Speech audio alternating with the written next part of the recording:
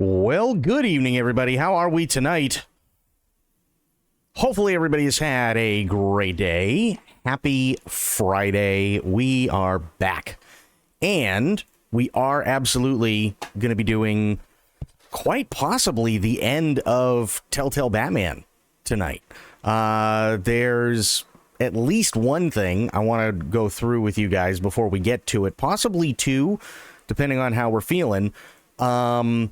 But yeah, how we doing? Aylin, it's good to see you. How you doing? How are the things?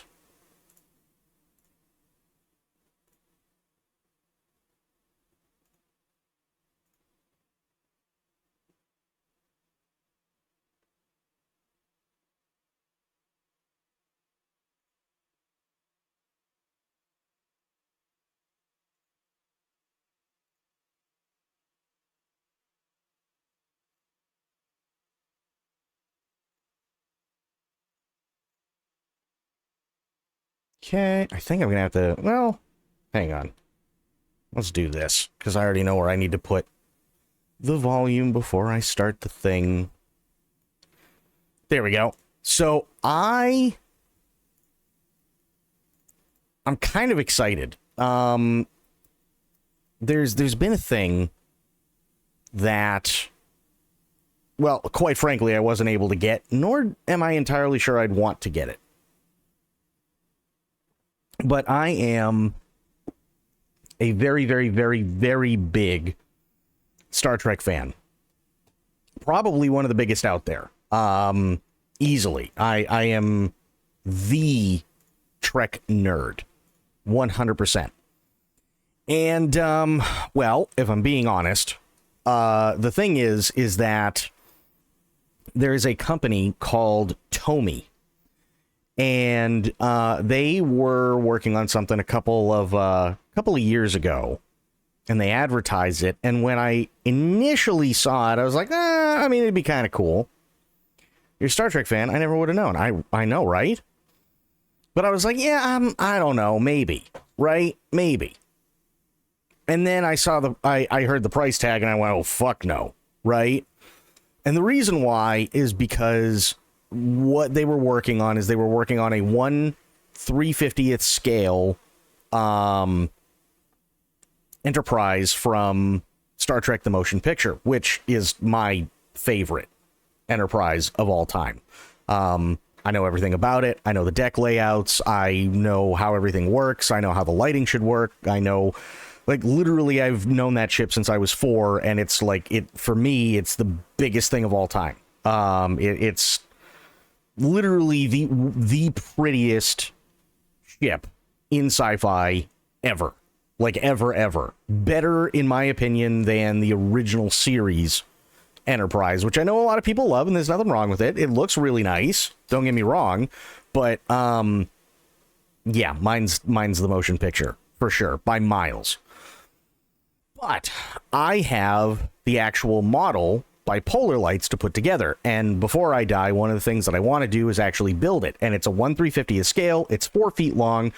The problem is that it takes master modelers, could be like 8-9 months to put together, and you're looking at least a couple $1,000 in paints, controllers, electronics, wiring, and so on. It's not an easy build whatsoever. Corgi, what's going on? How you doing? So, Tomy put out this refit model finally, which is great. But from what I understand, there were a couple of problems. Initially, there were light leaks coming from a few people and stuff like that, and people complained, and they wrote to Tomy, and Tomy took it back, and they fixed it and would send it back out to people, and that's all well and fine. Let's see, got home earlier? Good. Been a long day? Yeah, I don't doubt it. I don't doubt that for a second. So yeah, Tomy finally came out with the product, and Adam Savage, who's a massive, massive, massive Star Trek fan, used to work for Industrial Light and Magic, used to work with Star Trek props and Star Trek models, Star Wars props and Star Wars models and everything like that. he was able to get his hands on one. Now, again, this thing is $700, and that is a lot of money. However, compared to the anywhere between, say, like $2,000 to $6,000 you're gonna need to put into the actual model kit, $700 ain't a bad price. But they finally got their Tomy version of it, and I want to check it out. I really, really do. So let's do that. Hey everybody, Adam Savage and Norm Chan in the cave, trying not to make Star Trek puns about going boldly where no one has gone before. Oh my god, I can't. I'm looking forward to this for so long. I'm gonna peel behind the curtain and say that as we're filming this, you and I a week ago we were traveling the whole week. We're off-site, and this package from Tomy, their Enterprise, the motion picture, the refit Enterprise, there we go, 1/350th scale, arrived the Friday before we left. No, the Friday before we left. So we a whole week. Cap, what's going on? How you doing? Watch us with popcorn. Oh yeah, Cap. This is the 1/350th scale TMP Enterprise that Tomy put together, and Adam Savage is doing a walkthrough of the whole thing. Knowing it was there. Yeah. So we're getting it all out today. Like I said, this is the Motion Picture Enterprise. We first saw the prototype of this 18 months ago or so. Yeah. Chris from Tomy came with the prototype, which was like, it wasn't die cast. No. But we asked them, you can watch that video, we'll link to it, but like the challenge of going from the TV show Enterprise, which has its own challenges. They did a saucer separation. Yep. But the paint challenge of going from that airbrush look to the iridescent, Aztec. Well, okay, little bit of background what he's talking about. So in the original series, because the film quality was compared to today's so bad, when you looked at the show, not the remastered original series, but the show where they had the model, the model had been recorded so that they could just use the same passes all the time, right? So when you see the ship flying in the series, it's always the same shots. They do like, one shot and the Enterprise goes across the screen, but it's only one side. Well, what happens if they want it, they want to add a little bit of variation? Well, then they just flip the film and then it goes across the other way, right? Or they'll have a shot of it flying towards the background from the back, right? Or they'll have, one where it's in orbit and it's coming towards the camera a little bit, stuff like that. The problem is that they have what's called an airbrushed look to it, but it's only an airbrushed look because the film quality was so bad. And the problem is that if you use film that has been recorded time and time again, it degrades. So eventually it just looked like an airbrush job, and most of the details, especially once you got through like the first half of season 2, it started to just look like it was like the whole thing was just kind of like an airbrush job. Now they did use airbrush on the actual model. It was like, I want to say it was like a 12-foot model. But again, because film quality was so bad back in the day, they would airbrush in certain areas. And if you look at the model, it's really, really, really fucking dark in some areas. But that's actually just to give it definition, because you lost definition when it would actually appear on film. So yeah, you only saw roughly about 10% of the detail, roughly. But when it came to the motion picture, they went all out, because now they were working with 35 millimeter film. They were working with the best that the industry could get at the time, and they went all out, and they spent months redesigning the Enterprise completely. They gave it a paint job that for years has eluded people when it came to like the Aztecing, because there's 5 different translucent pearlescent colors that go all over the ship in Aztecing, and it was all done by hand with no blueprints, and just went, oh yeah, I could use a little bit of green in there, and they just airbrush it in, right? So here's the trick with this particular model: you can never ever make it movie accurate. You can make it close to, but you can never make it as seen on screen, because literally there's only like 2 people that are left alive who built the damn thing, and both of them swear up and down that there was never ever any blueprint whatsoever for how they painted the thing. They just painted it. So they don't even know. Yeah. Of what was in the motion picture and afterward, we didn't know if they could do it. It's where we learned that they do tampo printing for a lot of that stuff. Yep. And working with, a lot of experts in... TOS had the biggest budget of any show at the time. They did. And it was still a shoestring budget. In the original series, and I forget what episode, but in the original series, there was an episode, and it's really, really, really faint. And this is one of the reasons why they went back years ago and they did the remastered version of the original series. But you could actually hear, and it's very faint, and I've heard it once, and it is actually really funny when you know it's there.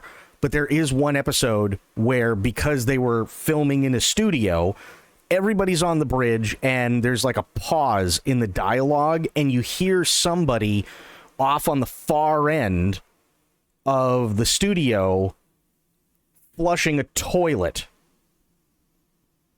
And it's like, it's only in there very, very, very quickly, but you can clearly hear somebody is flushing a toilet off camera. And that was one of the things they did in the remastered version, is they went back and redid all the audio and took crap like that out. But here's the other interesting part. One of the biggest reasons why we get the iconic sounds that we do when it comes to ships in Star Trek, ships in Star Wars, that low-level hum, is because of the original series, because one of the things that they could never, ever, ever do was filter out the air conditioning when filming the TV show. But the way that it came across and the way the audio was recorded, it just sat there as like this really low-level hum.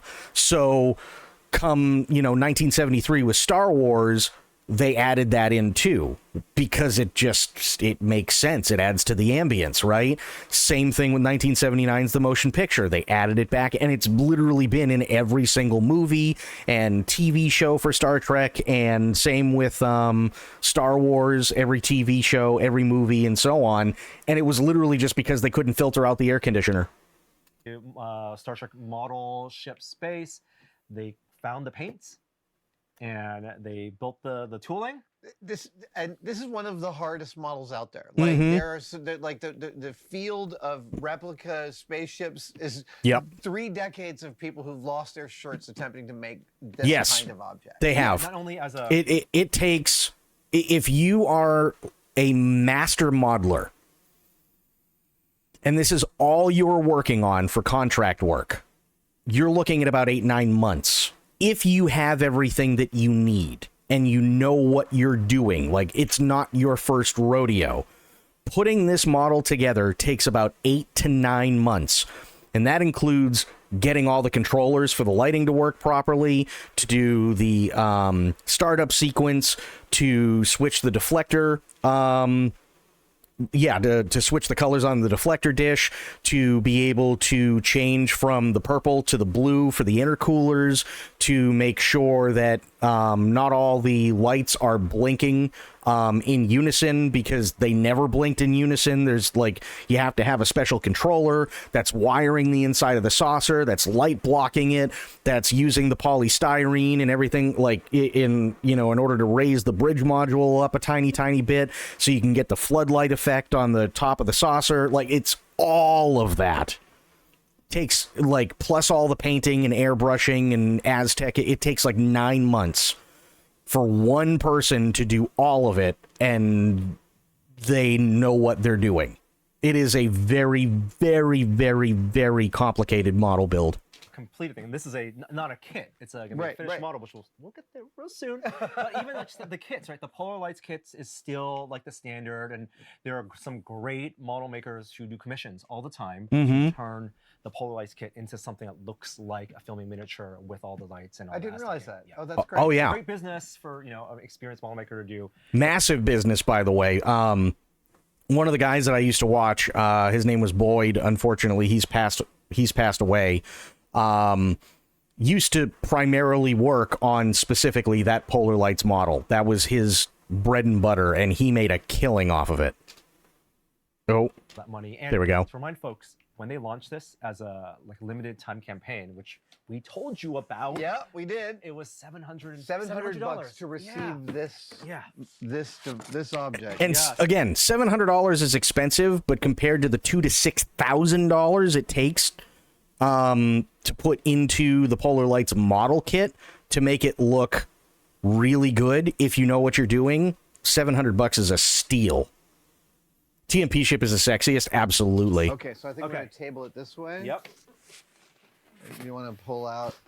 Okay, I will pull. You push. Yep. Okay. Holding. There we go. Excellent. Right. And it's 1/3. This is 1/350th scale, so it's literally the same size as the model. I'm gonna get this out. Oh, okay. All right.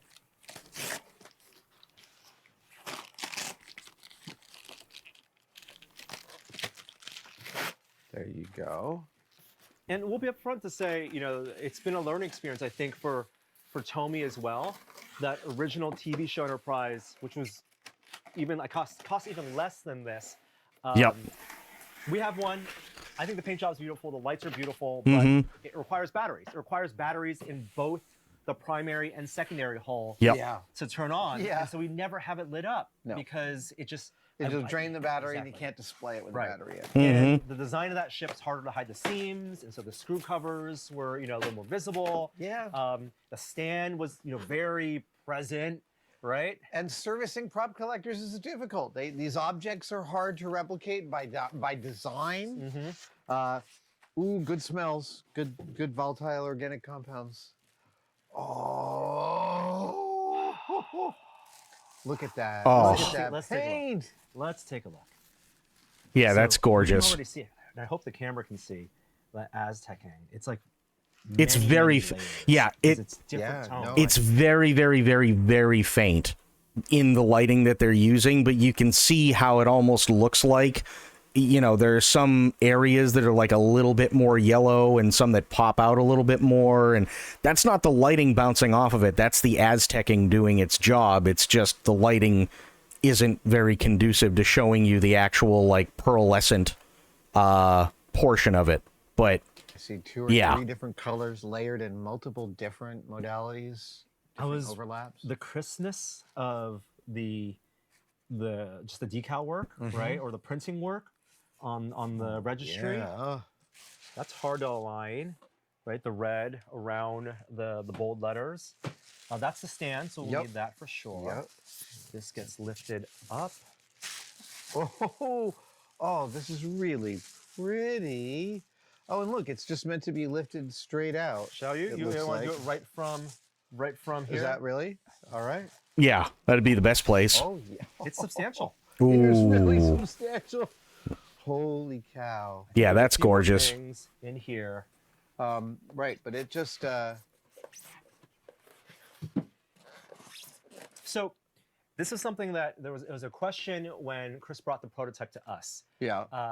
This one does get powered over USB, and so it doesn't include the USB-C plug or cable, but power goes through the stand. It's not batteries. And this is... And that's right there. So, but before we put that in, that's a good way to do it. Struts right. And I here's the thing. I don't know why it was so difficult for Tomy to figure that one out. I have no idea why it was so difficult for Tomy to figure that one out. Literally, model makers have been wiring everything from the bridge down through the engineering section in the secondary hull, through the bottom of it, and then literally when they make the stands, they just take all the wiring and shove it right into the stand through the support beam, and then they wire it out through USB or an external battery or whatever, so that you never have to worry about changing batteries or taking it off the stand. You know what I mean? Model makers have been doing that forever. Why did it take Tomy so long to figure it out? I want to at least try that. What's under here? These are the struts. Okay. And they have caps. So I'm going to get all the pieces out here and lay them on the table first. It has a bonus accessory, which is the Vulcan shuttle that Spock arrives in. Oh, that's cool. Oh. It's just a little bonus. Yeah. I have some thoughts about that. So, unfortunately, this is something, unless you buy it used now, you can't get it because it was a limited run thing, and I'm pretty sure it was sold out within about 15 minutes of it actually going live, but this cost $700. Okay, let me get this off the table. We'll slide this in place. I believe I've been following the owner groups and of people who've purchased them and set them up, so I have a good sense of where things go. Oh, right. It's got the thing on top. This is keyed, and this is No, it's not bad. and so It's this not is the bad at all. contact point. This is just plastic. It's not soft plastic or anything. Okay. So I don't think it's gonna scrape or damage the bottom of the hull, but you can certainly put a little bit of moleskin or just a little pad on there. I think this just that's keyed as well. Okay, so go ahead. There we go. And let's place this on here. Yeah, and they have to. So here's one of the things that a lot of people found out, especially with just this general overall design. Even with the original Enterprise that's over at the Smithsonian, the one that's at the Smithsonian, which is the one from the original series, they didn't have to worry about so much because the whole thing was made of wood, and a really, really, really strong wood, and really like dense wood. So even though the thing is like 12 feet long, it also weighs the better part of about 500 pounds. But when it comes to this model specifically, they redid everything. So there were a lot of parts that were made out of wood. There were a lot of things that they did, but there was also a lot of movie magic in order to get the effect, because unfortunately, as gorgeous as this design is, it's also very, very, very fragile. So for instance, one of the things that they had to do is they had to put metal rods inside the actual nacelle struts, specifically because gravity would pull the nacelles down, and it would, instead of being a V, it'd go, and that'd be kind of it, and then the nacelles wouldn't be standing straight up. So they had to add metal rods in here. The other thing that they had to do is they had to reinforce the neck so it could hold the weight of the saucer, which is big, and the center of gravity is nowhere close to the neck. But the other problem, too, is that you need these struts in the front because the center of gravity is still, like, right about here for the saucer. So if you just leave it, it's just going to eventually kind of go forward, and it's not going to go well. I love how white it is when they do Enterprise now. It's like an ugly tin can. That's true. Well, you're going to see the Aztecing on this too, I'm sure. Straightforward. It's just supporting. That felt good, and I felt like I heard a click almost. Yeah, and so I think if you take that off, you can see there are contact points. Right. Yes. And this has been a debate. I think, for example, if we take and remove the struts. Yeah, I'm just gonna go. I'm sure part of this is like liability with their lawyers, right? Yeah. Right.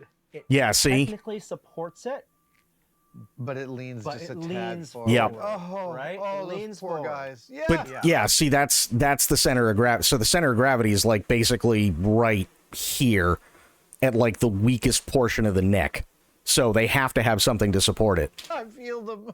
And I think, when I first saw people trying without this, I was wondering, Adam, maybe we could, maybe it's a tolerance issue in here. Maybe it's having a tighter fit in this hull. You can do it that way, but you really kind of want to take this whole thing and move it now. And tilt it back. Because there are contact points, right? Right. There are electrical contacts to get power to the lights here. People what they've done is they've done exactly like what you thought of. They've designed and catted up a base. That pitched the whole base. That's great. So the base is pitched back, but the ship is level.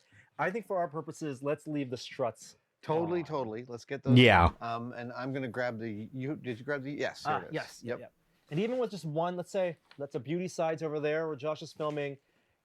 I would not have just one strut because it does lean. You want to. Yeah. Actually have. In for a penny, in for a pound. Yeah, exactly. Both. And You don't want something like that. This feels real secure. Getting fucked. All right. So I'm just gonna plug in power. I'm gonna assemble the Vulcan shuttle here, which it's simple. It's a simple paint job, just like I think single color with some decal. And how does this go? This goes like this and looks like this. Yeah. Yeah. Oh, You got it. Oh, did you touch it? You powered on? I did. I touched it and lit it up. Oh yeah. There's a boot up sequence. Did you notice some lights came on first? There is Oh a my boot God, up wait a minute, sequence. I'm looking in. Oh my gosh. The Arboretum. The Arboretum is so beautiful. Can you see through it? Yes, you can see into it. It's dimensional in there. There's some. That looks some gorgeous. modeling in there, right? Yeah. Yeah. Dude. I see. I want to see how it is with the lights off.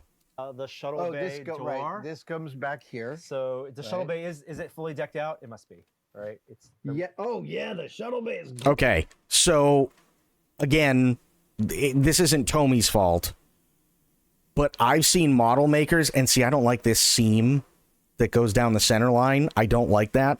But inside here, there's a guy who has literally made it so that you have the running lights actually work where these yellow lines are, right? And then you can hit a button and the entire thing will go to red alert, and the ambient lighting inside the shuttle bay will go to red alert, and the running lights will change from blinking yellow to blinking red on the inside. Gorgeous. yeah. Sorry, the shuttle bay is really quite. This is where I have some extra thoughts. The last Enterprise they did, their bonus extra model were a little shuttlecraft right that you could put inside. Yes. They've included the Surak here because it's that scene. It's the scene when Kirk and Scotty, Kirk and Scotty it does. fly around the dry dock, and they kind of like they behold the ship, and then Spock comes, and I guess this can separate. Yep. And it docks Right there. Oh, and he's able to walk right onto the bridge. Yeah. So that's the. I think yeah. I would also have been happy with some extra shuttlecraft or something Absolutely. to plug into the. Absolutely extra This is shuttlecraft. very nice. This is nice. Yeah, we'll display this side by side. I'm gonna hit the concept again. Let's see. Okay. So I think navigation lights just came on. Oh. We'll need to turn off the lights. So there's the deflector dish at Should we warp. turn off the lights for this? Yes. All right. There's the nacelles at warp. All right. Here we go. Another. I want to like. Okay, so perfect example. This right here on the nacelle, where you see what kind of looks like it's like a feathered effect, that's all Aztecing. All of that is Aztecing. All of that is paint job. I'm gonna light this up in a second, but it's lovely to see it in this low light. The Aztecing is gorgeous, and like I've watched my fellow colleagues that I. There we go. That's a perfect shot. So you got blue, green, little bit of red, mostly yellow. Looks really, really, really nice. Really nice in low light. Yeah, that looks gorgeous. LM paint, a nacelle of a Star Trek ship. I've watched them do this. It's so beautiful, and this is a. Really Oh, wait a minute. Hang on. So, what is going on there? There's a little bit of it looks like there might be a little bit of light leak, because these are supposed to be like straight up and down, these little like patches in here, and I don't know if they're curved or whether they're supposed to be like that. But these are supposed to be straight up and down, and the reason that they're there is because you have the light that's coming through these windows, which is all well and fine, but what it's supposed to do is it's supposed to be a spotlight effect.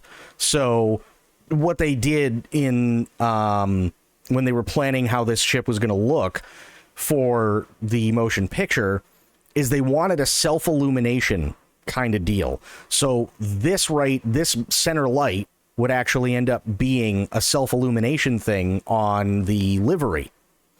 And there are a lot of model makers that what they'll do with the Polar Lights kit is they'll actually get polystyrene, and they'll actually raise up this top bridge module because it's not perfect, but they'll raise it up by using these polystyrene struts that usually go right here, That way they can get the LEDs and stuff to be positioned properly so that you get that self-illumination. But these look kind of crooked, and I don't know why. That's really weird. Star Trek ship. I've watched them do this. It's so beautiful, and this is a really... Oh, there's more Aztecing. Look at that. That's pretty. Red, green, yellow, blue. Yeah, that's really nice. Really, really nice Aztecing. Good rendition.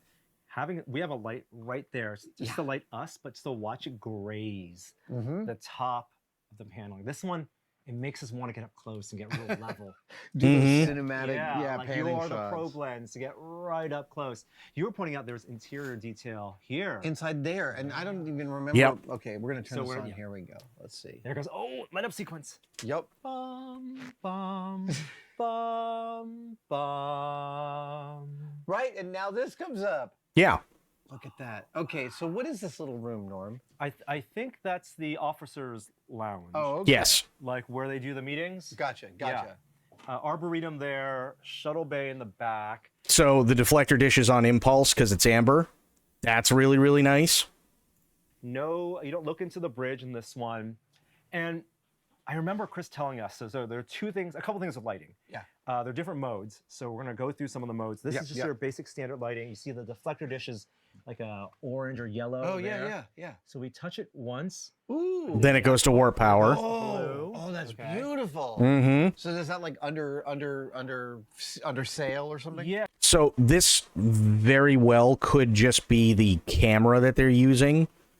But I've also seen model makers who deal with the polar lights version of this complain about this kind of like halo effect.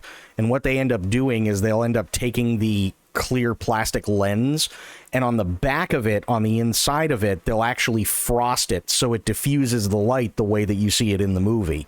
So again, it could very well just be the camera that they're using is not picking up any diffusion.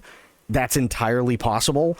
But me personally, I would have liked a little bit more diffusion in this. Because the impulse engines started lighting up. See Right. that orange glow? Is there a red light in the back? Yep. So it's impulse now. These are... Oh, wait, hang on, go back. This is supposed to be another floodlight that hits this livery right here. It doesn't. Oh, these are impulse engines. I love this light. This light's beautiful. Yeah. If we hit it again... Yep, there's the impulse crystal. Now, let's see. Did it change? I'm going to hit it one more time. Now this there you go. Now the nacelles are blue. This is the way. That's how we do this. Dude. Wow. So it's accurate to nacelles light up on the inside. Mm-hmm. Right. Two lighting things I want to call out. Yeah. One, we were curious about the diffusion. Yep. When he brought the prototype, we could see the hot spots. Yeah.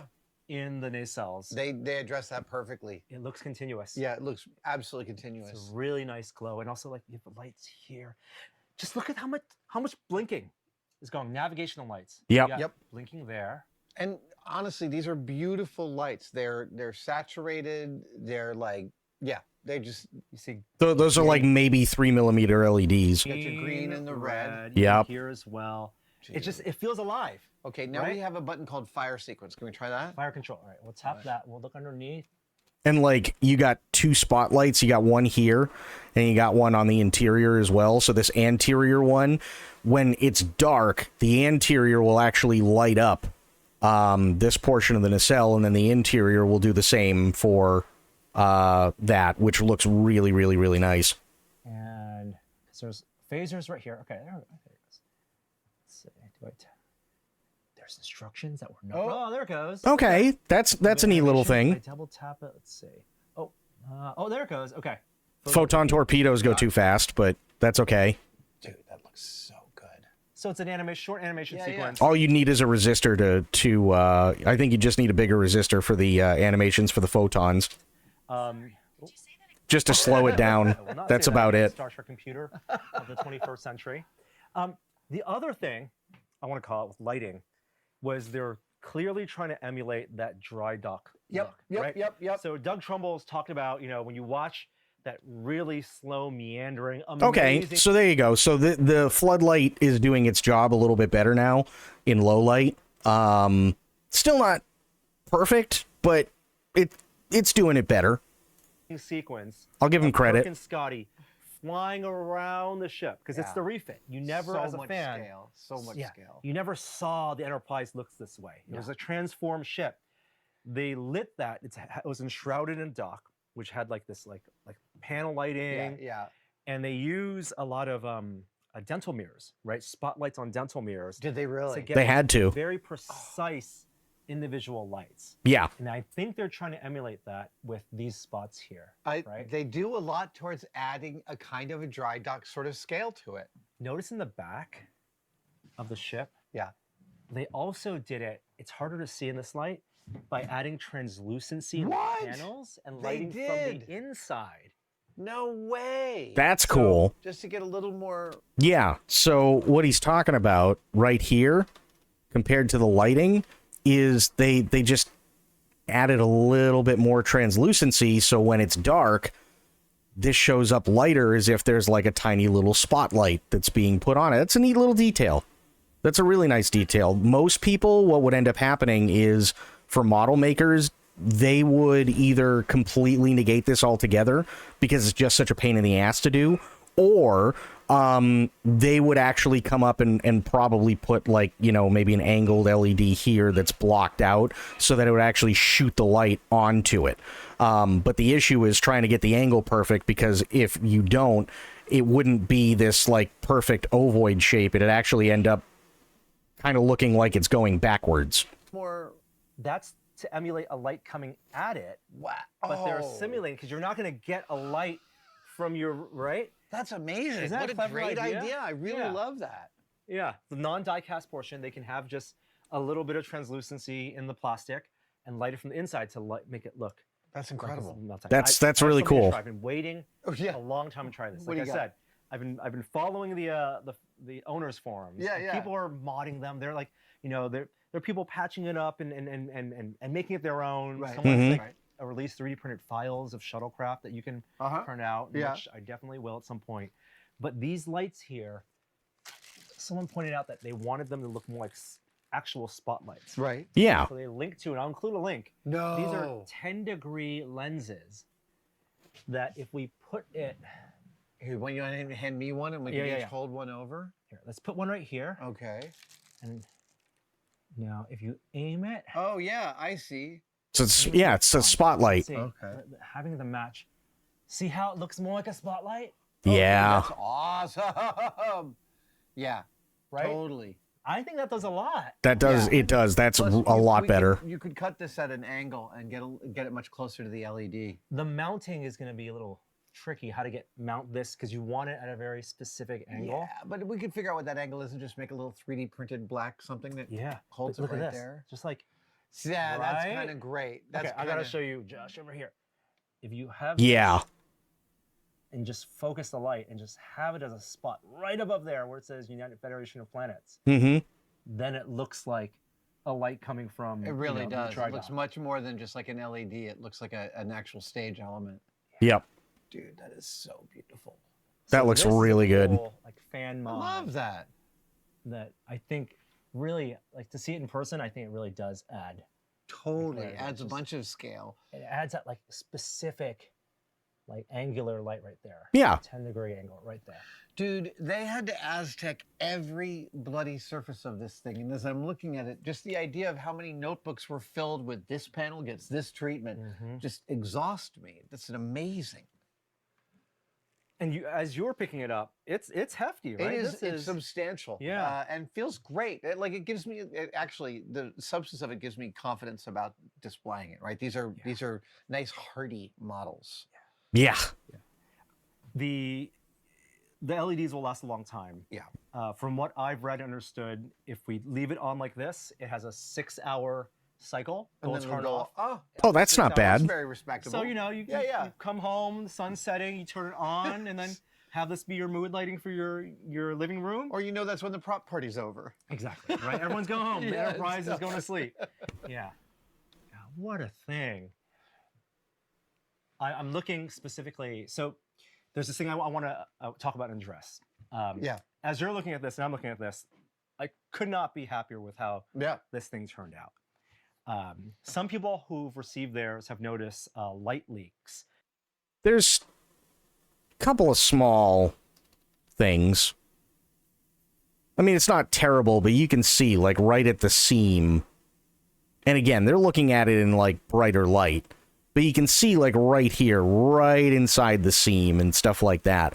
That's where, like, model makers and whatnot spend a lot of their time. So a lot of the time what they'll do, and I wish I had mine, but it's in a closet right now, is there's at least 1, 2 on the other side, 6, 7, 8 pieces to this saucer, right? In the model, there's only,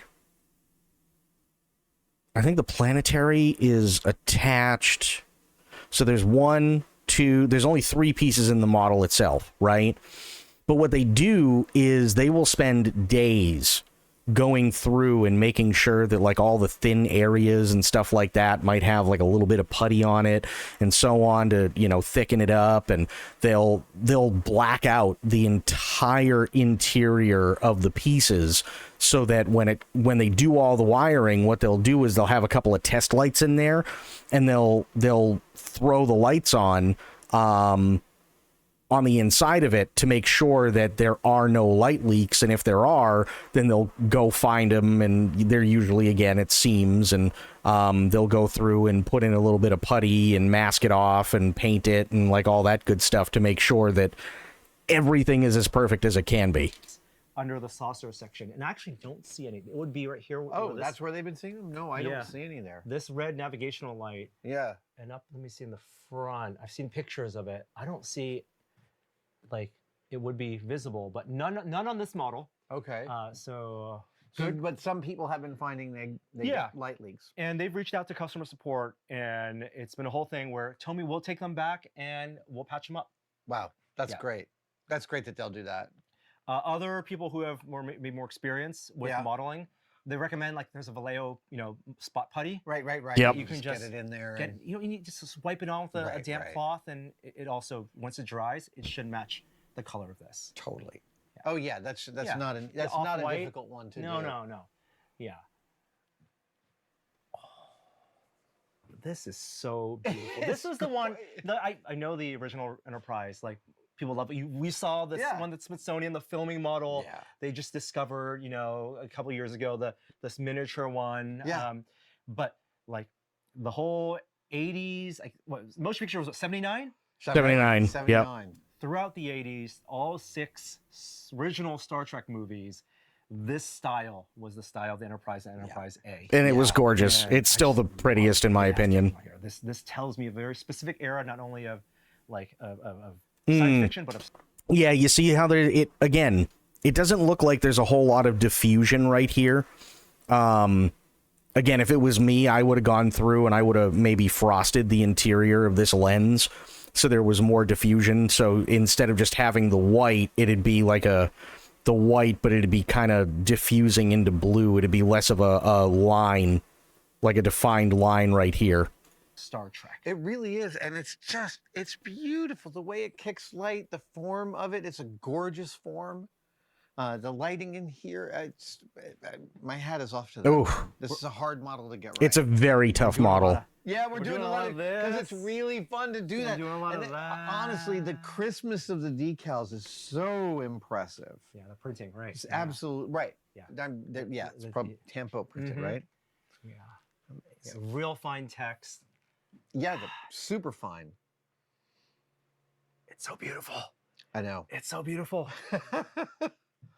Also, I love the blinking lights, and that they don't perfectly match this one. Right, it's not at the same sequence. Yeah, they haven't done a fully lazy sequence. Irregular light patterns, the size of the lights, the softness of the interior lights, all that communicates. So there's also a reason too. There's a reason for this.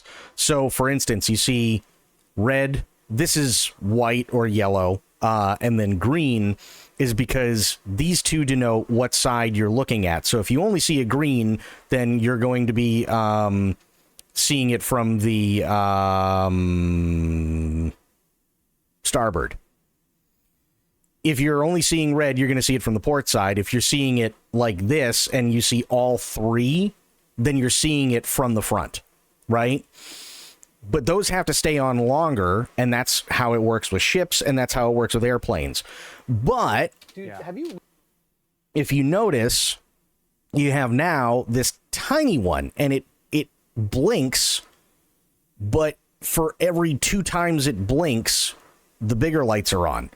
And the reason they do that is for 2 reasons. One, because in the movie, obviously, this right here is a docking collar, right, for the Sorak ship. But the other thing, too, is because this is actually it's a nav beacon. And you have those on planes as well. So the nav beacon itself is actually going off. And it's just another little way of showing that it's a specific type of craft, right? So if you see lights in the sky, right, you look up and you see a plane, you may see like red and green. You may not see like the yellow or the white. But what you will see is you'll see this one underneath the plane and it'll just blink, right? That's the nav beacon. That's what this is. And the nav beacon always blinks faster to show that it's constantly in motion and that it's navigating. So it's showing that this is a navigable craft. You looked into the the shuttle bay. Shuttle bay. It's an impressive. That's nice too. There's nice shadow that's cast from the ceiling lights there. Yeah. Yeah, I want to put some. We got to print out some. Yeah, totally. And put them in here. Even they were saying, we got to print some stuff out to put in there. 300 scale, 350. That's pretty standard. Now, I don't think they're going to do 350 for the Enterprise D. Right. Enterprise D that would be bigger than the Enterprise D. This is 4 feet long. And at 1/350th, this is 4 feet long, roughly. You'd be looking at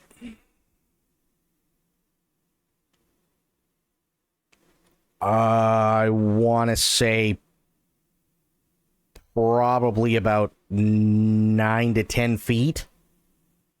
Something like 9 to 10 feet you'd be looking at for the Enterprise D if they did it in 350 scale. This table at 1/350th scale, so they might have to futz that with, I think 1/800th or 600. They're probably going to do like 600 to 650. Is coming there. They haven't announced at this point what their campaign is going to be this year. They did the D7 Klingon Birds of Prey last year. Yeah. Every project feels like they're getting more experience with, Star Trek, making the ships. I would love the Reliant. Oh my gosh. So the Reliant would be a good one. Here, the light here isn't that dim. Yeah. The light in this room, and the lights are showing up really nice and strongly. Yeah. They're also not every light looks exactly the same, right? As you move across it, there are different levels of brightness, which feels like they're realistic windows. Yep. It's just as a lit element, it's really, really nicely balanced. I think even color temperature. There's slight difference in what's here in the saucer and what's in the secondary hull. It's a little colder here. Up here too. Well, yeah, and again, that's because these are supposed to be spotlights, right? These are or floodlights, right? So they're supposed to be completely different color temperature than something like this, which is more just supposed to be like internal ambient light coming out through a window. It's different than this. There's a thing we got.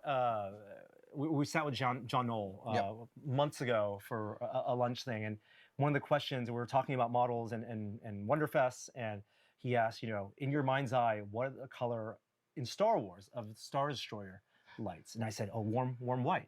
He said, no. If you look at them, they're all cold white. They in are. Your mind, yeah. You think they're warm because of the models that you built with the incandescent lights.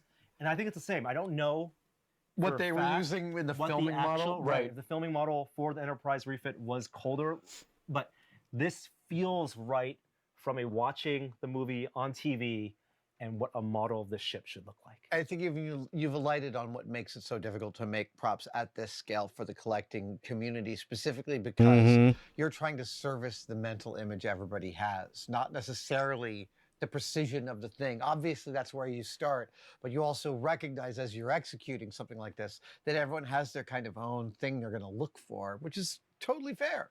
It's as much the image as it is the feeling. Yeah, yeah. Oh, yeah. There's a vibe. There was a shared feeling we all had watching Star Trek. Different generations, felt different things, but I think the awe and the scale of it.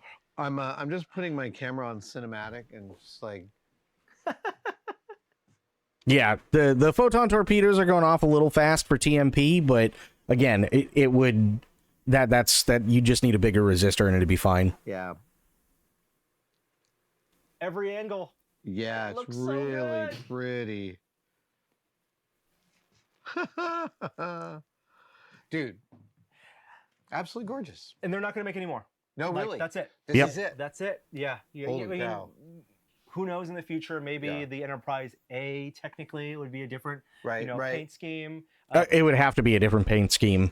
There's no doubt about it. I mean, if they did the Enterprise A, they could literally just take this model, but it'd be a different paint scheme altogether. With the A in the front, but like, I want them to do different things. Yeah, I mean, we did multiple videos letting people know this thing was going to be released, and I'm so happy for everyone who was able to get in for $700. Indeed, that is an incredible score, and these guys building the institutional knowledge to make these really difficult and gorgeous models is just a net good. Stay in this world. Yeah, totally. Stay in the original series, the movies. Stupid Star Trek V Enterprise A. Well, even Star Trek VI Enterprise A had problems. And again, it's because the problem, for those who don't know, is in Star Trek 3, this ship is destroyed, right? Now, they made a mock-up of a completely different model for the actual, like, ship getting blown up and fucked up and all that shit. But the original model stayed intact. They just never used it for a while. So even at the end of Star Trek 3, there's one shot at the very, very, very end where they brought this model out, and basically they recentered the livery right here with the registration number and put an A at the end, which is fair. And then they put it back into storage. Well, in between the time of Star Trek 4 and Star Trek 5, or production of Star Trek 5, once they got all the details and the pre-production stuff taken care of and so on, they took the ship out of storage, and somebody, and they have no idea who, but somebody fucked up the paint job. And it was going to cost God knows how much time and God knows how much money to get it back to the way that it was originally before it got fucked up. And William Shatner, who was the director of Star Trek V, said, this is ruined. I don't know what to do. And they said, well, I mean, technically it's a new Enterprise anyway, so why don't we just, we can do it on the cheap. We'll have somebody come in and we'll color it, some version of military gray. And he didn't like the idea, but again, he wasn't the guy writing the checks. They were, so he didn't really have much of a say in it, unfortunately. And that was pretty much it. They colored it military gray, and there you go. So all of this definition down in here was completely lost. All the Aztecing was completely lost. They had to redo all the decals and do all the important bits, sure, but yeah, literally all the detail and everything like that is just, it's completely gone. Yeah. It's funny because for 5, the ship and the bridge both got fucked up. Oh yeah. A wish list. I do. Yeah. All right. We're gonna get some beauty shots, get some photos. I just want to spend some time. We'll include all the relevant links in the description. Thank That's you guys gorgeous. for joining us, and we'll see you next time. Well, hang on. So let me BRB really, really, really quick because I want to find one, and it'll be the actual model, which is what I want to show you. Hang on one second. 350. Scale. Enterprise. I think it's startup sequence.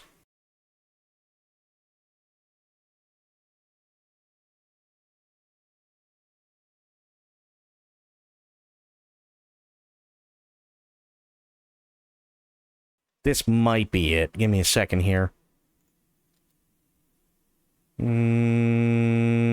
Yes, okay. So this is the Polar Lights microprocessor controlled. I know you can't see anything just yet. But this is the microprocessor controlled 3/50th scale Enterprise. And I'll show you what I mean in terms of the amount of detail that they put into it. It's absolutely crazy. Okay, here we go.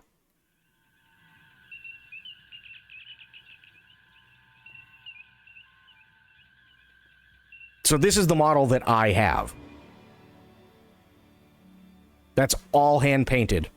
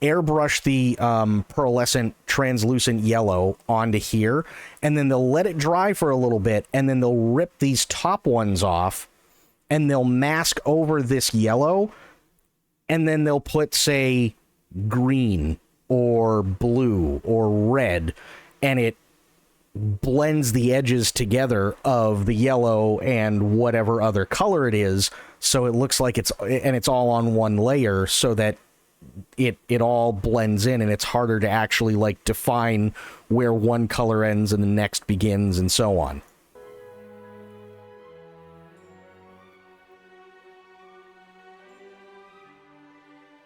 There's the Aztecing of the underside of the saucer. That's just a massive, like, decal thing that you put over the top of it so you can do it. There's all the Aztecing. Look at all of that work. All of that work on the Aztecing on this fucker. Holy shit.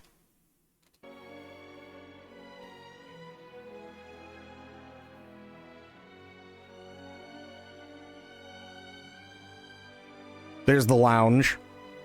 Well, one of them. That's the big one where everybody stands there in awe of V'ger.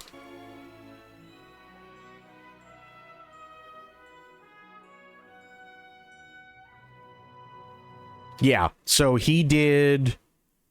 You'll see here what he did.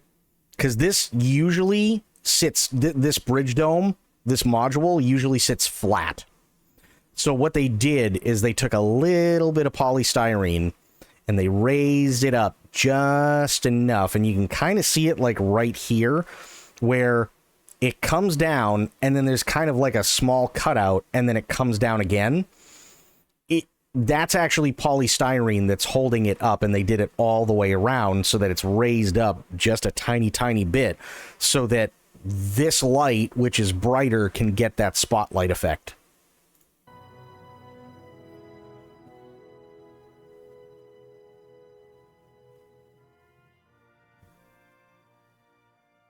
This is an incredibly tough model to build and paint and do right. Here we go. Here's the built-in microprocessor stuff. This is cool as shit. So that's right behind the deflector dish. And you see what I mean about the diffusion? So it's like a partially frosted thing on the lens, but you can clearly see there's a diffusion in there compared to the Tomy one.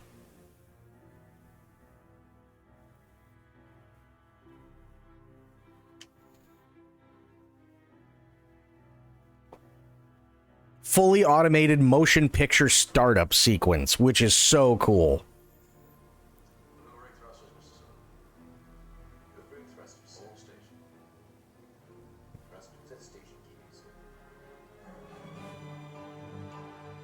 That looks so fucking cool.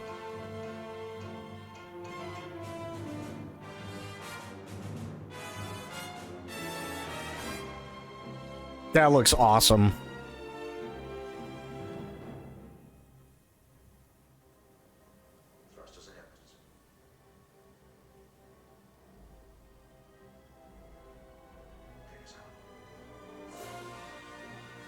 So skip ahead a little bit. There we go. They did great. They really, really did great.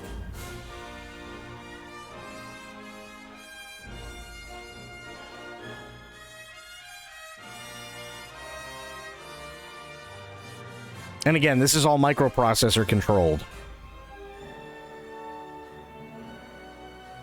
Okay, here you go. So the landing lights work here in the shuttle bay.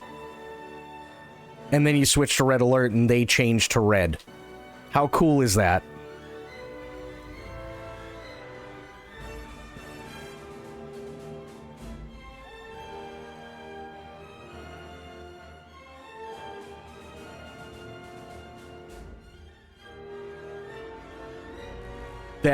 There you go. See? That's how slow they're supposed to be. So I think the Tomy one is missing maybe like an extra resistor, or it's entirely possible that the resistor that they're using is just a little too small. But this one was definitely slower, which is more like the movie.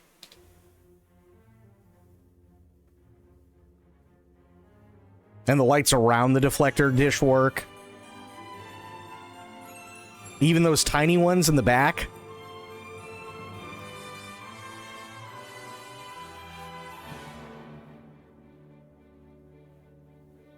Those are the thrusters. Those work.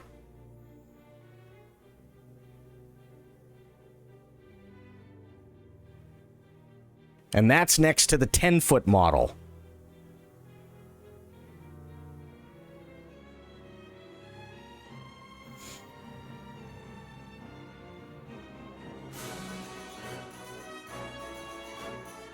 And you can tell it's a little hand-painted, and I mean, hey, listen, this is still fantastic, but you can tell there was some masking that was done. I mean, there are people that do this a lot better. Typically, what they do to give things a little bit more definition, at least back here, is they will actually Dremel out this area where it's blue, and there's a brass insert that they buy, and then the brass insert actually gets, like, glued in.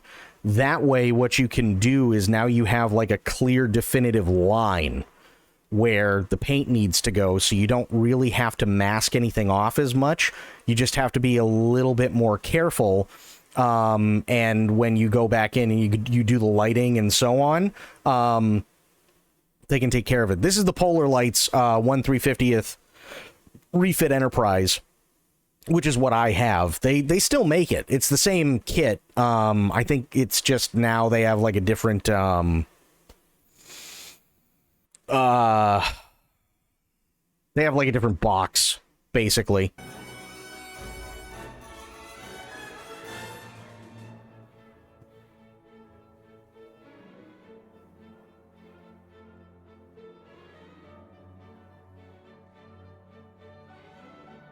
Yeah, this is, you have to build it, you have to paint it, you have to do all the electrics in it, everything.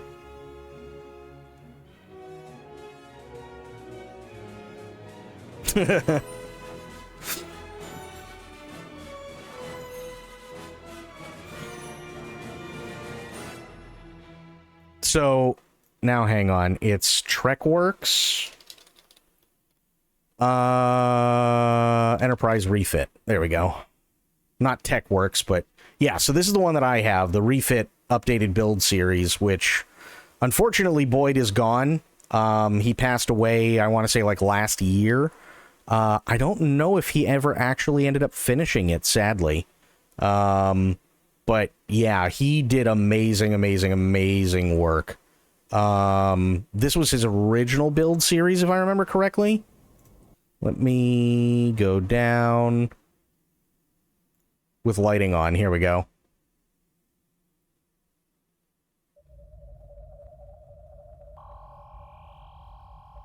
So this is what Boyd used to do for a living, which is really cool. Well, hello again, everybody. Boyd and Jeremy are with you today, and this is the grand finale of our... You can barely hear him. ...build series here on the TrekWorks channel.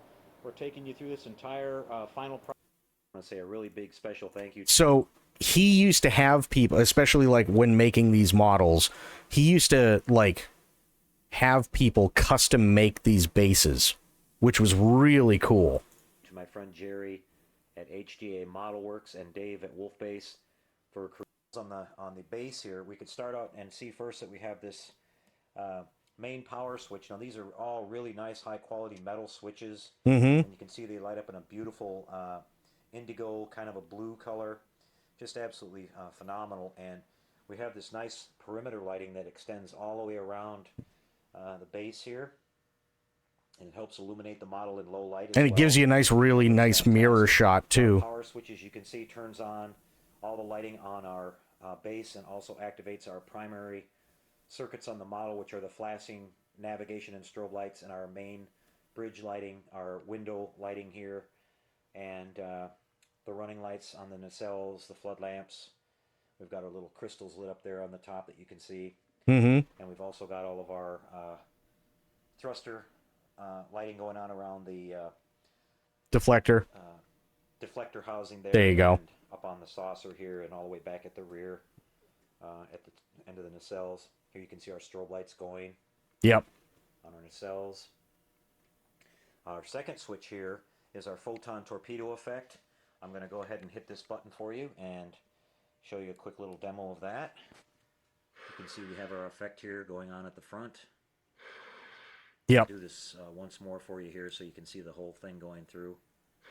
We've got our sound going on with that coming out on the bottom of the base, so that's really nice. It is really nice. At the bottom of the saucer with all of our painting. Come on, turn the lights off, damn it. Came out really. Here we go. Before we sign off here, and we'll do that for you really quick. Apologize for the bumpy ride. There we go. Now we can see our model. I'm getting a little bit of glare off of my shop lamp there on the mirror. But Then turn off your shop lamp. Well, now we can see our beautiful flood lamp here coming through on the top of the saucer as well, and you can see some of the Aztecs showing up really nice. We worked really hard on the sheen of this model too. If you watch the motion picture, in certain scenes when the Enterprise tilts a certain way, there's a sort of a shiny sheen on it, but it's not overly shiny. Mm-hmm. And so I experimented back and forth with several types of clears until I came up with the one that I liked. And I really think it looks good. You can see our flood lamp effect here is illuminating the top of the saucer now. And you notice that detail that we did early on where we shaved off these phaser banks so we don't have this rectangular raised area here that's casting a shadow. Yep.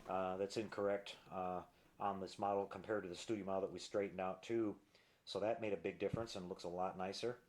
And here we'll just kind of take you around some of the window lighting and everything. You can see how crisp and brightly lit they all are. Yeah. Looks really good. There you can see some of our Raytheon lighting that we did on the stern of the nacelles to light up the registry numbers. And we'll have a look on the bottom of the saucer to see that we've got all of our floodlights coming out of our planetary sensor array. Yeah. Lighting up really nice. Now again, his camera isn't perfect, but still. And you can see the same thing going on over here. Now this time we've got a really nice flood lamp effect down on the side of the secondary hull that I wasn't really able to achieve. How you doing, Spectre? How are the things, buddy? The first model that I built last year. I used SMDs this time and got a lot better floodlight effect going on there. I'll go ahead and turn off this other background light here. And you can see that we're illuminating the entire front section of that secondary hull now, just like it should be, and it looks just like it did in the movie. Where I'm doing good. Sort of sheen coming off of the model as it you change angles and things like that, and it really came out nice, and it actually kind of lights up our Aztecs really well on the side of the secondary hull here too. Let's go back and take a look inside the shuttle bay really quick. And if my camera will cooperate and focus here, you can see we've placed a shuttle in there. That's just sitting in there. My client didn't want shuttles permanently mounted in there. Which is fair. So he could reach in there with a pair of tweezers and take it out. The shuttles do tend to block a lot of the detail inside of the shuttle bay if you put them in. So I gave him the option of doing that. And also what we're doing here is we're providing the full door setup on this so that he can either display the model with the bay doors open or fully closed. That'll be his option. And not the photo etch kind of retracted doors that we did on my build, but that's going to be really nice for him to have that option as well. Here we can look up. I'm going to switch the deflector again so we can go back and see the impulse engines in the low light. And you can see how beautiful our chiller grills look and everything. It turned out really, really nice. Yeah, it did. And something I'll point out, a detail on the refit too that I often get asked about, is if you go back and you pay attention to Star Trek the Motion Picture, we have this little light here on the top of the fantail and also the one on the bottom that you see lit up there. Mm-hmm. Those did not flash in Star Trek the Motion Picture. If you pay attention to right, the film, they don't blink. That all the way through the whole sequence, they're not flashing. They're just constantly on. Mm-hmm. When you started to see them flash was about halfway through Star Trek II, because if you know the history of that film, some of the shots that we see in Star Trek II are stock shots from Star Trek the Motion Picture, and some of the shots we see of the model is when ILM took over the handling of the model, mm-hmm. And they actually made a few changes, and you saw the flashing light going on at the stern about halfway through the Wrath of Khan. Just a little trivia thing for you guys if you haven't noticed it before. So we wanted to make sure we did the refit version from the motion picture where the lights were on steady like that. And it's all that's the big thing, right? Is it's just it's literally just like if you wanted to make, if you want the motion picture one, there's a certain way that you have to build it. If you want the one from Wrath of Khan, which is literally the exact same ship, then it's little things like this little light back here you got to change, right? You got to go from this where it's just always on to blinking, but then you also have to do the battle damage on the hull, like down along the side of it, right? That's the Wrath of Khan that everybody wants. And then Star Trek 3, it's the same from Wrath of Khan. Star Trek 4 was only in there for about 30 seconds. And then Star Trek 5 is just all gray. So you don't have to do any of this Aztecing and shit like that. Same with Star Trek 6.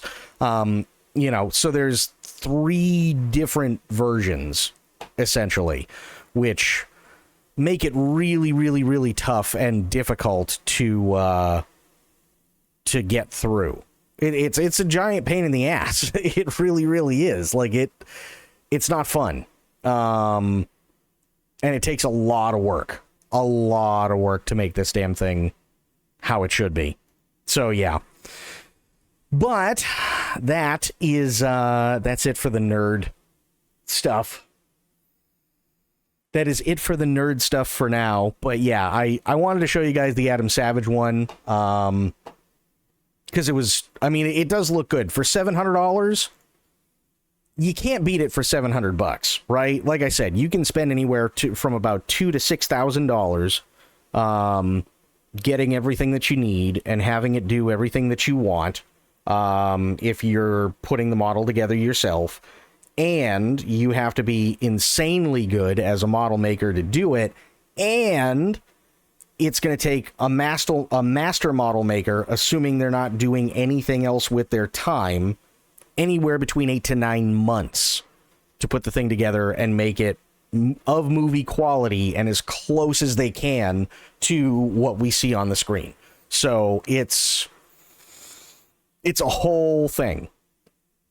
It is a whole process. It really, really is. But it's a labor of love. I have it, and I'd love to be able to put it together at least sometime before I die. There was I think Rich Evans from Red Letter Media said it best. The Enterprise D feels like home, but the Enterprise A is by far the sexiest one. And I can see exactly what he means by that. I can totally understand what he means there. So, yeah. Here, let me do this. I gotta bring this down, otherwise it's gonna blow our eardrums out. There we go. So, yeah.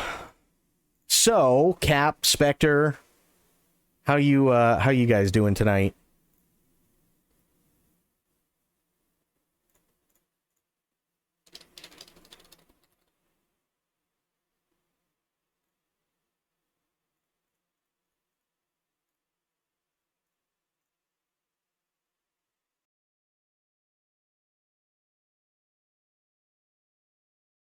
I'm just changing everything over at the moment.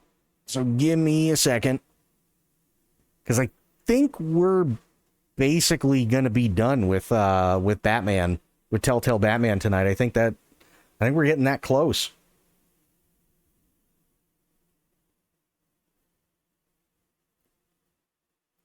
Just enjoying the nerd stuff? Hell yeah.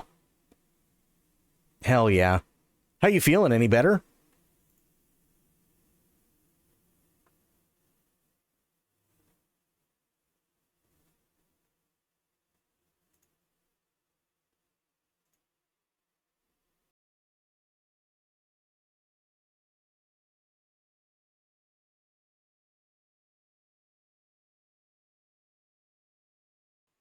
Still got this wicked cough and slight fatigue. Dude, okay. So, I know I've been feeling that. I've definitely been feeling that. I've had that for at least a couple weeks now. And my anxiety's been up. All that crap. So, I feel ya. Also, I got this really cool new thing. And I don't know if you were here when I explained it. But it's either like bursitis or tendonitis in my shoulder, my right shoulder. I've dislocated it God knows how many times. Basically, this started in my late teens, early 20s, and then just over time it got worse. Long story short, it's so bad now where if I sneeze, I actually risk dislocating my shoulder. And it doesn't it's not like, I'm sitting there writhing in pain or anything. It'll just kind of be like really, really sore, and then I have to rotate it and it'll just right back in kind of deal.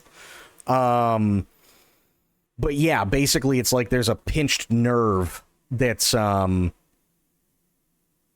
there that has to be worked out. So it's like half the time at least now, because I still got that nerve issue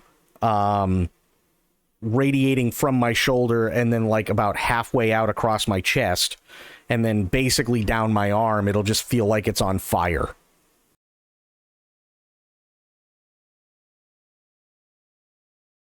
Which probably means that like anything and everything that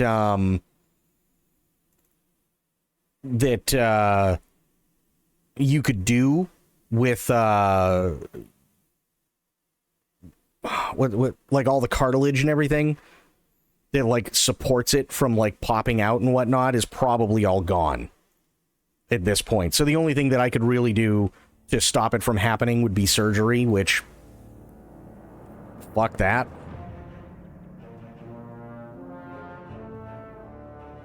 Getting older is fun, isn't it? Are we sure?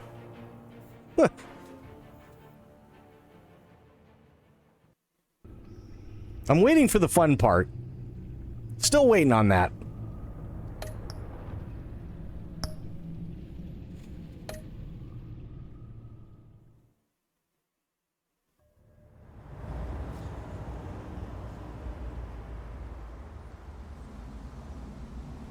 This is fun for me. Well, fair.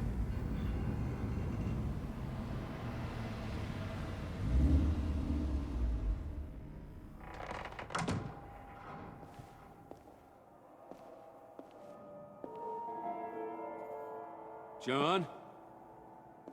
So, I think we're roughly about halfway through this chapter, and then I believe chapter 5 is the last one. I believe. So we're almost done with Telltale Batman.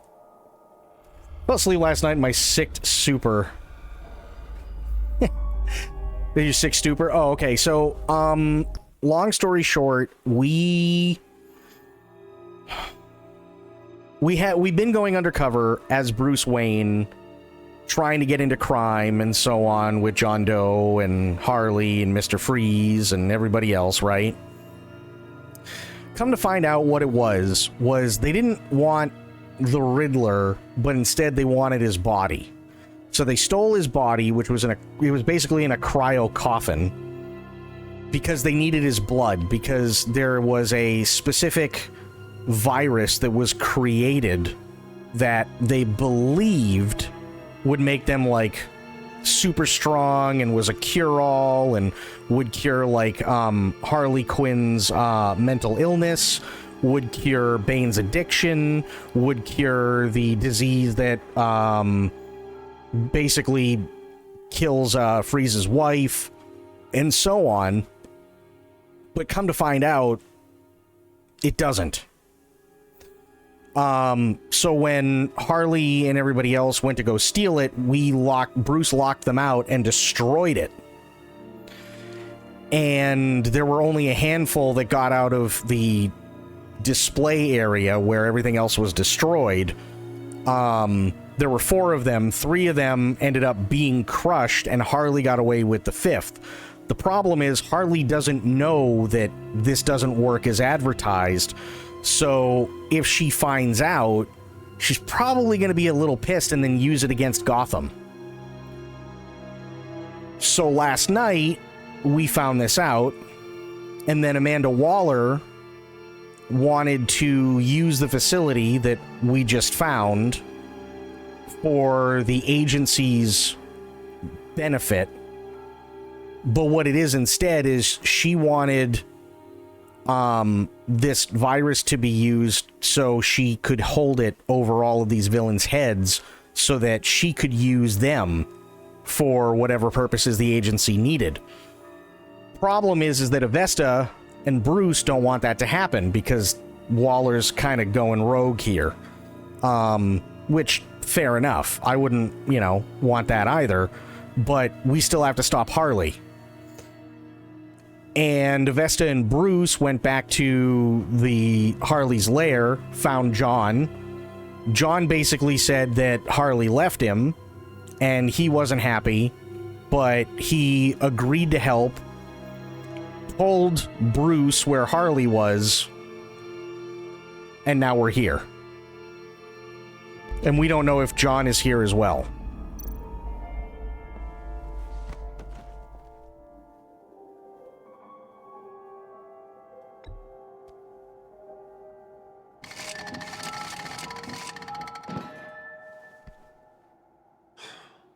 broken.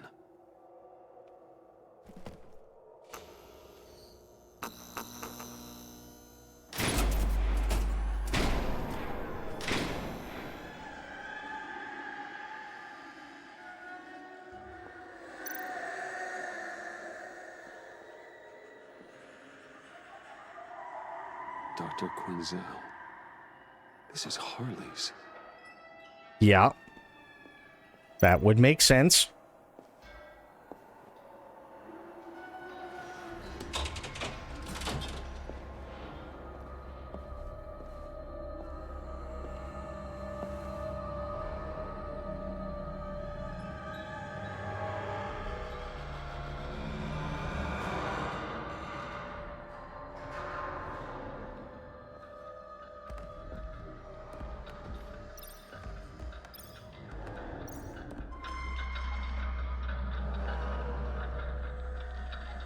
Okay. Ha ha ha. Got it.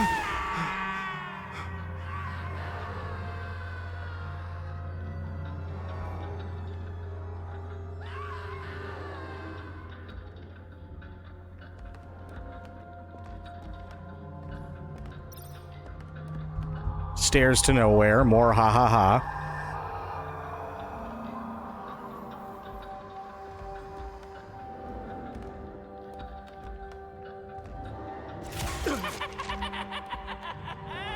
No, it's not letting me go back. Damn it.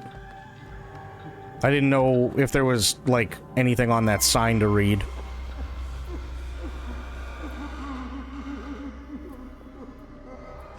Oh God, please. You're not making this easy on me, you know? What am I gonna say to Bruce? It wasn't me. I mean, it was me, but it was self-defense. I know it needs work. Bruce? Oh, shit. I'm so glad you're here. Please, it's not what it looks like. I can explain. Just try and reserve judgment. Take a deep breath, John. Just calm down. It was horrible. Just horrible. But you're right. I should do my exercises. Get a hold of myself.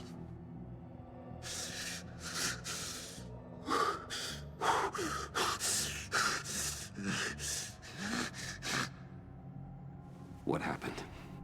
Is Harley here? She left just as I got here. The agents, they came looking for her. They're not supposed to just start shooting, Bruce. They're supposed to say, hands up! I've seen it on the TV. They just attacked you. I tried to talk sense into them, but they wouldn't listen. They just wanted blood. Something took hold of me. Something dark and vicious and desperate for survival. I grabbed the nearest thing and started swinging. You think this is funny? I'm sorry. I always laugh when I'm nervous.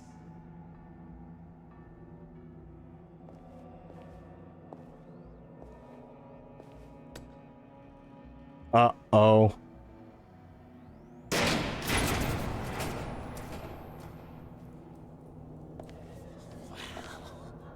I completely redecorated, didn't I? I wonder what Harley would think of the new color scheme.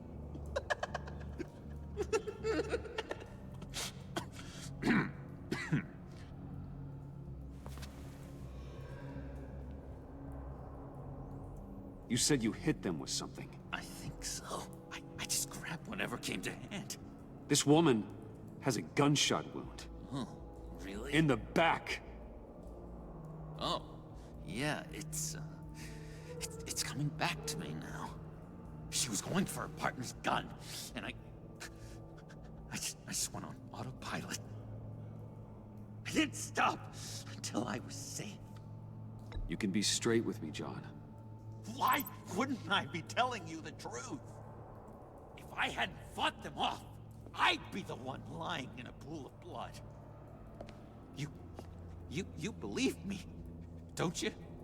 Because if we don't have trust, what do we really have? It's the foundation of any healthy relationship. Oh, I'm gonna appease him. Of course I do. I'm gonna appease him. What's with all the suspicion? You're just trying to tell me what you think I want to hear.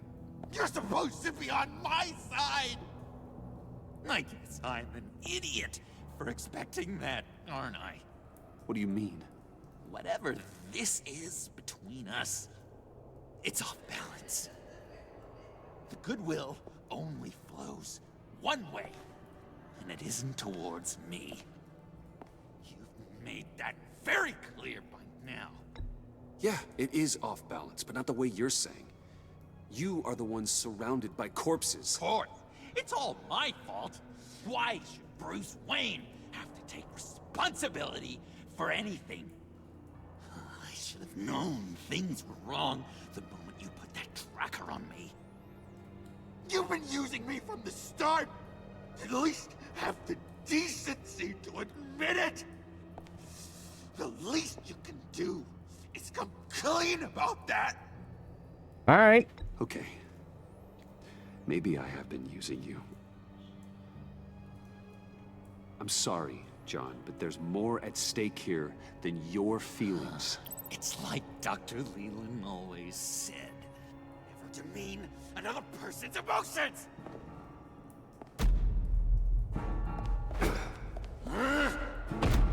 I don't want to fight him. John? I know. You can fight better than that. Uh-oh. What do you need your bat suit to really get you in the mood? What? You forget I know you, Bruce. The real you. Always hiding behind some kind of mask. Playboy, businessman, criminal. Bat. Can't fool a friend. Someone who really takes the time to look. Think whatever you want. It makes no difference to me. Oh, you don't have to keep your mask on anymore, Bruce. Not with me. Oh, are you gonna make me trot out all the evidence? All right.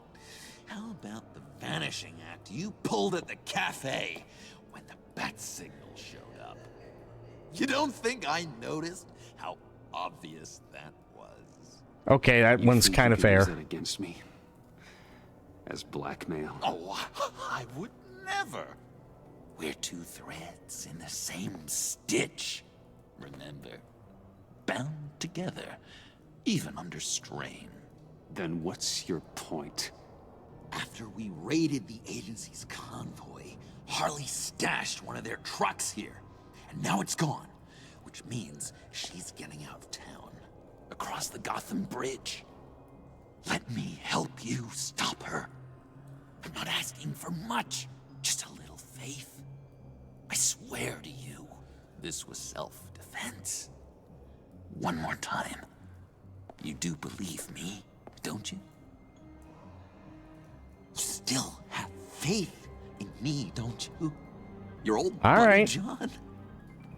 This is a mess. And we are gonna need to talk about it more. But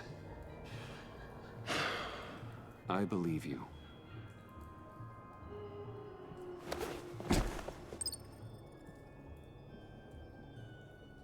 I'm sorry I doubted you, John. Gosh, Bruce, I'm overcome. I'm sorry I doubted you. But I feel so much better now that we've hashed this out. We've got to catch up with Harley before these murderous agents find her.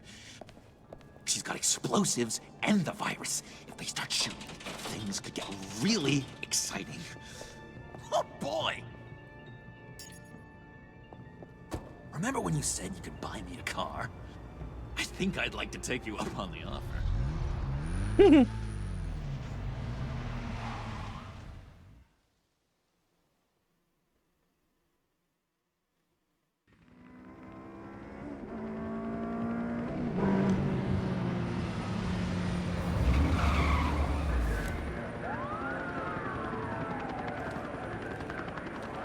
Oh, shit.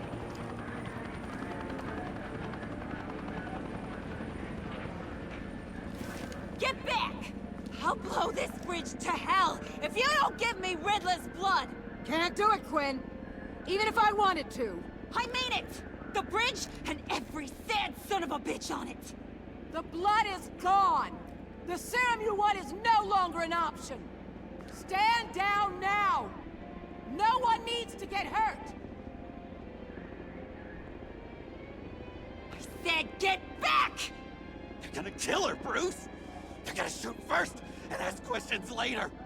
I can't just stand here and do nothing! We can't let that happen! We'll keep her safe, John. You don't have to worry. Hearing you say that really calms my nerves.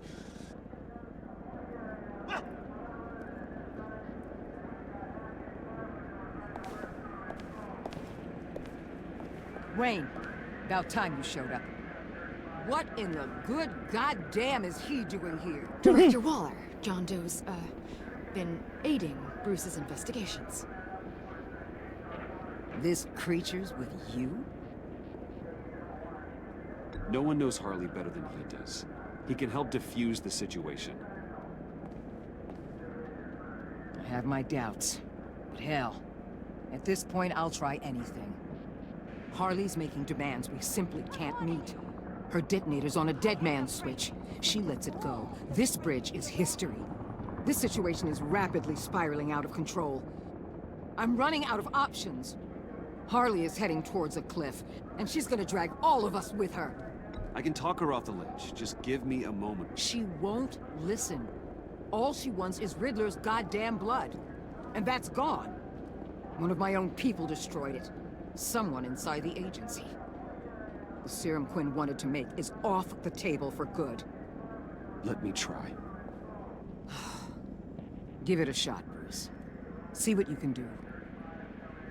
Stand down, people. Let him through.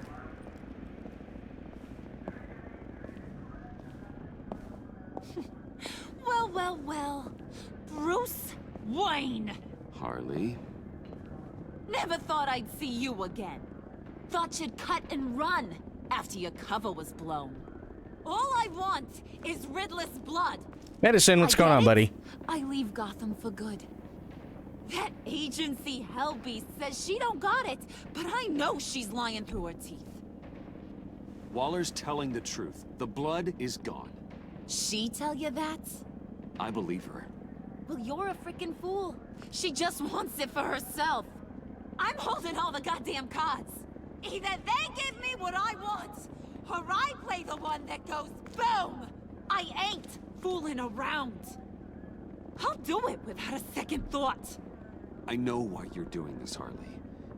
If you're afraid of inheriting your father's illness, I can help you find a cure. You don't know me, Wayne. Send the laptop so I can finally quit my current BS job. Hey, there you go. My dear old dad. Bruce, what the hell are you doing? Harley does not like talking about such personal things. Stand down!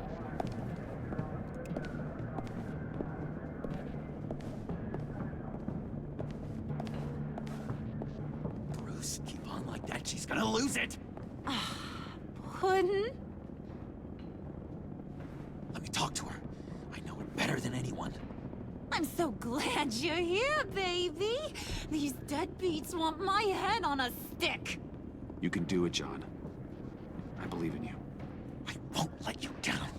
I have everything worked out. Up here. Trust me. They didn't pay you due to a payroll issue? That's bullshit. Okay, just what? try and reason with her. She thinks you have her best interests at heart. Yeah, that was my plan, Bruce. Hey, don't worry about a thing.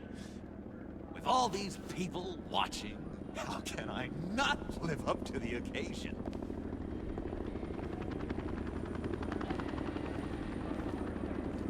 Those two reprobates getting their heads together is a recipe for a disaster. What were you thinking? John said it himself.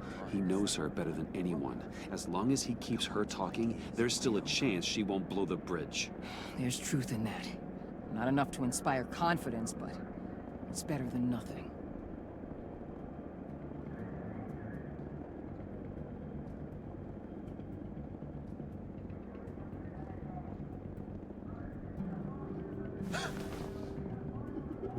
I don't like the look of that. Not one bit.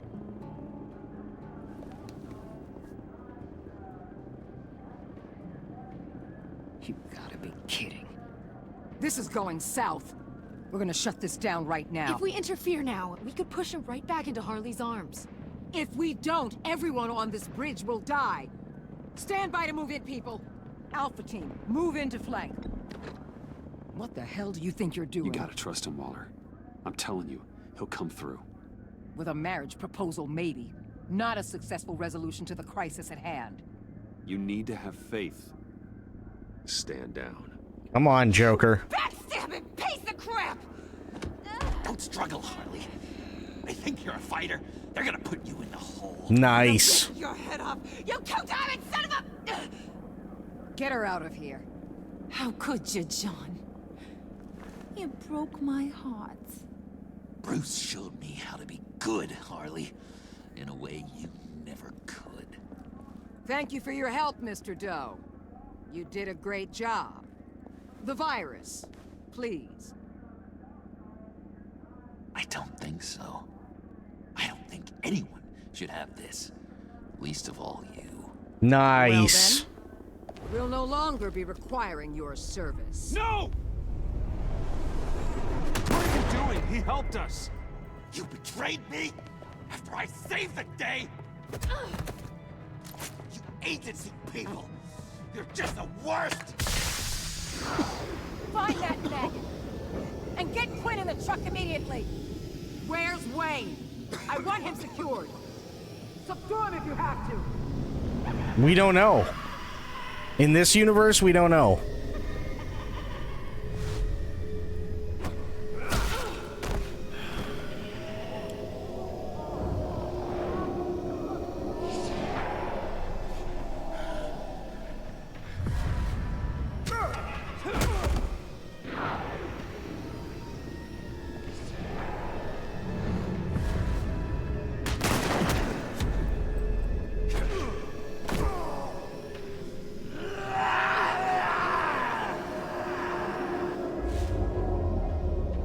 So, stop the agent.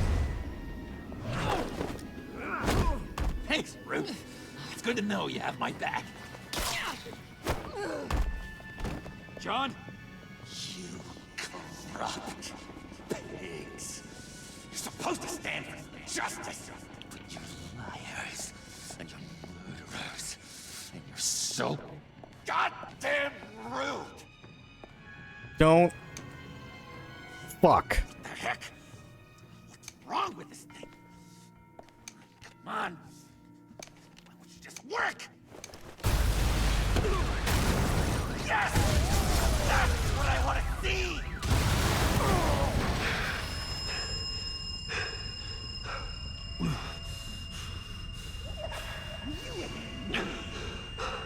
You and me. Together. You're all going to pay for your crimes. Batman and I, we're going to bring you all to justice. It's gonna be so much fun.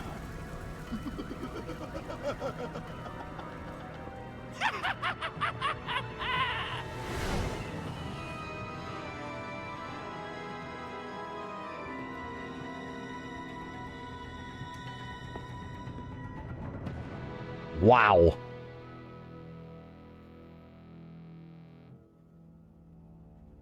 Even 64.3% of players set John down the path of being a vigilante. Okay, that's actually kind of interesting. Waller's livid. Well, Avesta's feeling determined. Fair. Tiffany felt apologetic. Fair. Alfred is feeling disheartened. Okay, yeah. 94% left, lowered the temperature for Freeze. Fair. Almost 87% trusted John to find Harley. Okay.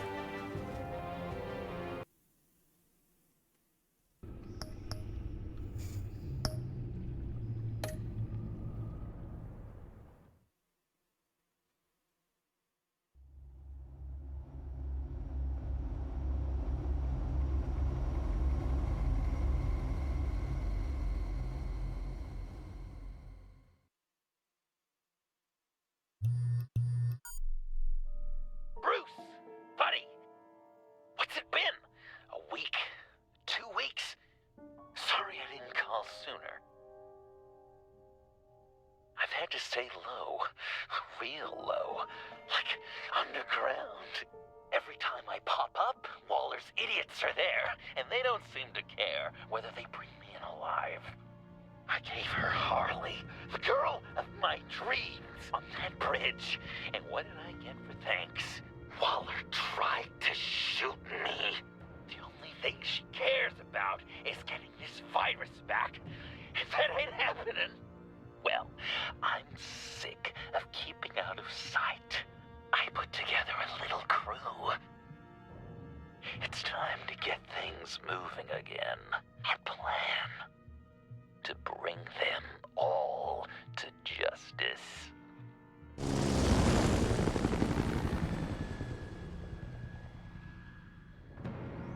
I want you to be there to see it. Today, I'm gonna make Waller and the agency wish they never messed with us. Our fight starts now, Batman.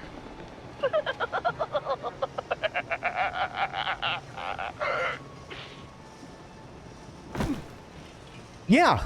Yeah, your sub thing's there, I think. I have to stop this. Be careful. Since you defended John, you're on Waller's most wanted list as well. Best keep a low profile. Sure is hell-bent on finding John Doe.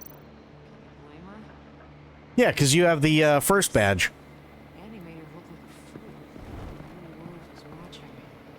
Suits in Washington, too. I mean, it's Joker, so makes sense. We better make sure she doesn't. Can't gift you a sub, so you're good. Yeah, there you go. See me. Well, then let's not move. That would be dumb. Those shotguns pack a punch. Better stay out of his line of sight.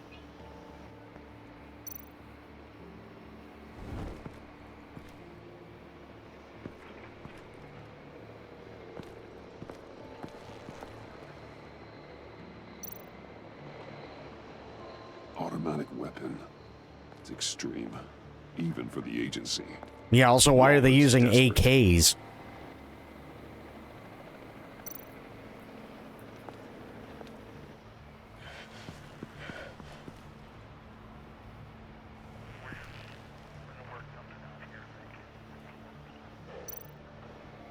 No way to sneak past this one. I'll need to distract him. I mean, you're not wrong.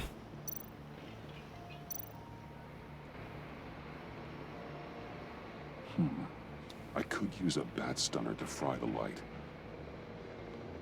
That should draw his attention. My bat stunner would set off the car alarm. That should get the guard moving. Yeah, set off the alarm. What the hell? You don't talk? We're gonna end this right now. We ain't giving him up. He cares about Gotham. You're all gonna pay. What you and your agency are doing here isn't right. Tell me where John Doe is. I ain't no rat. That's too bad. Rats have a knack for survival. Kill him.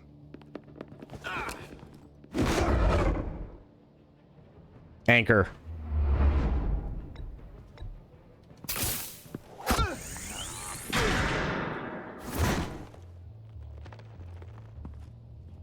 Batman. These agents are crazy, Batman. They're gonna kill us. This stops now, Agent. Waller said you'd be trouble, that you'd protect John Doe. But I'm thinking, that can't be right. Doe's a monster.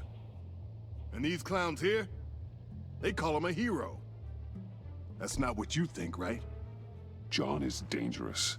He belongs in a cell for what he did. Then stay out of my way. I won't let you kill them. You help them, you're helping him. And if you're helping John Doe, you're the enemy too. Fire! Hit him again!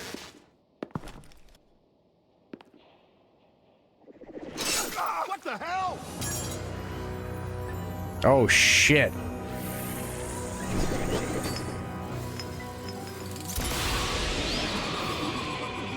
Boss!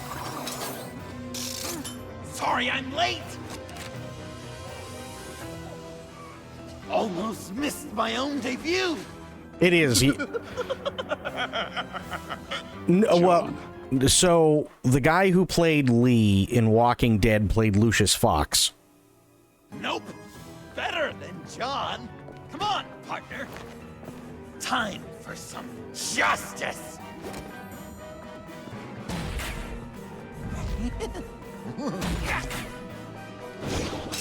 He's open.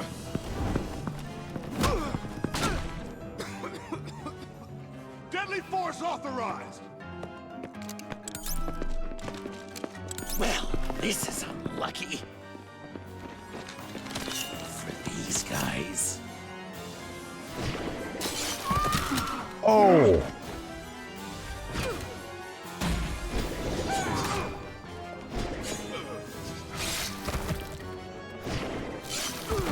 That was so much fun! Take that, agency scum! Pigs. Willie, Frank, Lauren, thanks for hanging in there. Who's hunting who now? You and me, Batman. Fighting crime together. We make one heck of a team. Don't you think? What you did to these agents, you didn't have to hurt them so badly to get them to stop. I just did what you did. You hurt people like all the time. John. Eh? Joker. What? There is no more John Doe.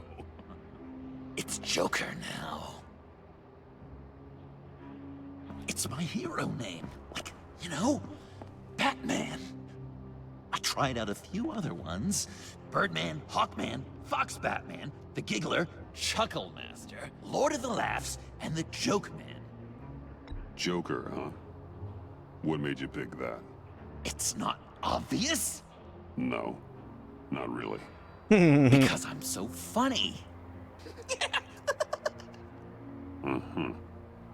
We've done good work today, Batman.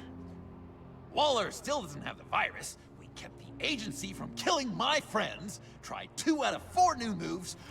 Wait a second. Wasn't that Harrison guy, like, right over there?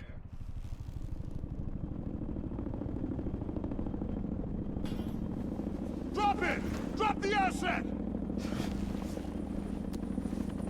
Drop the... Oh, no.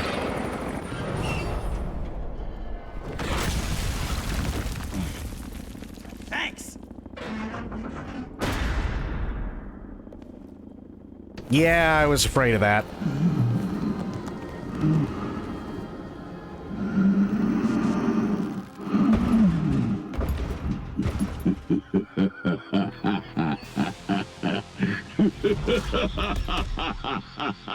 Bane.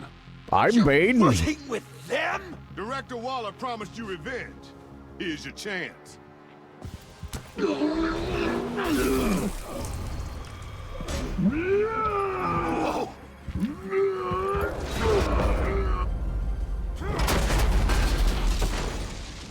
Get out of here! I'm not leaving you. Me and Batman, we've got this. Remember, the director wants Batman alive. I don't care what she wants. Do as you're told.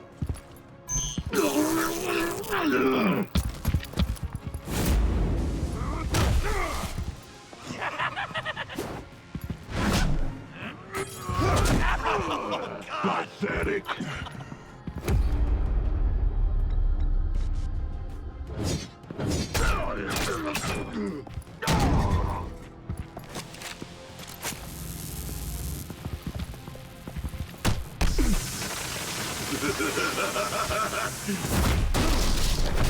Oh.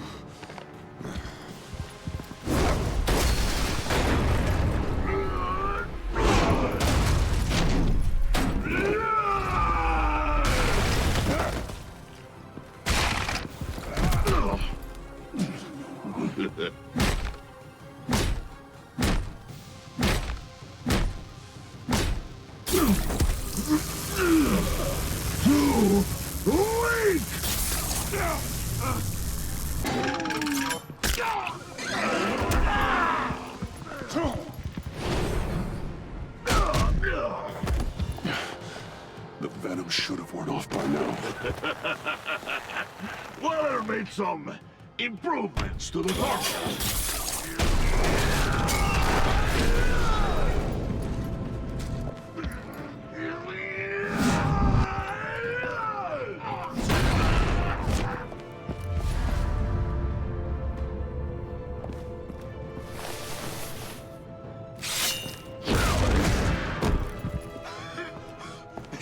That's gotta hurt him, right?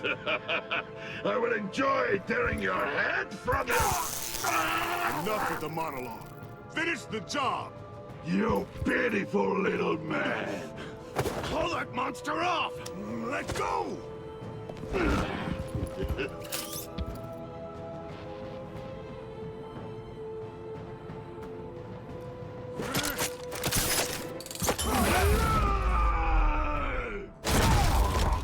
Oh. Oh, shit. What's the plan?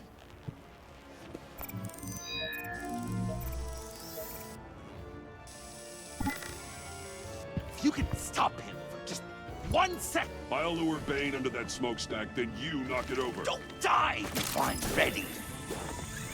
Now, we can do this my way.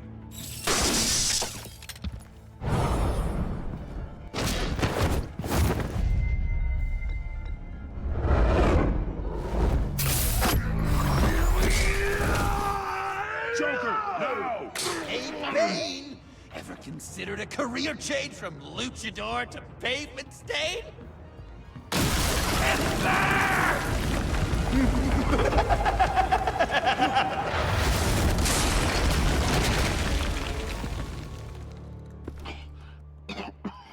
That looked painful.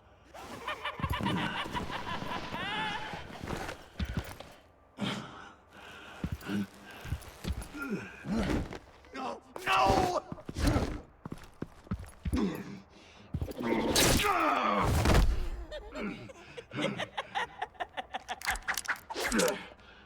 Oh, shit. My revenge. You will pay for killing my friend. What are you? Riddler! Waller told me what you did. You let Batman defeat him, and then you struck like a coward. No, I didn't, Batman. I didn't. You would work with such a man? A murdering coward? I said I didn't kill him. Waller's a liar. I didn't kill Riddler. Oh my god. What?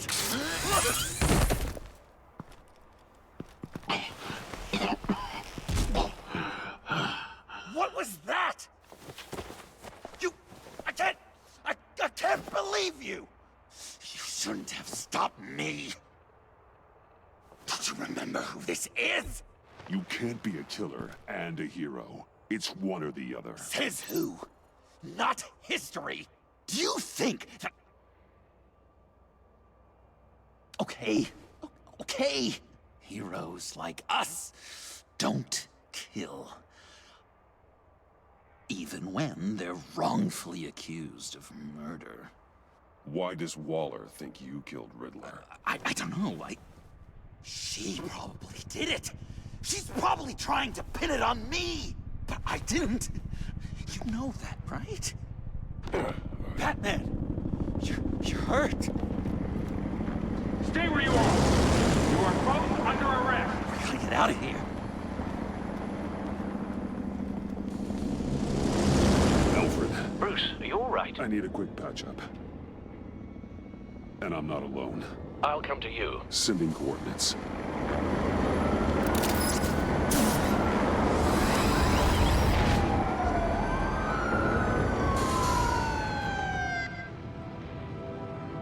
Wow.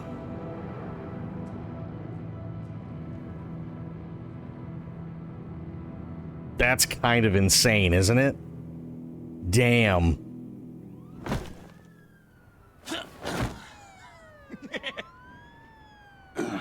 Easy.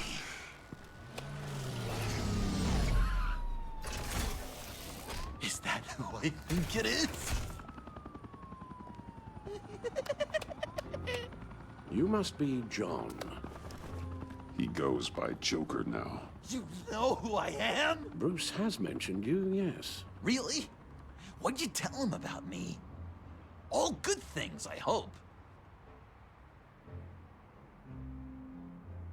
Alfred knows you're a friend of mine. El Baño. And any The friend of bathroom? Batman's? Bruce, I know. We're tight like that. Yes, he informed me. That's great. No secrets between us. We're all part of the club. Wow, the Alfred. I've been collecting tabloid photos of Bruce for years. The bathroom. You're hurt. Let me have a look. I'm the bathroom. I was born, raised by it, Let's get this off molded. Ugh.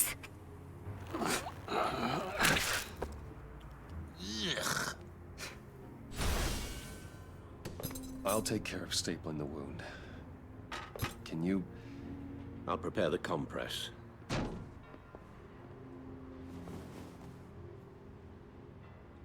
I help, Alf?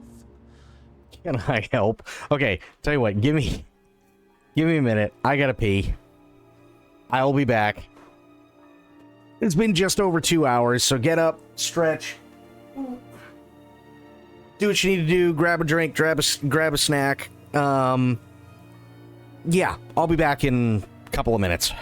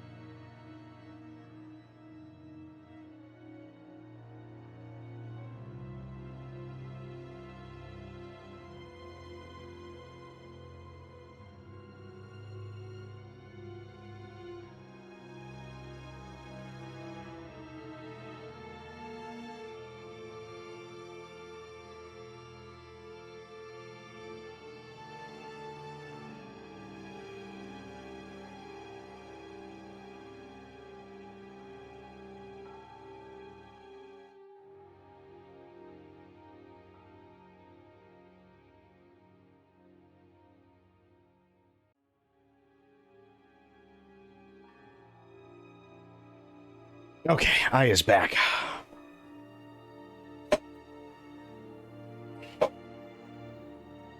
All right.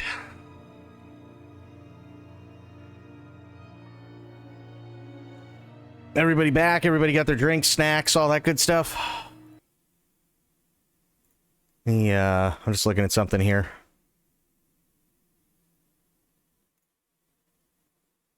Checking out a thing.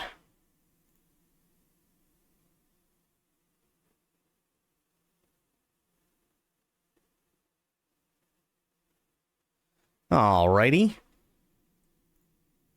There. Yes. Okay, cool.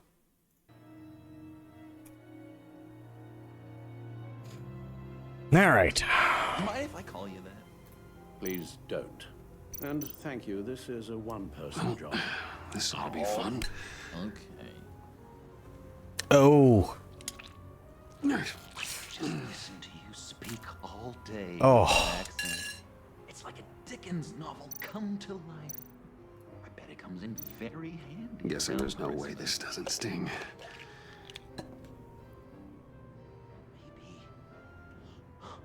Maybe I Damn was it. British before our just the sound. Oi, you there, boy. Get the Queen her beans for breakfast. How's that sit with you? Not well. Get the queen her beans. Actually, funny thing, I learned this the other day. Do you know that in the royal palace, when the queen was still alive, beans were actually a banned food in the royal palace? Nobody in the royal family was allowed to eat beans.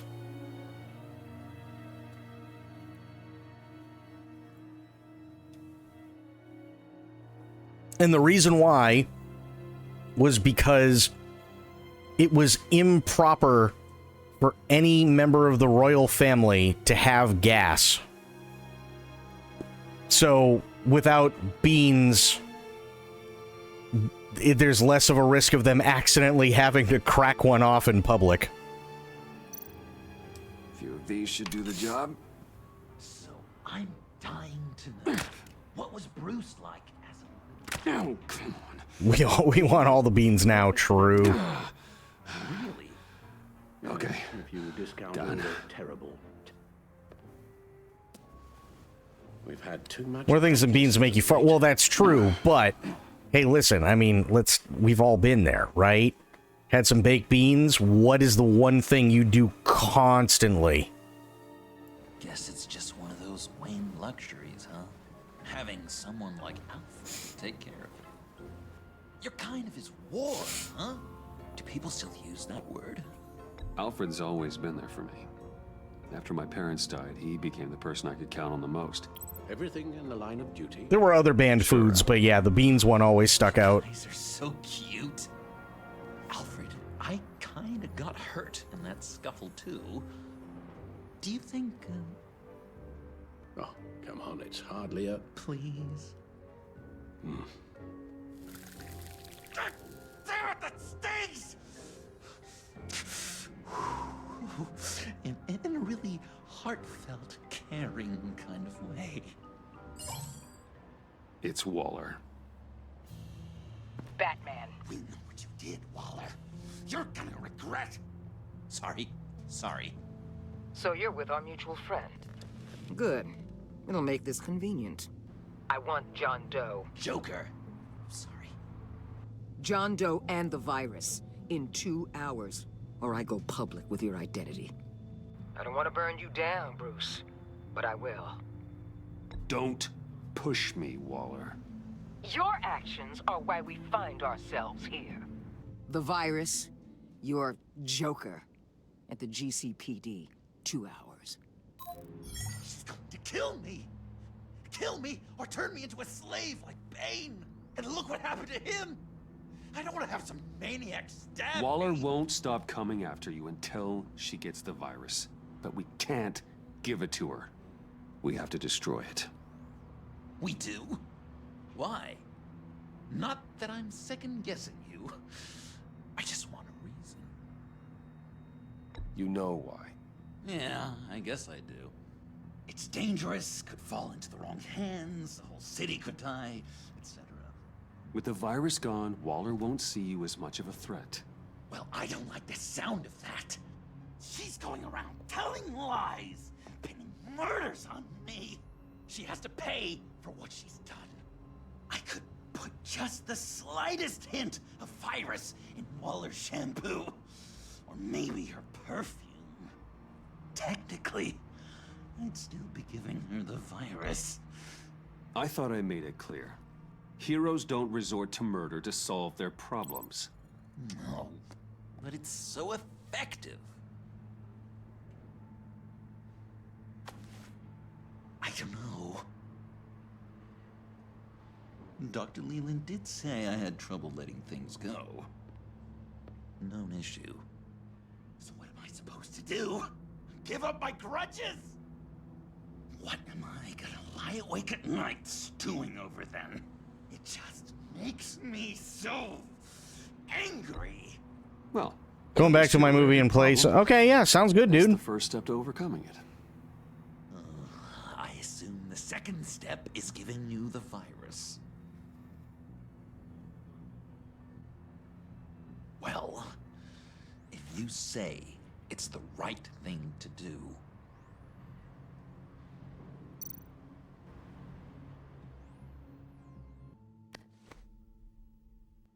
I'm trusting you on this.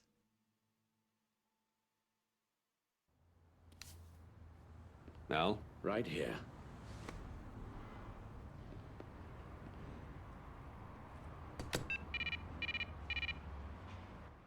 That's it? That's it. Completely inert now. Joker, Bruce and I need a moment. Oh, okay. I'll check the perimeter. I'm relieved to see he listens to you. You can balance him out. Just don't take your eyes off him. Coast is clear. Waller has leverage on me. We need a countermeasure. Perhaps someone on the inside can help. Someone who's lost faith in Waller's crusade. You have someone on the inside?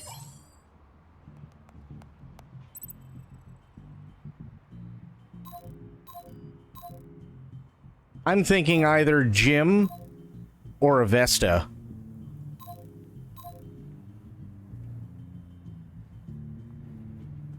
Who do you think?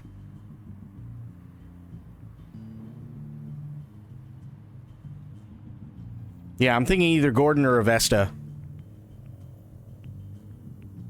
It's been a while since Gordon, that's fair. Yeah, that's fair. Jim Gordon, formerly commissioner. Jim has no love for Waller, but without being on the inside, it's a long shot he'd be able to help. Fuck.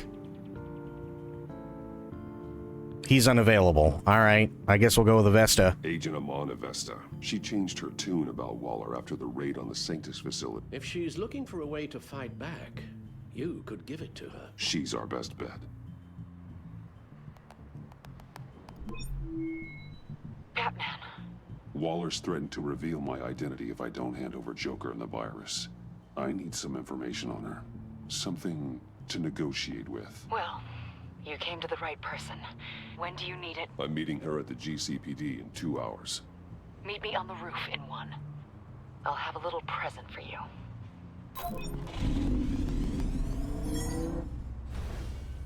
We're taking the Batmobile? We're taking the Batmobile? The Bat-Genie.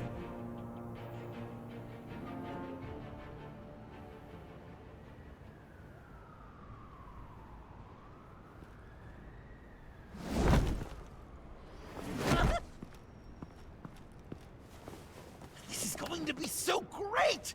Me and you taking down Waller. Joker and Batman, heroes of Gotham. We're not here for a fight. You need to make yourself scarce. Waller is only a few floors below us. All right, I'll do the dignified thing and hide. So if things go south, I can surprise them from the shadows. I have a bad feeling about it, too. No, I know. I just need a place to stay for a little while. It's just... Bayad kar peyda bukonam maman.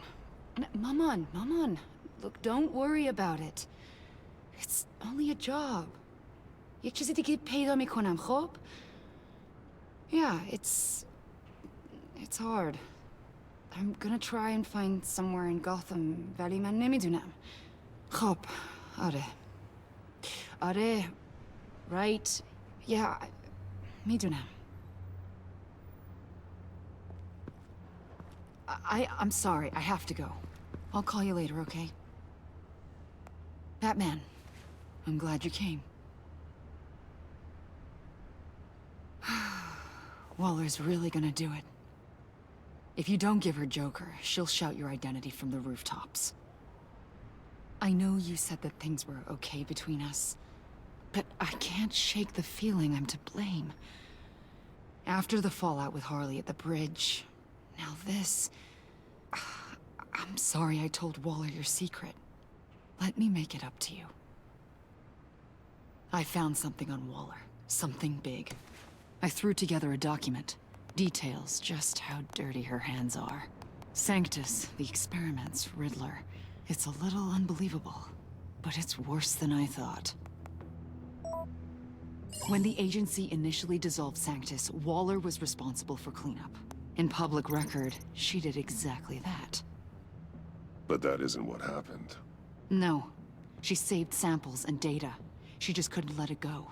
Not when it had so much potential. And someone from Sanctus got their hands on it. She's to blame for all of this. If she had just done her job and destroyed the virus, none of this would have happened. Nice work, Amon. Interesting. Okay, wait a minute. Two scientist whistleblowers who were set to testify against Waller went missing. Months later, the first FBI document says they entered the witness relocation program. Only a week after, that same department claims they have no record of either scientist's whereabouts, currently unknown. Codename The Devil You Own details the creation of lethal shock collars to control known criminals, described as a new form of house arrest for more violent offenders, but were used for a very different purpose. Shredded document repaired. The agency admits to using human test subjects during the time when Sanctus was active, but goes on to describe how a few subjects were kept after Sanctus was dissolved for further monitoring. Oh, shit. I've seen enough. With this in your pocket, Waller loses her leverage over you. Thank you, Amon. I guess it's all over now. It's only a matter of time before Waller realizes what I've done. She'll want to keep this buried, so it's unlikely she'll take this to internal affairs. But that won't stop her from ending my career. Or from making my life a nightmare. Come work for me. Come work with me. We'd be lucky to have you. At Wayne Enterprises? Or should I get fitted for body armor? I'd go with Wayne Enterprises. Better benefits. I might take you up on that. Thank you. Well, it's just you and Waller now. Hopefully the next time I see you, it will be to talk about my salary.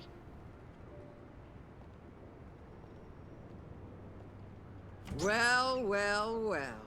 Ah, shit. Sorry to interrupt. Not only are you aiding and abetting a wanted criminal, you corrupted one of my most loyal agents.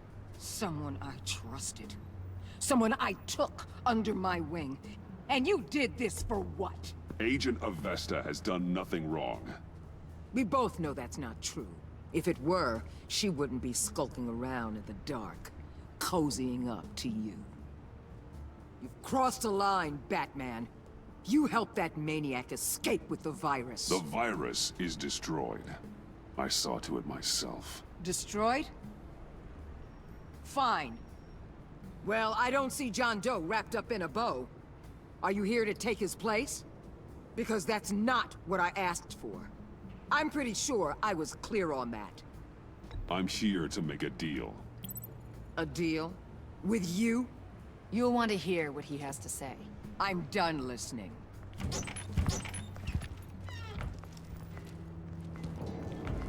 They all work for me now. Oh, a special shit. task force for special problems. Oh my god. Even your old friend Catwoman. Oh, Hey, Bats. fuck. You're outmatched. Time to stop this foolishness and get back into line. With the rest of the team. You intolerable... I don't want to work with that gloomy... Let Catwoman go. Now! You're in no position to make demands. Not to me. This is wrong, Waller. You can't use criminals to do your dirty work. Why should good people die fighting the likes of them? Or the likes of you and John Doe? You put my people in the hospital, protecting a maniac who killed at least 3 of my agents. A maniac who stabbed me in the gut. You're on the wrong side of this. You have to see that. Don't preach at me, Waller. I know how corrupt you really are. What do you mean? What did she tell you? There's nothing on me I can't handle. Whatever you think you got will bounce off me like rain off an armored truck. You know why they call me the Wall, Batman? Because you can't... You know if your superiors see this, it destroys your career.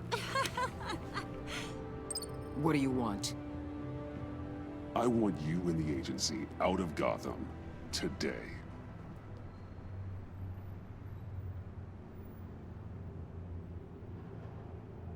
Okay. With the virus gone, my work here is done. Got her. I'll order my people to pack up. That's not all.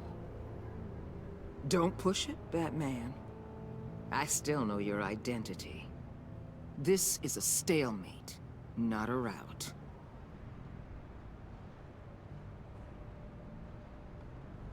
Let Catwoman go. She helped against the Pact. She's not like the others. Oh, please. You're asking me to let a wanted criminal out on the streets? So unlike you. I'll tell you what. You want your little friend? I'll give her to you. On one condition. Hand over Doe. You know he'll be better off locked away. Better for himself and for everyone else. Otherwise, we're even. Me and my people are out of this. Fuck.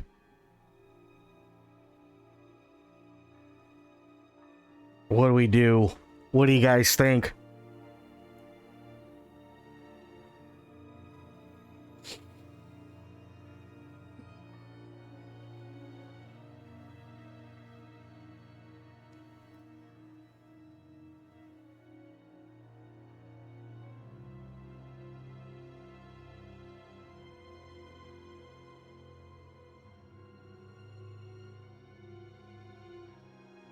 Medicine, Aylin, feel free to chime in on this one. This is kind of rough.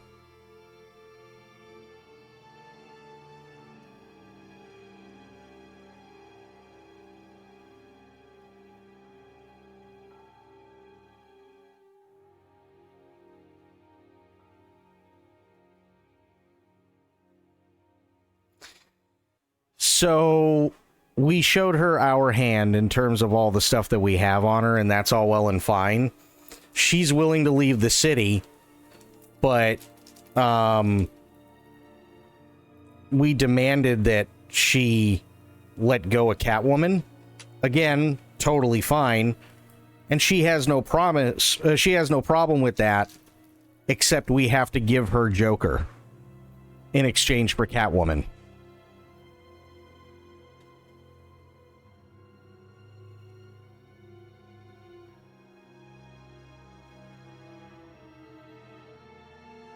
Yeah.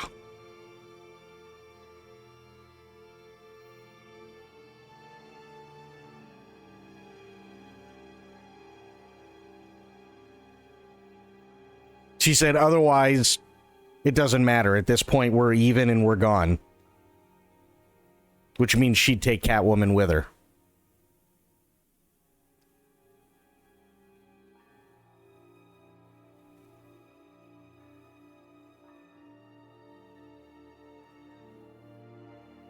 That's a rough one.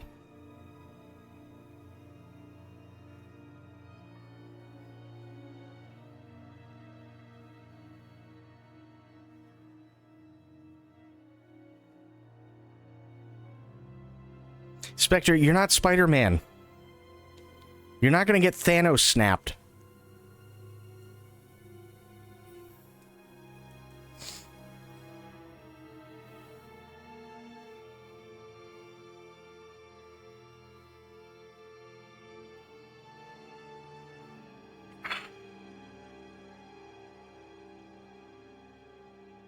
I don't know. What do you guys think?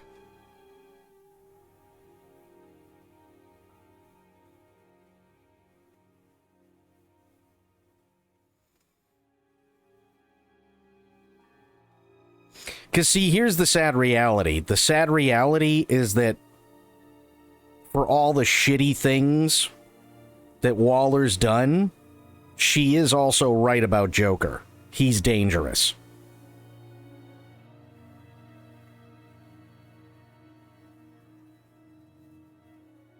And he's a danger to himself and to everybody else. And that's the problem. Is that she is right. Joker's very loose cannon, one bad day away from killing someone. Yeah. Like, I don't want to do it to Joker because I know... I know he's not gonna understand. But, yeah.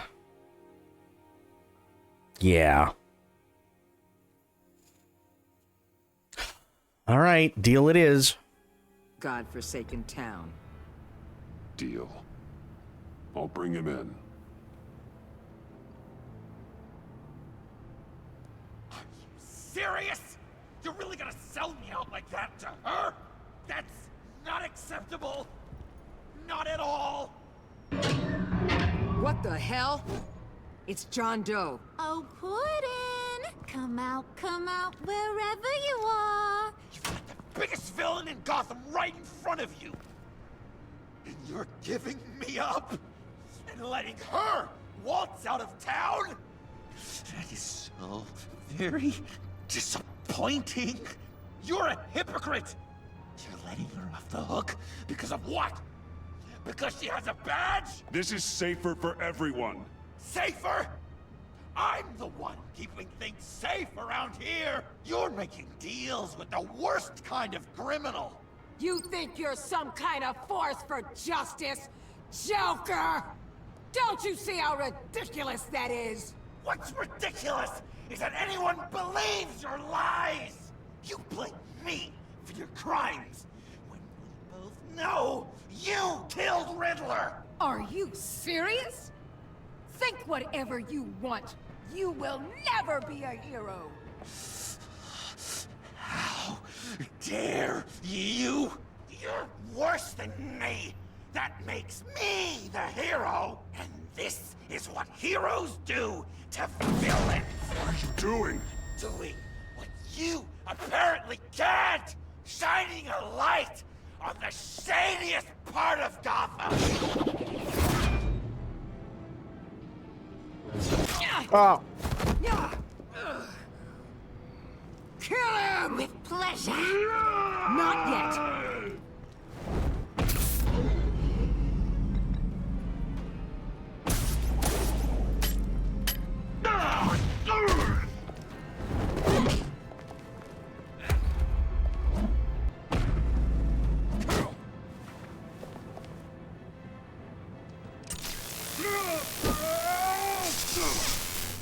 The agency gave me a little upgrade. What do you think?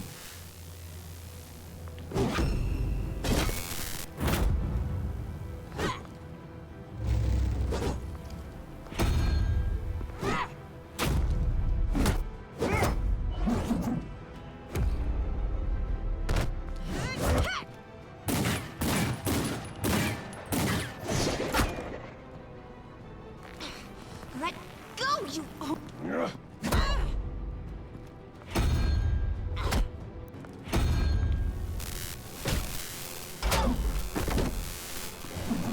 I'm going to give you the sentence you deserve.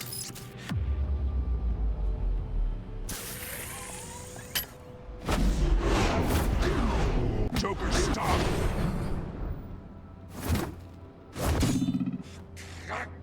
You and your stupid code!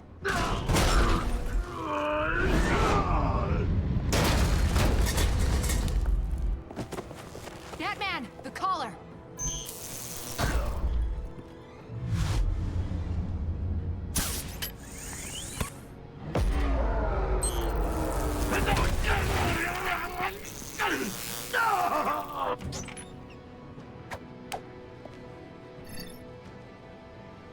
Catwoman, detain Batman! The rest of you, take care of Doe! Consider Wow. this karma.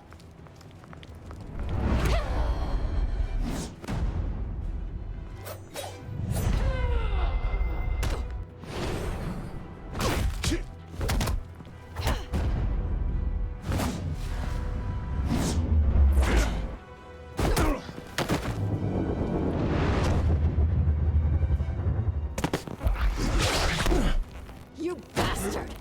You left me to die in that box. How could you? I guess I should have known I was expendable. I thought you'd be able to get away. You're good at getting out of tight situations. You're better at getting me into them.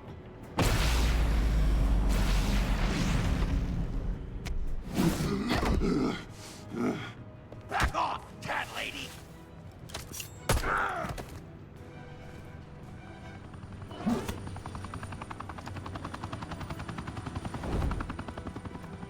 That's enough! You're cornered, Batman! Give up, Joker! Now! Or I'll take you both down. Last chance!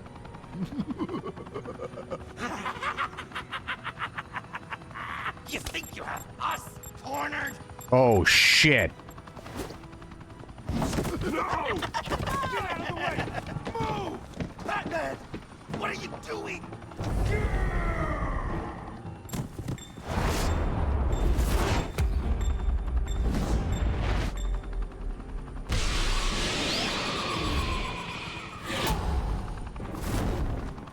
Batman, no!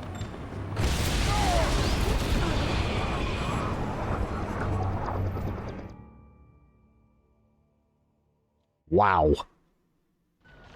Batman, no!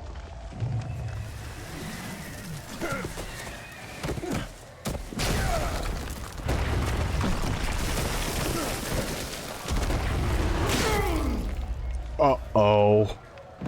Joker's getting away! He's got Waller! Get down!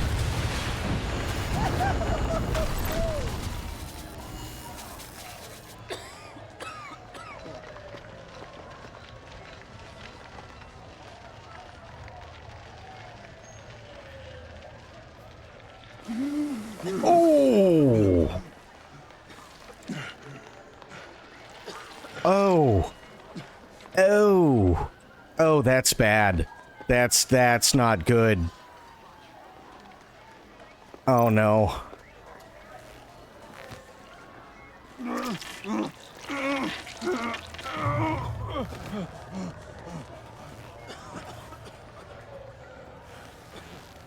Batman!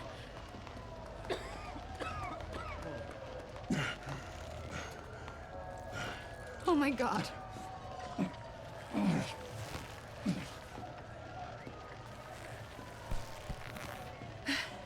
Together, on my count.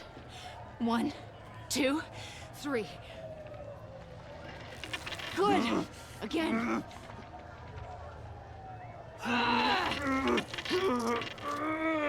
Okay, last time. Oh.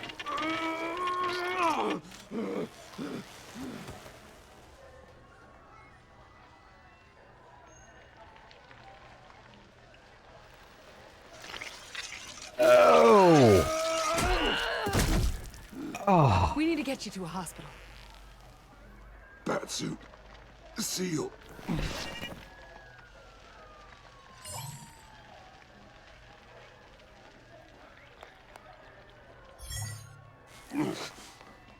Batmobile. It'll get me home. Okay, I'll get help. Please, just hang in there. Batman, Batman! Oh, that's rough.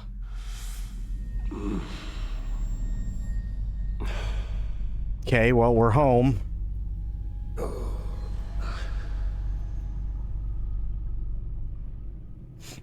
A guy walks into a doctor's office. The guy says, Doc, I've got this thing with my hands. They won't stop shaking and it's driving me mad. And the doctor says, have you been drinking a lot? And the guy says, no, not really. I spill most of it. Oh, heard that one before, have you? Pretty sure from you. It never was quite so relevant before. I decided my bedside manners could use some adjustment. Admonishing you never seems to get us anywhere.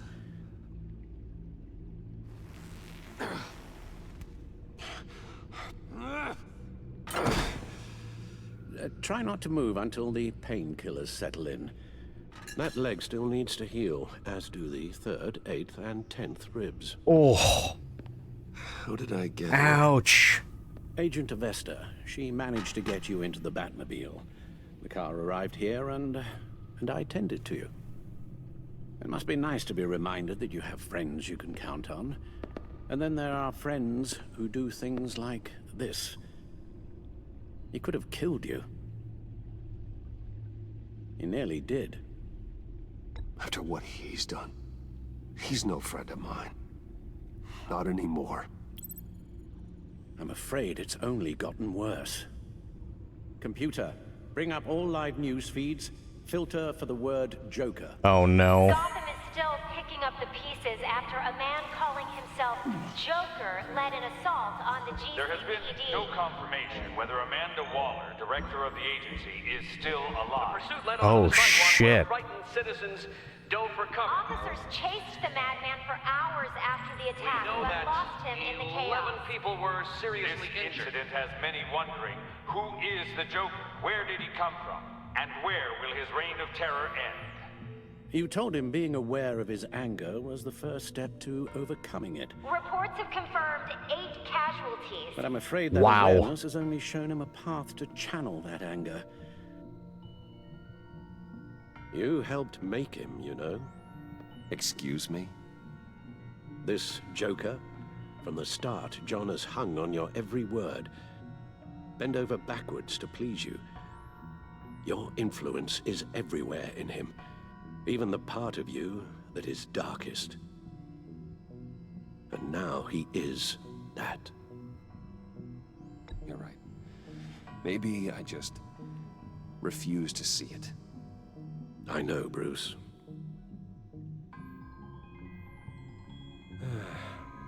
I'm sorry, I shouldn't have said all that to you, the shape you're in. I've had too much time to think while you've been recovering.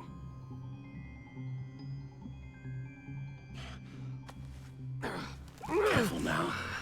All the way up, Batman. It's time to meet your new partner. Sorry, my what? That was your cue, dear. Did you not? I'm not ready. Tiffany Yes. is my partner. I was hesitant at first, but I just couldn't talk her out of it, Bruce. She has your drive, your passion, just like when you became Batman. That's a difficult thing to say no to. That's true. After Lucius died, you mentioned that we should recruit. Well, now we have. At least hear her out. All right. I'm trusting you on this one. If you think something like this can work, then I'm willing to give it a shot. Oh, I'm not sure about this at all. But I wasn't sure about Batman either. I may have my doubts, but you need the help right now, and I mean you to have it.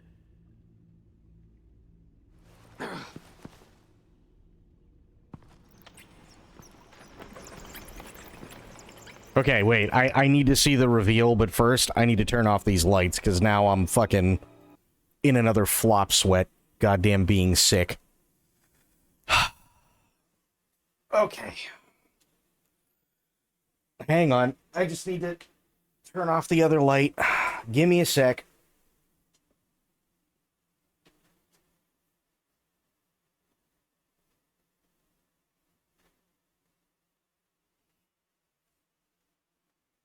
Oh, okay.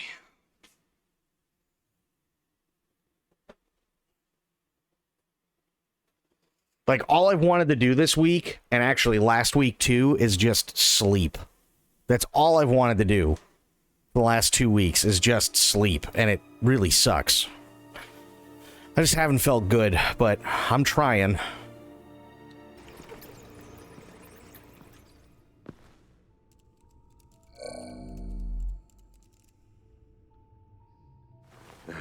You have to put a stop to him, Bruce. I know you will, but whatever feelings you may have had for John, don't let him use them against you. You can't allow him to cloud your judgment. You don't know John like I do. He still considers me his best friend. He wouldn't abuse that. He's a killer, Bruce. A maniac who kidnapped the head of the world's top intelligence agency. You can't go on blind hope that he will be the man you once knew. Well, yeah, sleep. You're right. Sleep is the best. It's just... I just wake up and I already feel like I need to go back to bed, right? Like, I could get 13 hours of sleep and I wake up and I'm just exhausted. And it's not like you know how, like, when you sleep too much, you're just like, oh man, this sucks, and like you're even more tired. It's not that. It's literally like I wake up and I just feel drained of everything.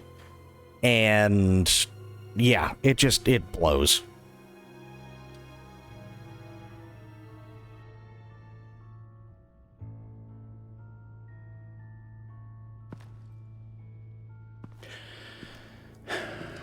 While you were out, I've kept abreast of the authorities' search for Joker and his associates.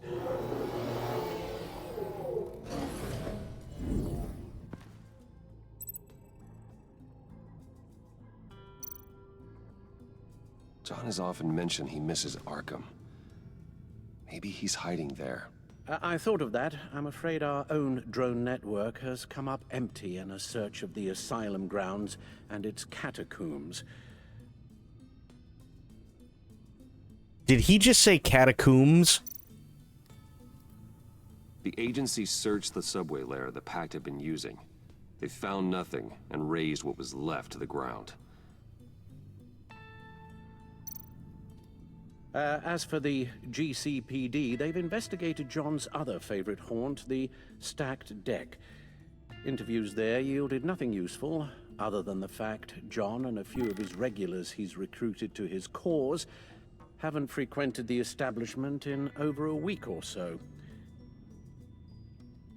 Okay. Willie Deaver on the left, and that's Frank Dumfrey. Waller set up a stakeout at the funhouse after her agents' bodies were found. She has people there around the clock. John's gone to ground and in none of the usual places that we know about. I'm done.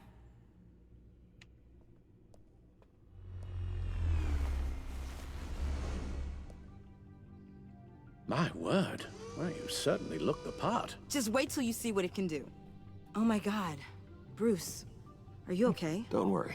Yes. It's worse than it is. I'm You get used to terrible. lying like Thank you. this, unfortunately. Is this what happens to you all the time?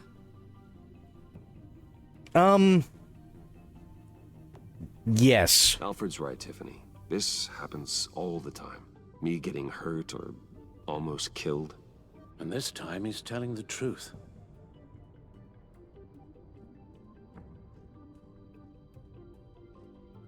It's a long shot, but the water tower, where Joker set his ambush. I'm gonna be really, really honest.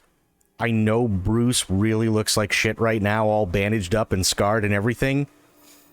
But every time I look at him, the only thing I can think of is he looks as bad as my body feels.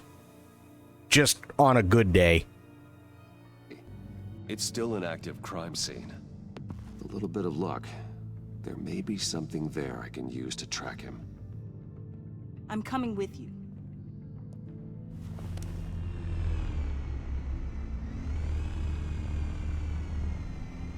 Chemical sniffers, advanced sensor suites, early warning defense nodes, all with sync capability directly to your cowl.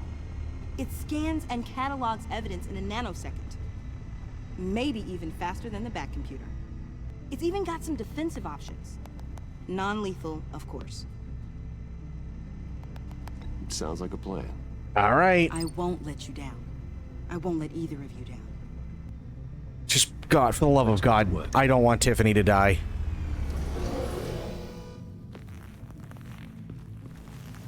You'll need these.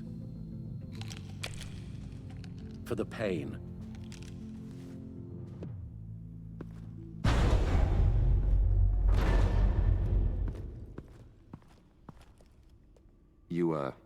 You're forgetting something.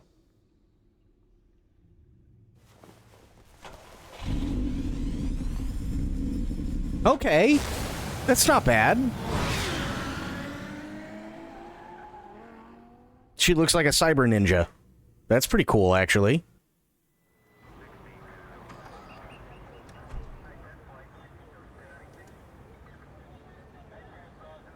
Hey, there's Montoya. It's not Inigo Montoya, but, you know, it'll work. Nervous? Isn't everyone before their first crime scene? How do you... I mean, how do we do this? Act like you're scary. The suits, the voices, they're not just about scaring the criminals. When they're working as intended, everyone is afraid. Is this scary enough? Oh, God. Wow. That's not how it's supposed to sound. That needs some work. You'll get it.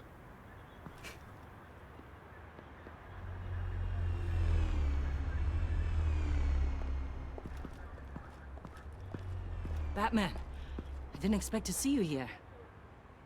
And this is? She's with me, Detective. We might not be able to give you a lot of time. With Waller kidnapped and me getting canned, no one's sure whose jurisdiction this crime scene falls under. The agencies or the GCPD's. So for now, let's go ahead and say it's yours, all right? My people are here to help however they can. Gordon, I appreciate the assist. Yeah, sure thing. What should we be looking for? After the pack separated, Joker had to find somewhere else to hide. There could be clues here that tell us where that is, and where he may have taken Waller.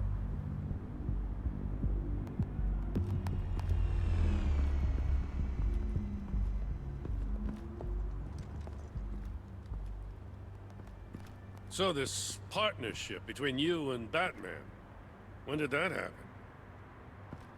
It's new.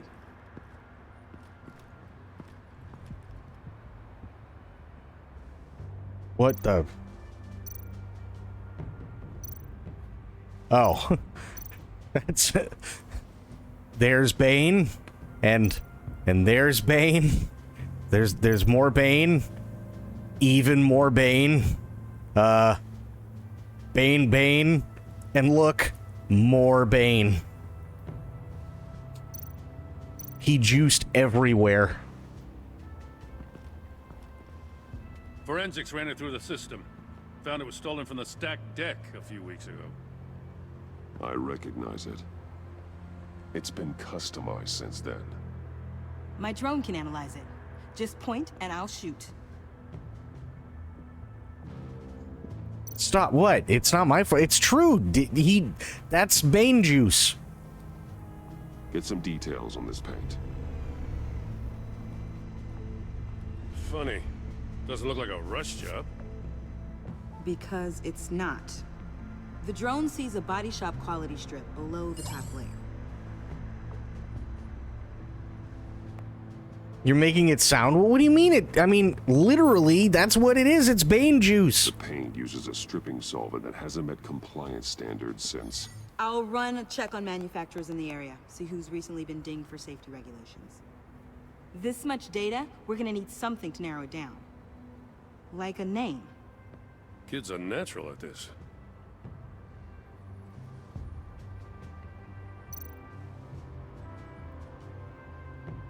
Huh.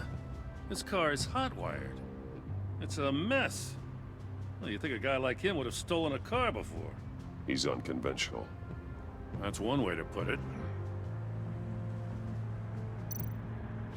Someone was thirsty. That was Harley. Wanna run DNA? No. We already know who it belongs to. Okay. Oh, the plate. There we go. Custom plates. Probably didn't get this done at the DMV. Lil Puddin'? Must be his way of remembering his time with Harley.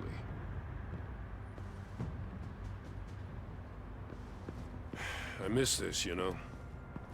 You and me raking over a crime scene.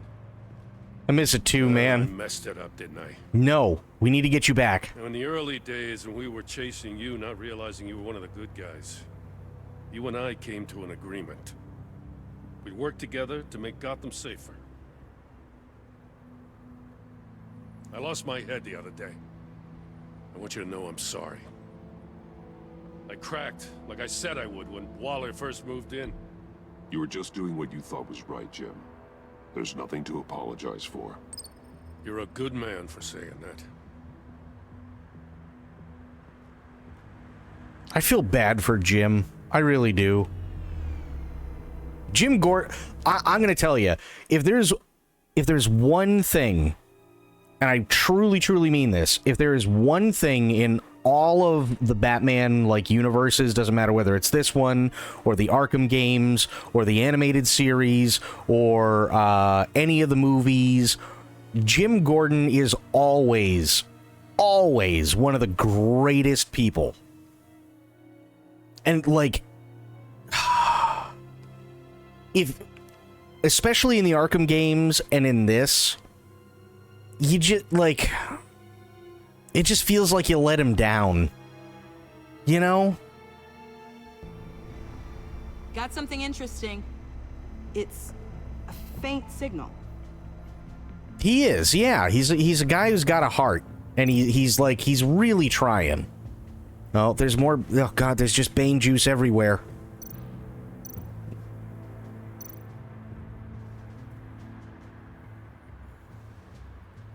Many people of this series lack. I mean, you're not wrong. You're not wrong at all.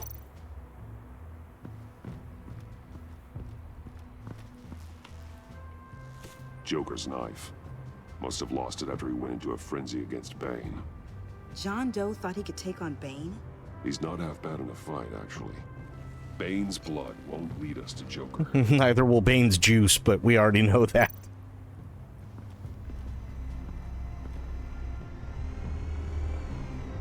Nothing of note.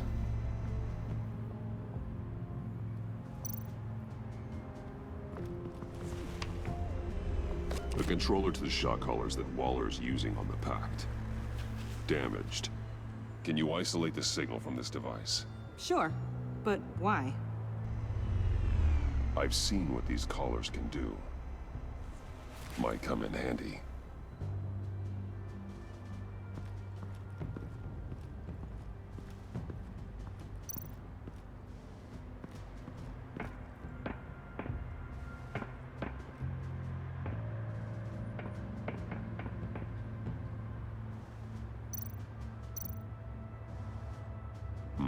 Not sure Riddler would like the new decor. This Joker guy going nuts. I heard it started with Riddler's murder, but he's blaming Waller for it. Wouldn't actually surprise me. Riddler's murder? Really? But maybe it was always just a matter of time before he snapped. Got a point. Festive, but not a lead.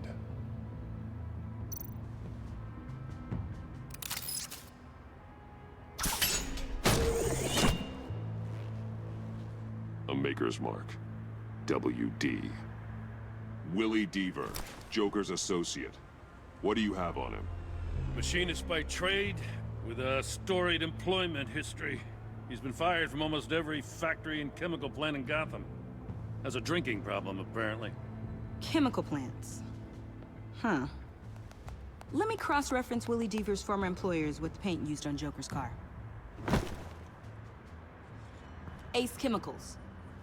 Their main plant was shut down last year after the city cited them for multiple safety violations.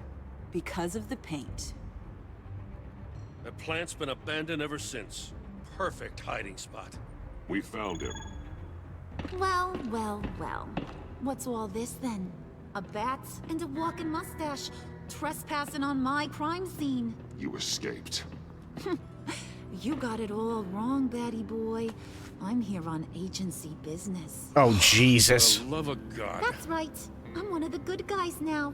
So hand over everything you found before I knock out those pearly whites. In the name of the law. Batman, we don't have time to mess around with this clown. Make time, copper. You all take orders from me now. You with a badge. What a joke. This from a talking bat. Let me show you how things work around here now, Batsy. This is Agent Quinn, suppressing fire.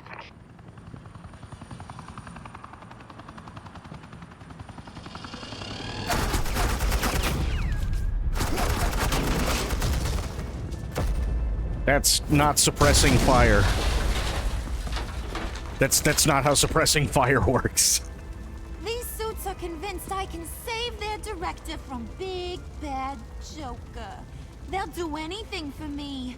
So all you gotta do is tell me where John took her so I can get back to my job. After all, Johnny Boy and I are due for a nice long talk. You don't have a hold over him anymore, Harley. He's over you. He's over me? Oh, please. And here I thought being diplomatic would work with you people. Oh well, I'll try something you can understand. I need Hey, you cops can't just shoot people like that. I'm off duty. Nice. Hello? What's a girl gotta do to get some fun? You idiots!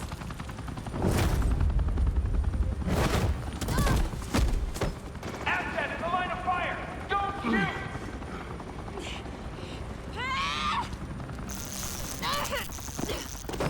I could hack those collars in my sleep.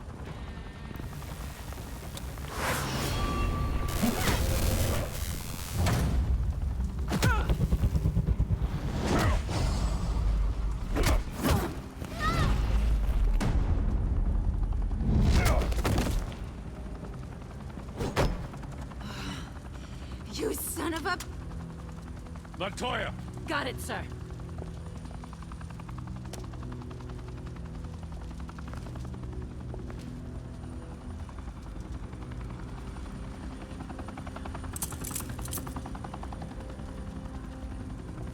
What the hell do you think you're doing? Sending you off to Blackgate, where you belong. Oh, please! The agency isn't gonna let me sit in a cell. I'm an asset. I'm gonna get what I want, and there's not a damn thing you can do about it. You think you're in control? You'll live the rest of your life under the agency's thumb. No, that ain't how this works. I'm doing this thing on my terms, no one else's. Now tell that to Waller when she gets back in the office. Go find Joker before he carves up Waller. I'll clean up this mess. Have your people hold back until I call them. Waller's life may depend on a stealthy approach. Batman, good hunting.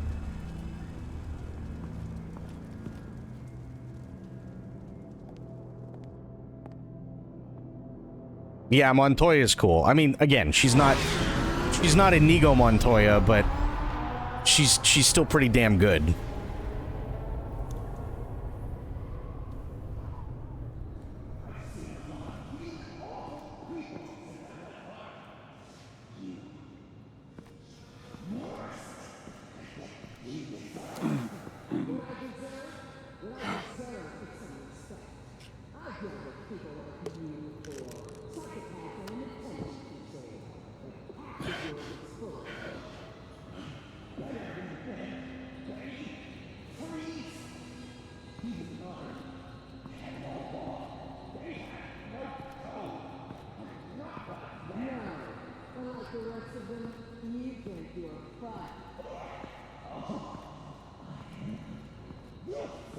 Batman's not looking so good. I'm gonna be honest. Batman, got a visual on Joker and Waller. Doesn't look like he's hurt her. Not yet. I'm in the rafters, out of sight. Say the word if you need help. Thanks. Bruce, I know you and Waller have your differences, but she doesn't deserve this. It's true, she doesn't. She is a piece of shit, but she doesn't deserve it. I take complete responsibility. Louder, so the camera can pick it up. Took you long enough. Batman! Thank God! I mean, I assumed you'd be okay. You're Batman, for Pete's sake. But still, are you okay, buddy? I was really worried about you. This needs to stop. Let Waller go. I was kinda hoping you were here to see me. Maybe to apologize. I mean, you sold me out to our biggest enemy. It was upsetting. But the two of us can get back on track. I know it. I'm this close to getting Waller to admit to every terrible thing she's ever done. And when that's over, I'll deliver her punishment. It'll, of course, have to reflect the enormity of her crimes. The only enormity I'm seeing is your jail sentence. God, I really don't like you. Waller's tactics may be wrong, but she's trying to save lives. Wow, that is some potent Waller Kool-Aid you're drinking. You know, I don't know why you're not more into this. Think of everything she's put you through! Everyone is disposable to her. Even her own agents. I know I've made mistakes. You try to do the right thing, but there's always a cost. Just ask your pal Batman there. He'll say the same thing. She's right. I do what I do for a reason. I've made tough calls myself. I understand. What? God, I cannot believe you'd buy any of her crap! Clearly, we need to keep moving along. We've heard your excuses. You didn't mean for people to get hurt. Collateral damage, yada yada yada. But there's one crime that can't be excused. You killed the Riddler! And then you tried to pin it on me! Didn't kill him. Like I said. It was you! You killed Riddler! Say it! I will not. If there's one thing I learned by watching you, violence solves a lot of problems!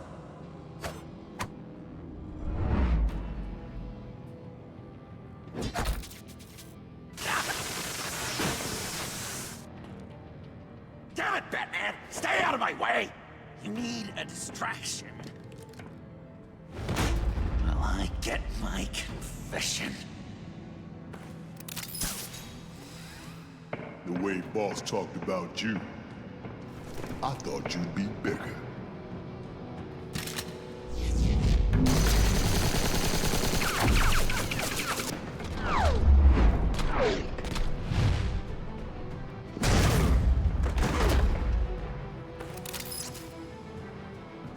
And that's why you don't hip fire a fully automatic weapon. She dies. I'm trying really hard to do things your way. I want to just slice her throat right here, right now. This isn't my way. Really? Today, this isn't your way? You're just saying things, trying to trip me up. Just like Waller.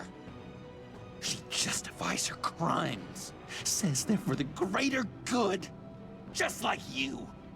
You both use that word, justice, as an excuse, so you can do whatever you want. I thought you and I were two threads in the same stitch. I am justice. What I do keeps Gotham from becoming the swamp it once was. I've given everything to protect this city. Delusions of grandeur, much! Yet another thing you have in common with Waller. Trying to do things your way was a mistake. Waller killed Riddler. And She deserves death! It wasn't Waller! Tiffany? I can't let someone else pay for my crimes. Waller didn't kill Riddler. I did. I know it was wrong. Now. God, are you kidding me? These are the people you want to protect. I should kill them both. Everyone here is guilty. Leave them out of this, Joker. This is about you and me. Tell that to your distraction over there. I used a drone and these. There's your proof. You want to sacrifice yourself for Waller? Then go ahead. Oh! Just hold on. Murder is wrong. Trust the system. Violence isn't the answer. People just pick and choose what they believe. And you're no different.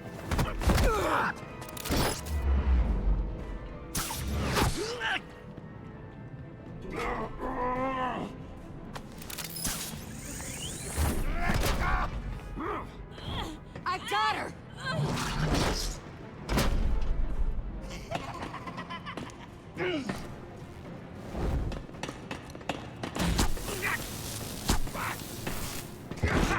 He's down! Hands where we can see them!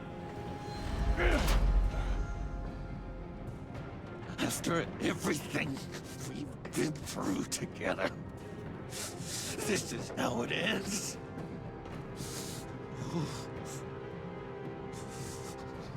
I'll get you help. I won't abandon you. You want me to go back to the beginning? To Arkham? Where it all started?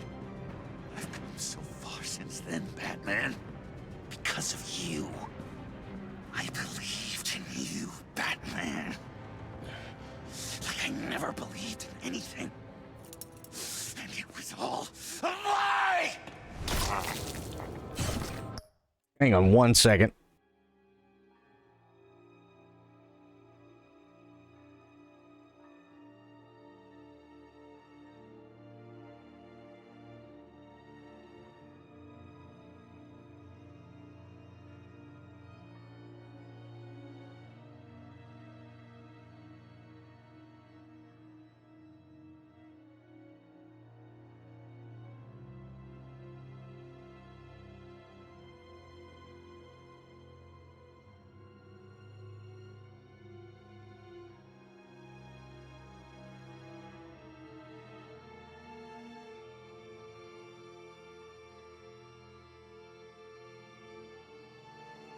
Sorry, somebody was yelling outside. I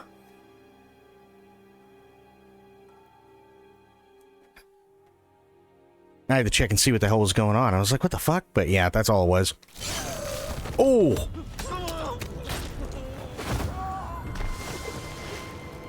John. It's Joker!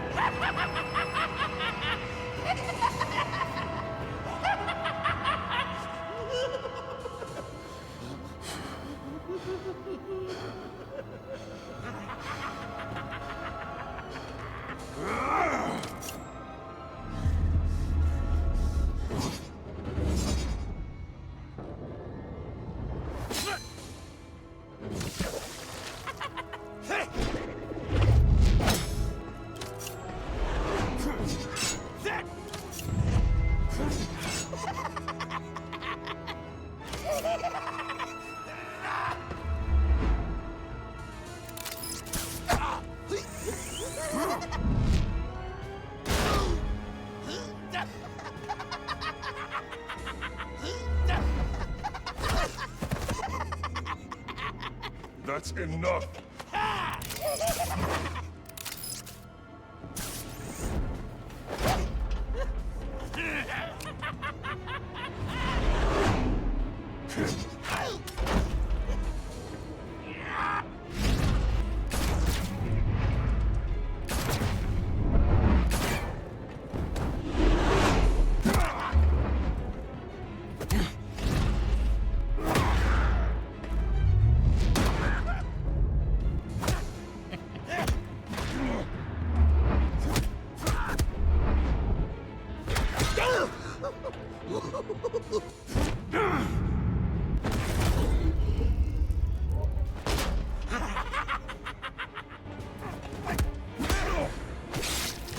Ooh.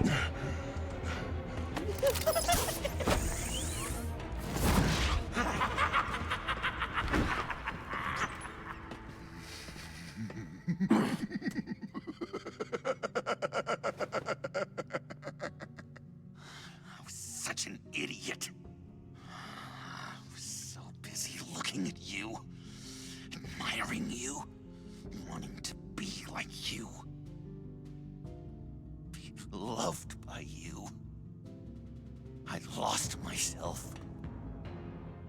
But not anymore.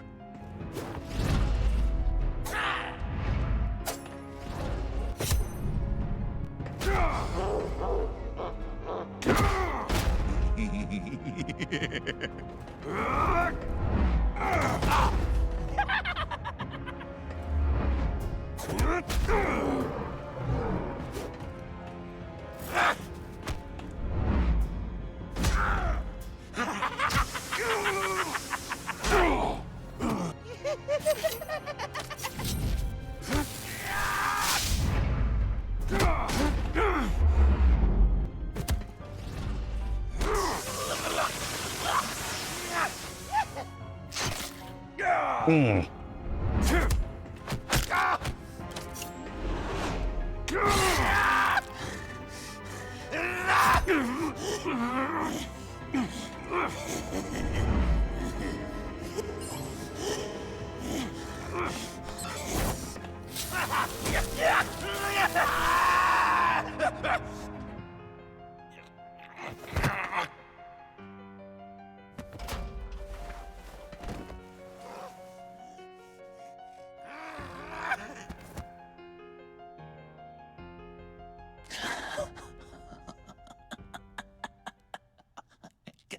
I guess that's it. I really wanted to be a hero, you know? But I just can't. I know you used me. I know. I should hate you for that. But I don't. Because I had such a good time with you, Bruce. Did you ever think of me as your friend? Yes. Like a true friend? Of course. Of course you were my friend.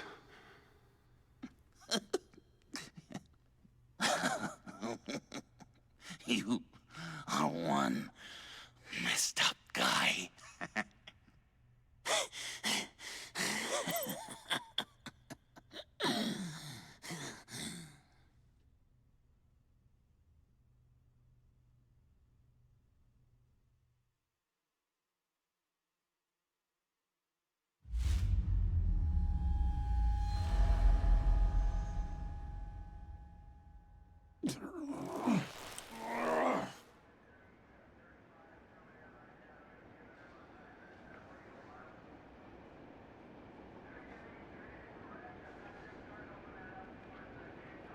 You too. I think the circumstances allow. Gordon was telling me how you found me. Sounds like top-drawer detective work. It was a team effort. Batman led the charge. It's not easy to say this, but it looks like you saved my life. I guess that puts me in your debt. You owe me. And I will collect. Jim, would you mind giving us a minute? Batman and I have some unfinished business.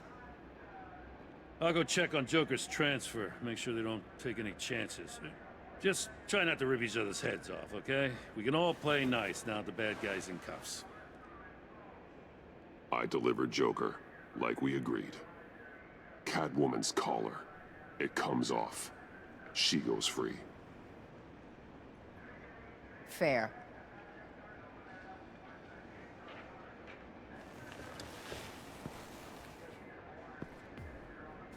You don't have to worry. Our stalemate from the roof still stands.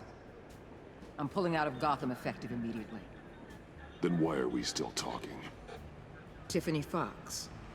Riddler's death may have caused a lot of problems, but I won't make her pay for it. I'll leave that to the man who can't stand killing.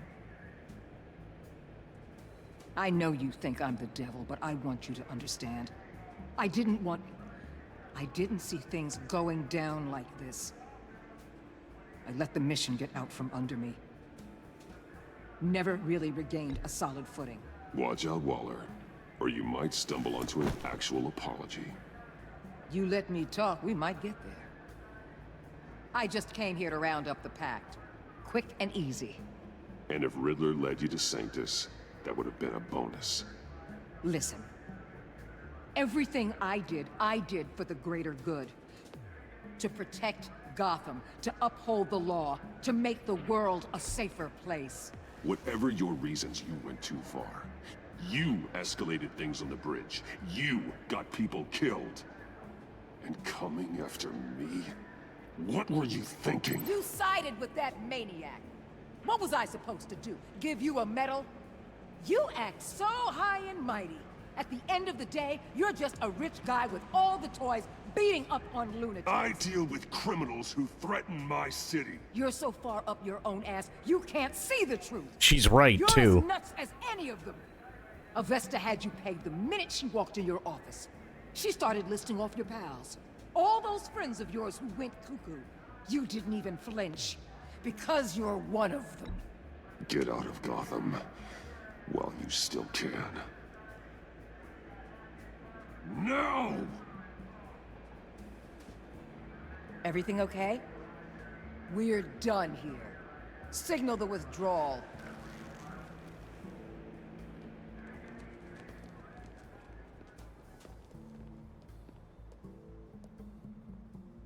I'm not gonna miss her, that's for sure. So, here we are, once again. Gotham's safe because of you. Yeah, I'm not gonna lie, it felt pretty good getting my hands dirty. Just like old times, huh?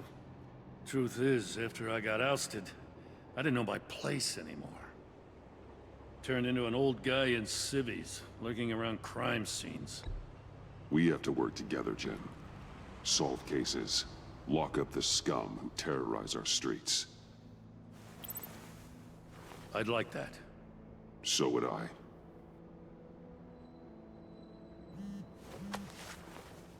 Oh, I gotta take this. Wife probably saw the news. See you around, Batman. Don't be a stranger.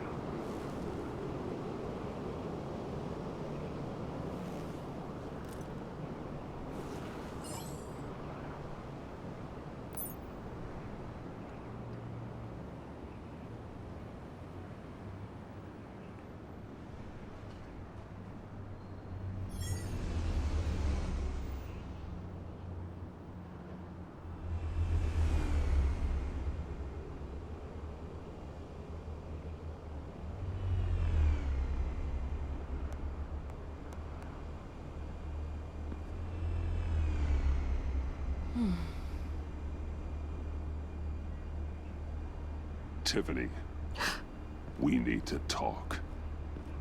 Yeah, I figured. You're hurt. It's nothing. I saw you take much worse. Joker was going to cut Waller ear to ear. I had to create a distraction. It was certainly distracting. My confession. It took you by surprise, didn't it?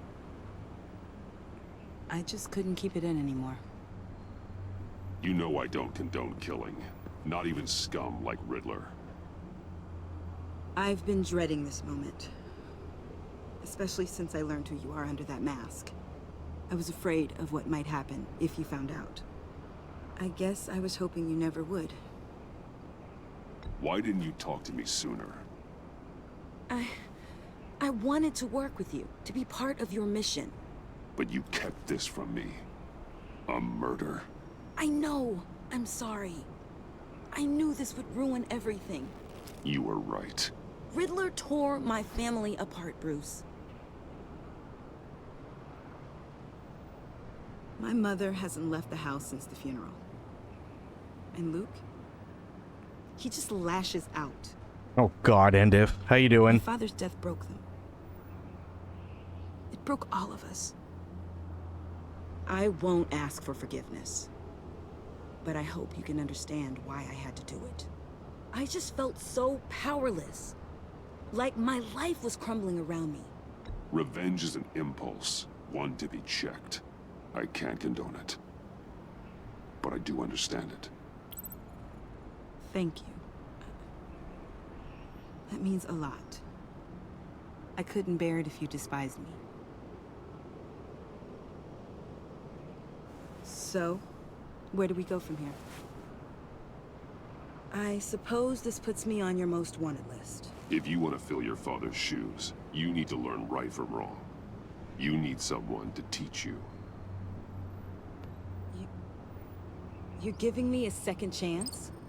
Think of it more as a sentence. You'll have to work hard for your redemption.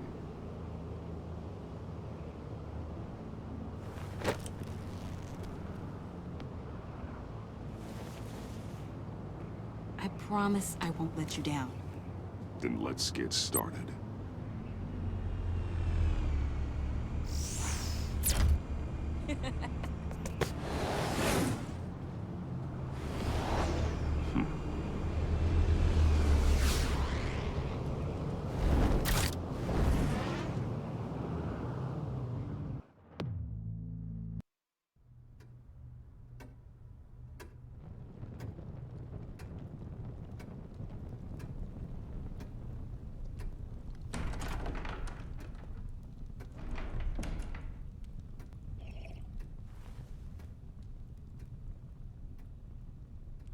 I was going to write a note, but I'm not a coward.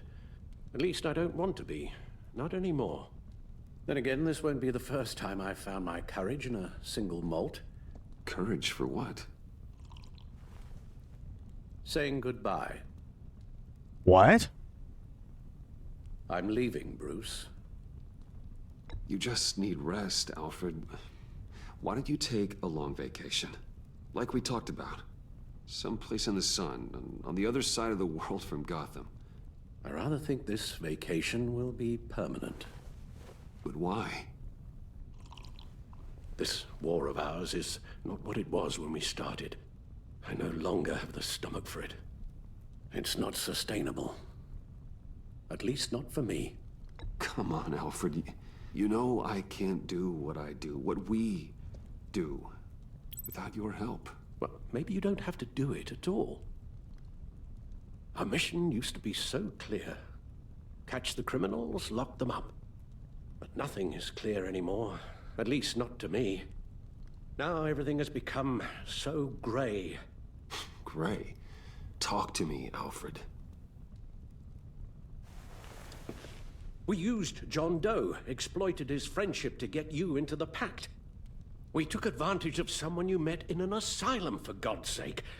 Someone clearly challenged with a proven tendency to violence. I'll admit that wasn't our finest moment, but at the time it seemed like our best course of action. Precisely my point. Our best judgment is no longer good enough. You empowered John Doe, kept him close when you should have put him away, inspired him to become something far more dangerous than he ever was. What's your point? Sometimes it's as if Batman creates the evil he means to destroy. For all our good intentions, I fear we only make things worse. A dreadful thought, I know, but one that keeps me awake at night. Oh, please. There were plenty of criminals around before Batman showed up. I put most of them in jail. Two-Face, Cobblepot, Lady Arkham, Joker, all they have in common is you. Anyone who comes into contact with us suffers. Lucius is gone. Tiffany has blood on her hands. I foolishly thought bringing her in might make things better, as if her enthusiasm might remind us how things were in the beginning. We put her in danger on her first day, dodging machine guns at a crime scene. The lives we touch are touched by pain. Friends, colleagues, innocents. No one is spared. You think I want that? We can fix the problem, Al, but not if we run from it. Unless we are the problem. Leaving this all behind might be the only solution. One thing is for certain, my tremors are gone. That's great news, Al. They stopped the minute I made the decision to go. I thought it was the kidnapping with Lady Arkham that caused them, some kind of residual trauma. But I had it wrong. This sense of powerlessness I've been feeling, it came from something I saw in you. The tremors, the fainting spells, all of it. Alfred, I'm so sorry. I've caused you so much pain. No, please, don't misunderstand me. Let me explain. Your father was driven by an obsession, by a need to control. He rushed headlong into the darkness, thinking himself invincible, oblivious to the cost. Just like you. Not like me. I chase that darkness away.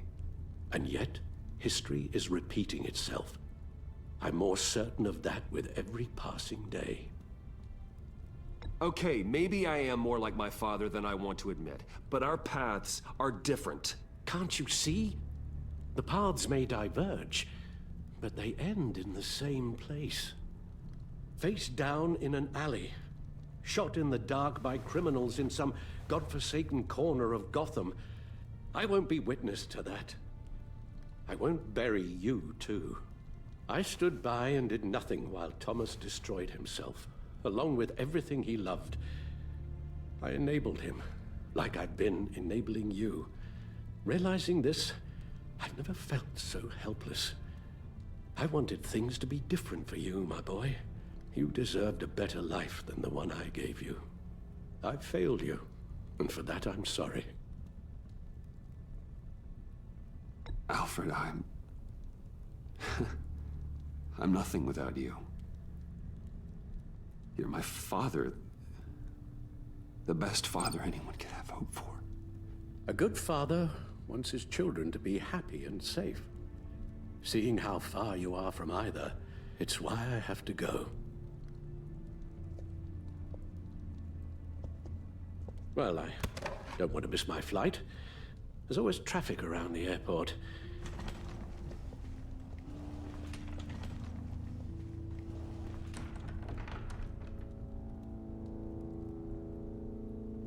You don't have to do it, Bruce. There are other ways of doing good in the world. But you pour everything into your bloody crusade, and I know you too well to hope you'll ever change.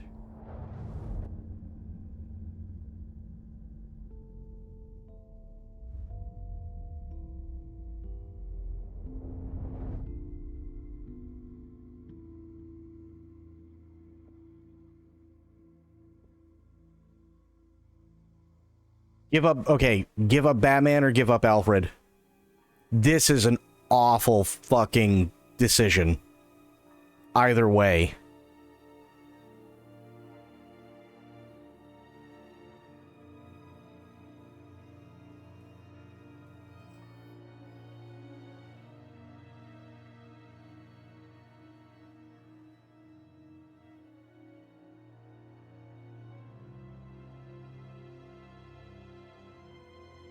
Listen, I'm looking for guidance here. It's a terrible decision.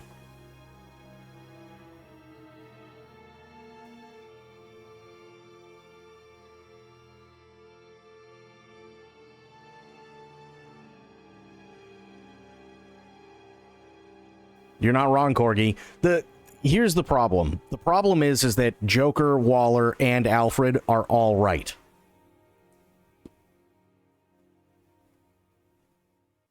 The things that they're doing may not necessarily be justified. Like Waller using enemies to, the ends mean, the ends justify the means kind of thing. she's not right there, but she's right about Batman being up his own ass. Joker's absolutely right about delusions of grandeur, but he's also right about how there are people who want to do good and for whatever reason end up on the wrong side of the law, but because the law is behind other people, they have impunity and are able to do things that just aren't good, period. And we were siding with people like that. Alfred, on the other hand, is 100% right because just like Thomas Wayne, Bruce literally got obsessed.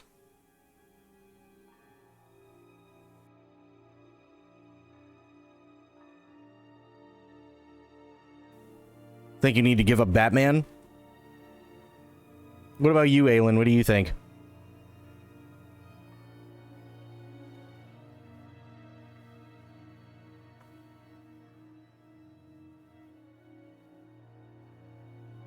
Give up Batman, or is that what you mean?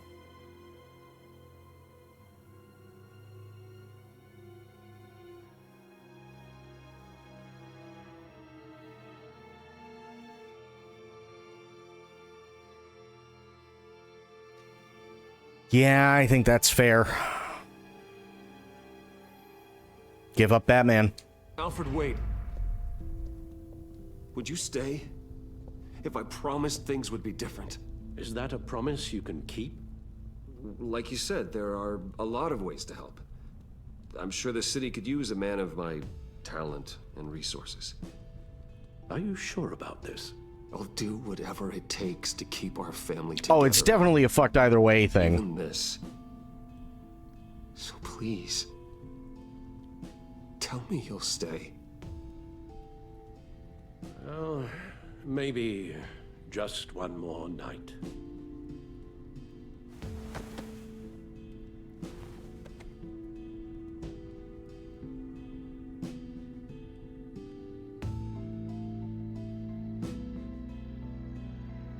No, you're not wrong, though. That's the whole thing, right? Is that we are fucked either way. We either have to give up Batman or that's it.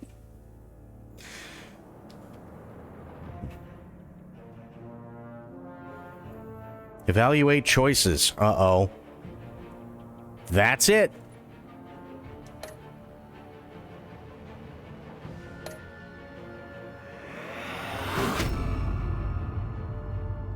You got that look in your eye, the kind that says you're trouble.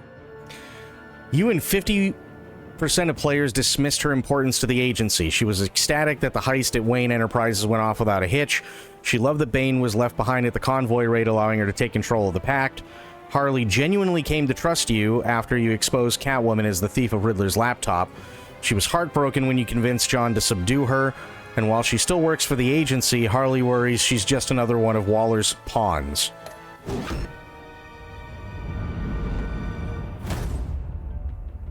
Thunderbolt! I'm the whole goddamn hurricane! Yeah, she is. You and 40.2% of players remain in a stalemate with her. She was furious that you tampered with her witness after Riddler first resurfaced in Gotham. She appreciated you reaching out to her after your first fight with Bane. She was thankful that you maintained your cover with the Pact as long as you could. She declared you an enemy of the state for siding with John Doe on the Gotham Bridge. And though your stalemate with Waller stands, she left Gotham as your enemy.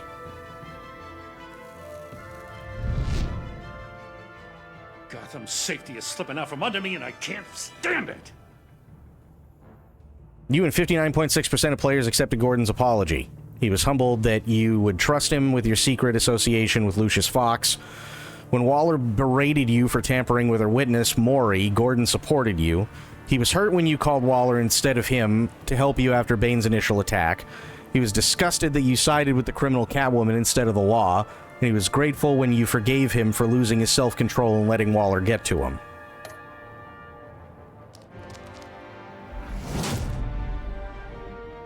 I weighed my options, and what can I say?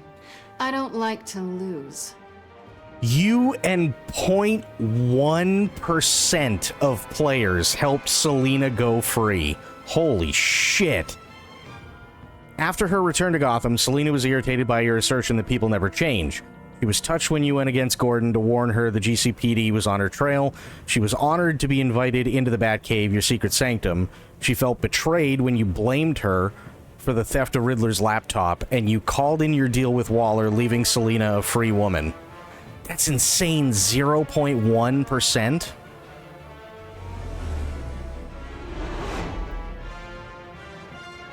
I won't let you down. You and 80% of players took Tiffany under your wing. Felt betrayed when you admitted your involvement in Lucius's death. She was worried for you when you told her to hide while you helped Harley steal the Phalanx key. Realized you were working with the agency. She regretted calling the GCPD on you. She was at first confused, but then completely blown away when you told her you were Batman. Now Tiffany is representing the murder, repenting for the murder of Riddler under your watchful mentorship. It's entirely possible, Spectre. They're criminally insane. You're drawn to them. You and 55% of players asked her to come work for you. She felt guilty for having survived Riddler's game with her partner Blake. When her partner Blake didn't, she was thankful you let it slide when she admitted she revealed your secret identity to Waller. She was intrigued that you trusted John Doe to find Harley after she escaped Sanctus. And after helping you blackmail Waller, she's hopeful about her new position at Wayne Enterprises. If a man hides in plain sight for that long, does he forget who he really is? You and 36.3% of players gave up the mantle of Batman. After you watched the footage of Lucius's violent demise, Alfred was filled with vengeance. When you told Tiffany your secret, Alfred was relieved he no longer had to keep it from her. After collapsing in the Batcave, Alfred felt reassured when you agreed that he needed a vacation. He soon became gravely concerned by Batman's continued influence on Vigilante Joker. And when you gave up the cowl, Alfred became cautiously optimistic about your shared future.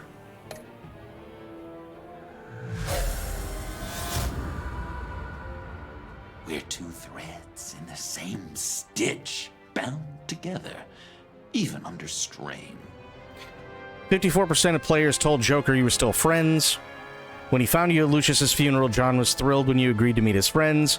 He was proud that he brought you into the pack, resulting in a successful raid on the agency convoy. He was grateful that you took his advice and blamed Catwoman for stealing Riddler's laptop. After you trusted him in the funhouse, he devoted himself to helping you clean up Gotham, and he thinks you're as crazy as he is for considering yourselves friends. Damn. We're an accomplice to blackmail? It's kind of gray there. How you doing, Crit? Did you save Willie or Agent Harrison? 14% of players hesitated during Bane's attack. 70% saved Willie. 15.4% saved Harrison. You and 77% of players took Tiffany out into the field. Yeah. You and 31.5% agreed to hand Joker over to Waller. 36.3% told Alfred you would give up being Batman. 5.7% of players refused to hear Alfred's last words. 58% of players chose never to give up being Batman. You and 55.1% defeated Vigilante Joker. Wow.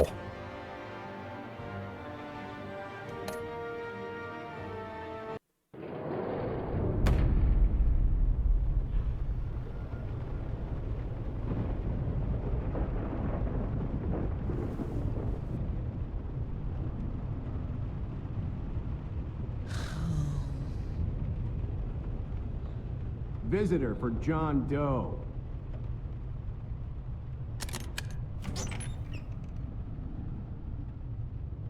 Bruce!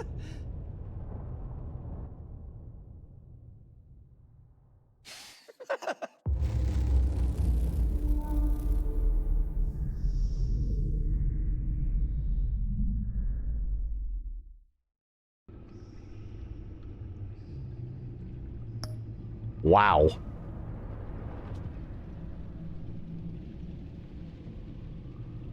That's it. Unless there's anything under extras, which I don't think there are.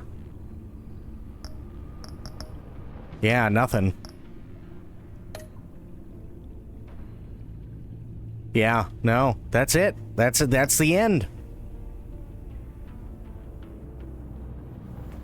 Honestly, I prefer the first game. Not that this game was bad. It's...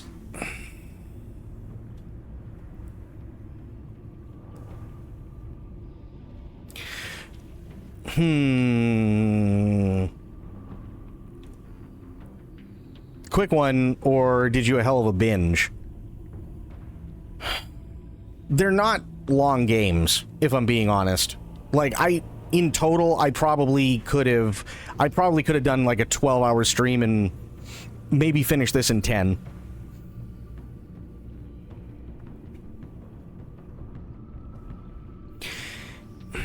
So here's the thing, right? I'll go over the pros and cons. I think... Well, so here's the thing.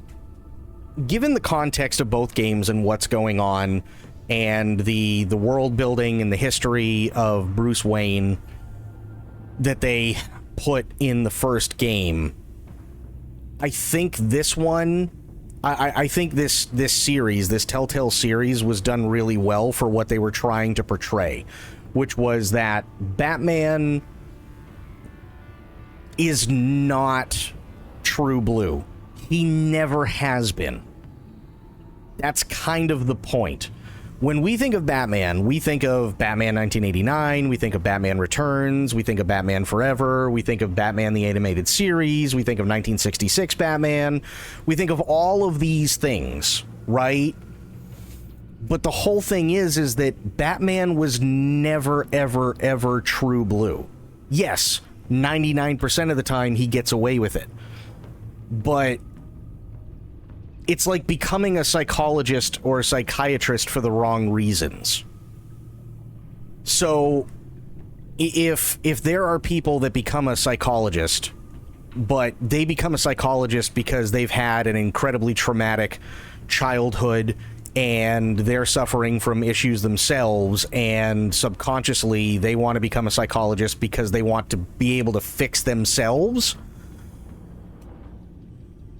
they become, in a lot of cases, they act as if they are the authority on a lot of things. And they do, it's a psychological thing, but they do so because they know how to handle themselves from an objective perspective, which they shouldn't be doing, but they do.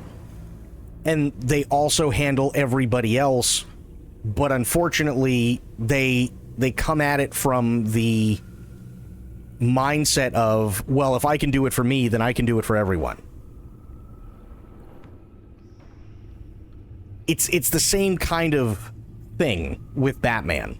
Batman became who he was because his parents were killed, and he had to grow up without his parents, without being a normal kid. He was never normal to begin with, but as normal as, you know, somebody in the ultra-rich can be. Right? But he only became Batman because of what happened to his parents. This wasn't like, oh, I saw somebody get mugged on the street, and I saw somebody get shot, and I tried to stop it, and, you know, I think that they, you know, the law doesn't do things the way, and, like, no, that's not what happened. He was the victim.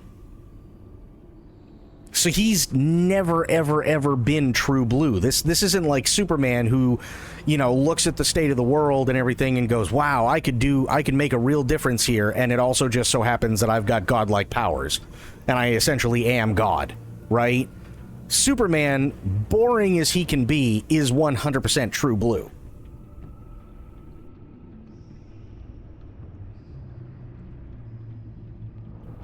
But the issue with Batman has always been that he rides a very fine line. Very, very, very fine line, for sure. I think this series did a really, really good job in showing how that line, thin as it already is, can blur even more I think they did a fantastic job with that. The cons, mostly for me, are that there were a lot of choices that we had to make where it was just one or the other. There really was no, like, in between. Right? There really was no in between. So, and to some extent, I get it in some instances, like, there never will be. But at the same time, I think that there were a lot of choices that we had to make on the fly, and because of that, instead of being able to think it through, or instead of giving us another option, and they were typically like two extremes, and we had to make a choice, but it could only be one of those two. I don't know if it worked as well as it could have. All in all, I still think these were really well done. I still liked them. I'm not the biggest fan of Batman's and Bruce's history in these games. You know, like Thomas Wayne being an absolute piece of shit and this, that, and the, and like all that crap. Like that stuff, I don't particularly care for. But generally speaking, I liked these. I thought these were well done. They were well done. This was not a simple thing. You know, you still felt for Tiffany. We still felt really bad when Lucius died. We still felt bad when Catwoman left us. We still felt bad when you know, we finally learned what Tiffany did. We still felt bad for Joker, because try as we might, he ended up in the same spot. Like, there were a lot of things that Telltale used to do really, really, really well. And I think they nailed all of them. But I think the other issue is that, unfortunately, as much as I like the fact that this is a Telltale game, it's also kind of a burden on itself that it is a Telltale game. Because every Telltale game I've ever played, which is these two Batman games, the Walking Dead series games, and the Expanse one, the problem always is that everything has to be cut and dry. Everything. And when you have to make a decision, there's literally no time for any sort of nuance or to sit there and think about it, because they don't give you enough time to sit there and think.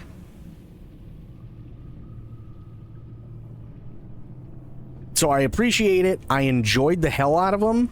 I thought it was really well done. I'm personally not a fan of the Batman history in this one. I liked, to an extent, what they did with a lot of the villains, though. I thought that was really cool, making them sympathetic.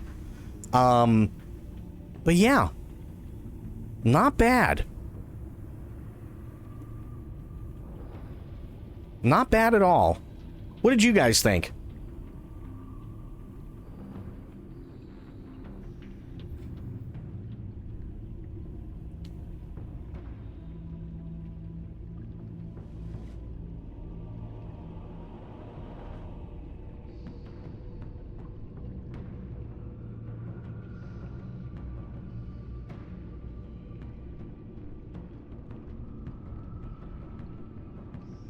Not my favorite story, but not badly done. Yeah. I don't think it's a perfect story by any means, but in all honesty, I don't think it was done badly at all. I think there was a lot of love and time and effort put into it. I think it's just the what's the word I'm looking for? I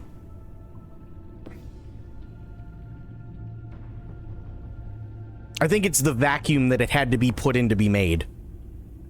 I think that's what it is. True, what's going on, buddy? How you doing? You have no opinion? That's fair. That's totally fair.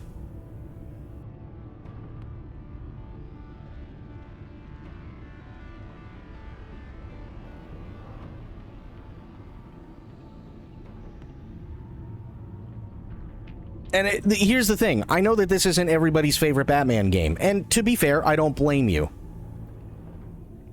They're 5 out of 10s for me, but that's just me. No. I don't blame anybody for this not being their favorite. I'm not saying that this is a perfect game. I don't think this is a perfect game by any means. I think, for good and bad, this is a Telltale game. There are things that like, don't get me wrong, I loved the Walking Dead Telltale series. I hated a lot of things about the Walking Dead Telltale series. But I thought it was a good story, and I thought it was well done. I didn't like the way that they did a lot of things, really didn't like the way they did a lot of things in the Telltale Expanse game. But it was still a decent story, and it was still well done. I think the same still applies to the Batman games.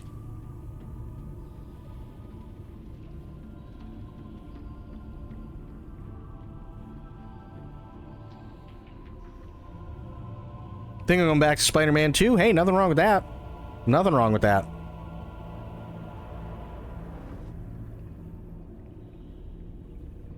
It's... If I'm being honest, I think... I know a lot of people... Well, let me look at something here. Hang on. Let me bring something up. I want to see something.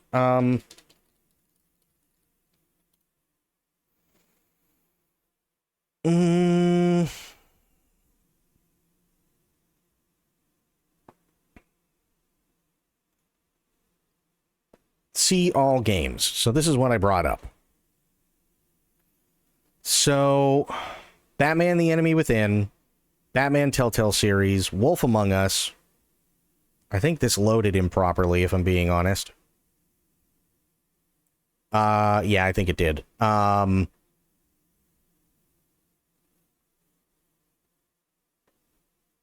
Expanse Telltale series, Wolf Among Us 2. I never played Shadows Edition, but I think...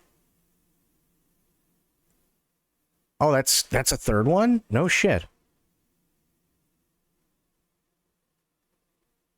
Wait, hang on.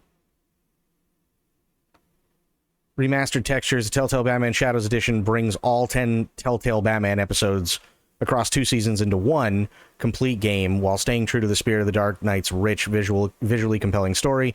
For existing Batman, Enemy Within, and Batman Telltale owners, the Batman Shadows mode is available for purchase as a downloadable add-on. So it's an all-in-one. Okay, fair enough. I think the biggest issue is with these is quite literally it's Telltale. I really do feel like that's what the biggest issue was, is that it is Telltale, and I'm not saying they have an easy job. I don't think they do. I really don't think they do. It's a tough one. It is a tough one for sure. But I think the problem is that they go, oh, well, what if Batman was like this? And I don't think that's necessarily a bad thing to think on. However, I think the other problem is that it's almost like, well, what if Batman, what if we made this in a vacuum? Like nothing else from Batman mattered. Right? I think that's kind of the problem. That's how it works.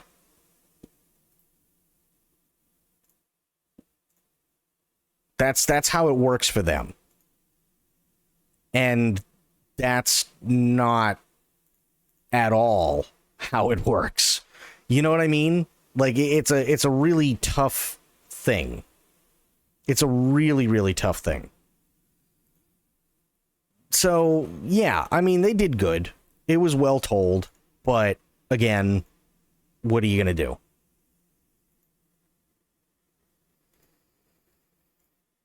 So, yeah. Now, I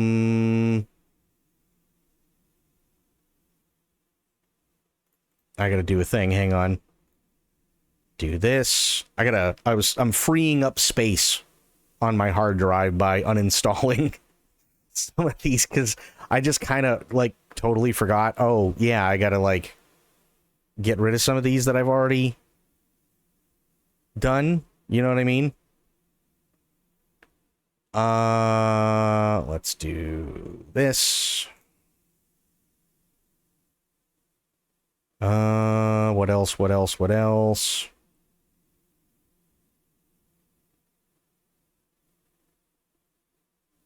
I think the rest would probably be through GOG, which is fine.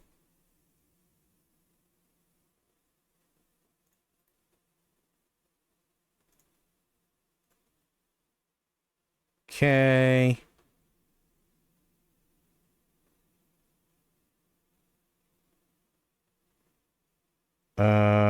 No, not that one.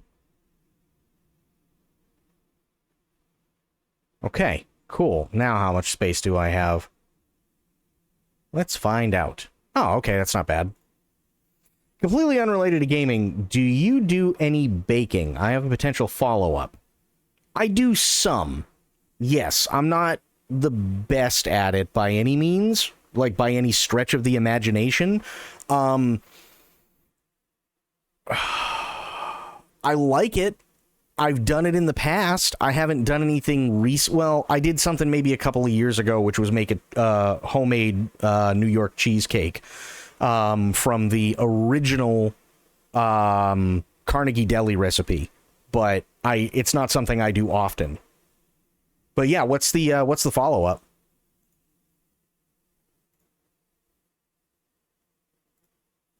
Also, I know exactly what we're going to do here.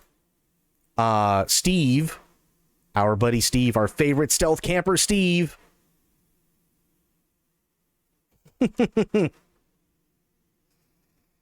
you mix by hand, use a hand mixer, beater, or a stand mixer? I've been doing some by hand and that sucks. Yes, it does. Unfortunately, it really all just kind of depends on what it is, I guess. You know, like, yeah.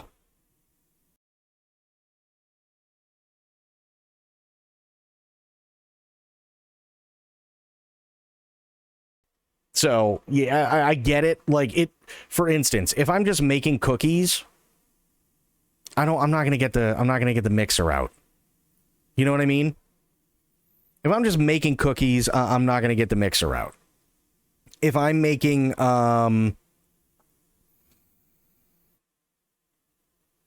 like something like a cheesecake, I'm not gonna sit there and fucking like mix over and over and over and over and over again. You know what I like? Because that takes a while and that thoroughly sucks. So it really depends on the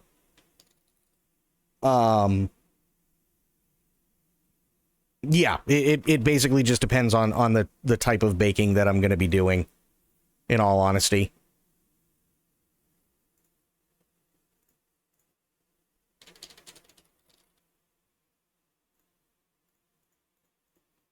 All right, are we ready for some Steve? We haven't seen Steve in a minute. Hey guys, he just put out a new video not long ago. Been debating if a stand is worth it. Mixers are getting expensive too. Cheapest, I think, at the store was like $50. I'm sure there are some that are half. I mean, honestly, so here's the thing. Because I learned this from my mom, and I've learned this from my dad, and I've learned this through personal experience. There are very few things that you're going to pay for one way or another. So if you skimp on a price, chances are you're going to end up paying for it in the worst possible time. It'll probably work for a while, right? It could work for a couple of years, and then all of a sudden you're in the middle of making a thing and it just takes a shit. Right? For instance, 12 years, well, yeah, I think it's like 10, 12 years ago now, I bought a crock pot. And I bought a crock pot was it at Walmart? I think it was at Walmart. And it was $25. And it worked really, really, really, really, really well until about a year and a half or 2 years ago when I brought it out because I was going to make a pot roast and all that good stuff. And I turned it on, I put everything in, turned it on early in the morning, let it go all day. And then 3 o'clock in the afternoon rolls around and it should be pretty much done because I eat by 5. And I kind of had a cold, so I was like, well, maybe I just can't smell anything. And that's how I, just dismissed it. Because usually with crock pots, after a while, you're able to smell, all the aromas and everything. So around 3 o'clock, I go to check on it, and it's barely warm. Again, it's that kind of thing, right? Eventually, it's gonna crap out. And it'll do it in typically the worst time. I hate it. I hate that, it's one of those things where you get what you pay for. I really do. I think the mixer that I have was somewhere around like $40 or $50 as well. It's not a big one, but I don't need a big one. But I also know that the one I have is a KitchenAid, which has always been a really decent brand. And probably going to last me quite a long ass time.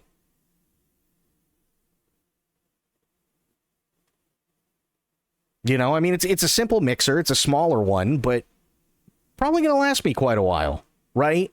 Yeah. The other thing I would do too, and this is again just a word of caution. If you look online and one thing says that it does multiple rolls for like a cooking appliance, don't trust it. That's another big one. So for instance, eventually I want to get my hands on a food processor.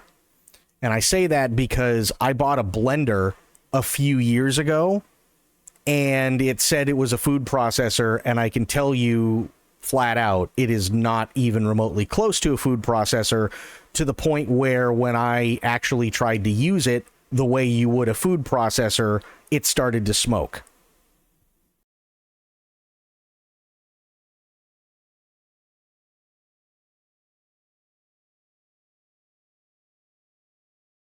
Yeah. Now, as a regular blender for like smoothies and stuff like that, perfectly fine. No issues. As a food processor, absolutely not. No way in hell. Right? That's what I mean. So like, I know KitchenAid has these mixers where it's like, oh yeah, no, it's a mixer, but then you can also buy the attachment for it where it can also be a what do they call it? A meat processor, right? Those work. But it's because if you went out and you bought a KitchenAid like meat grinder, it'd quite literally be the same thing. You just wouldn't have the mixer attachment. Yeah, meat grinder, pasta maker, ice cream. Yeah, but it's quite literally because it's the same tool. They're just swapping one thing out for the other, right? So like the ice cream maker works the same way, generally speaking, that the meat grinder does. The meat grinder works the same way that the pasta maker does.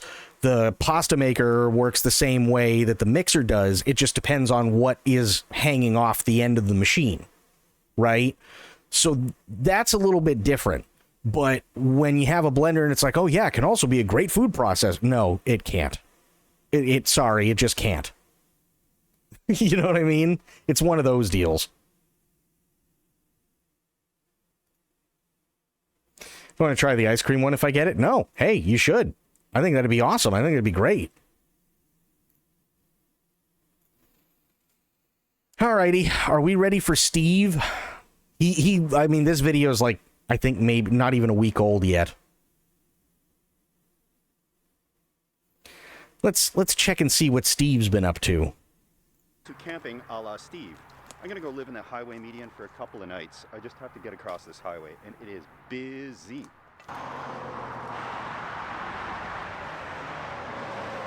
My mom had a processor, blender, hand mixer, and then eventually a cheap stand mixer. Yeah. Yeah. Doesn't help that I've got a huge bag, and it's nice and heavy too, but we'll get that across the road, and I got some other gear stashed over there. Let's go as soon as there's a break in traffic here. Busy highway. We got a live one here. Okay, we're doing it. All right, right across the busy road. Dear God, Steve. And into the bush. Here we go.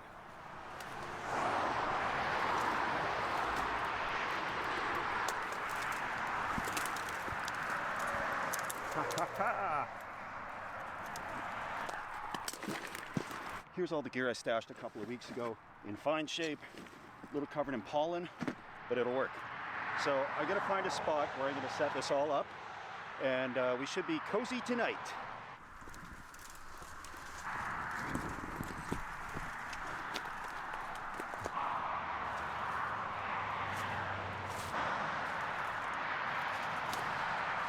The road is right there, so there's no way to camp here without some type of a camouflage structure. So let's set it up. Yeah, I lost my sunglasses somewhere. That'll be fun to try and find them.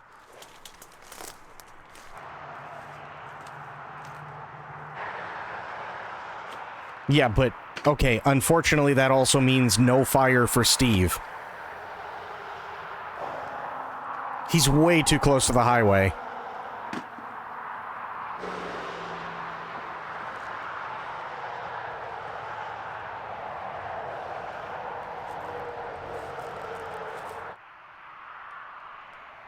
I got one of these hunting blinds. I'm gonna set up here on the side of the highway. Isn't he hiking? No, he's doing a stealth camp for a few days on the side of the highway. I haven't set it up before. I don't know how it looks. I really hope the camo matches these foliage on the trees, because we don't have a lot of cover over there. But in here, it looks okay.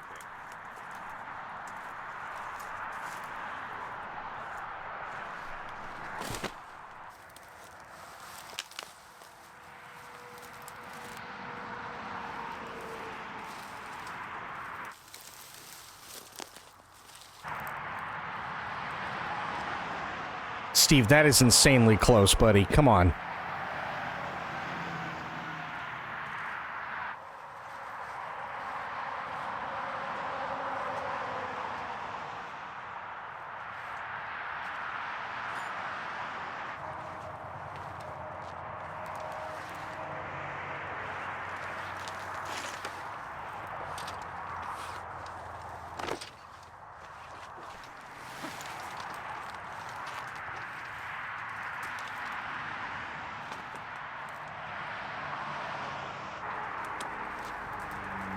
I was hoping he was going to camp a little farther in. Before I do anything else, I have to see how obvious this looks. I'm guessing pretty obvious.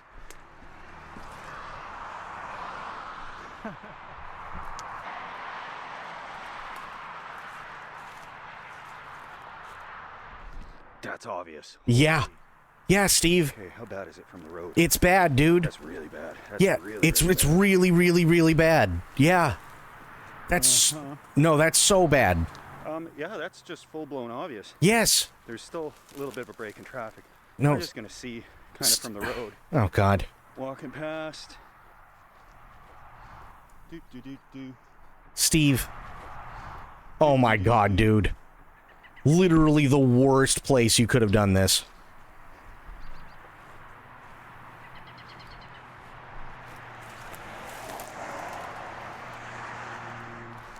Yeah, I gotta camouflage that somehow.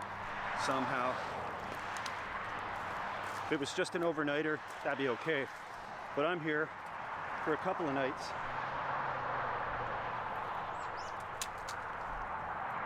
Now, I haven't seen a lot of other good spots to set this up, but I'm gonna have to take a look. We're gonna be busted so quick here because it looks like somebody's actually hunting here. This is a hunting blind. You're gonna think somebody's hunting in the highway median.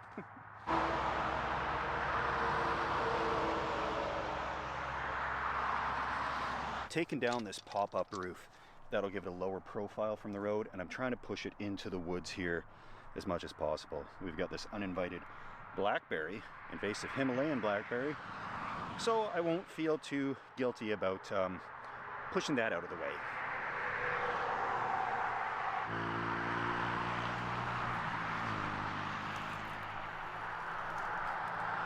This might make it look worse. I don't know. This looks Seems awful. Much better tucked away back there. Steve, man, listen. Okay, breaking traffic. What do we see? It still looks On bad. the roadside. No. This might be okay now.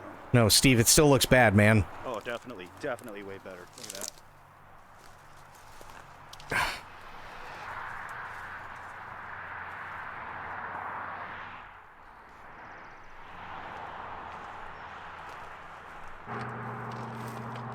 Yes, we got all the goods.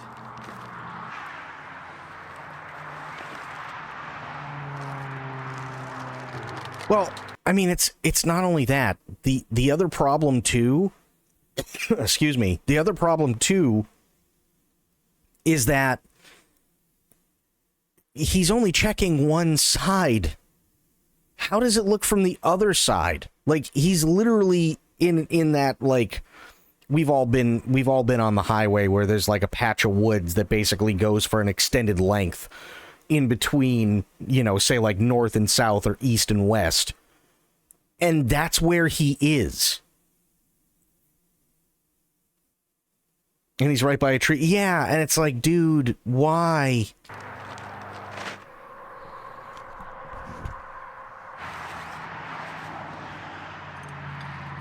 Sure. Living in style today. Oh, yeah, that's good. With shelter established, it's time to enjoy a Founders Original Bourbon Sour. Never had one. Let's find out together.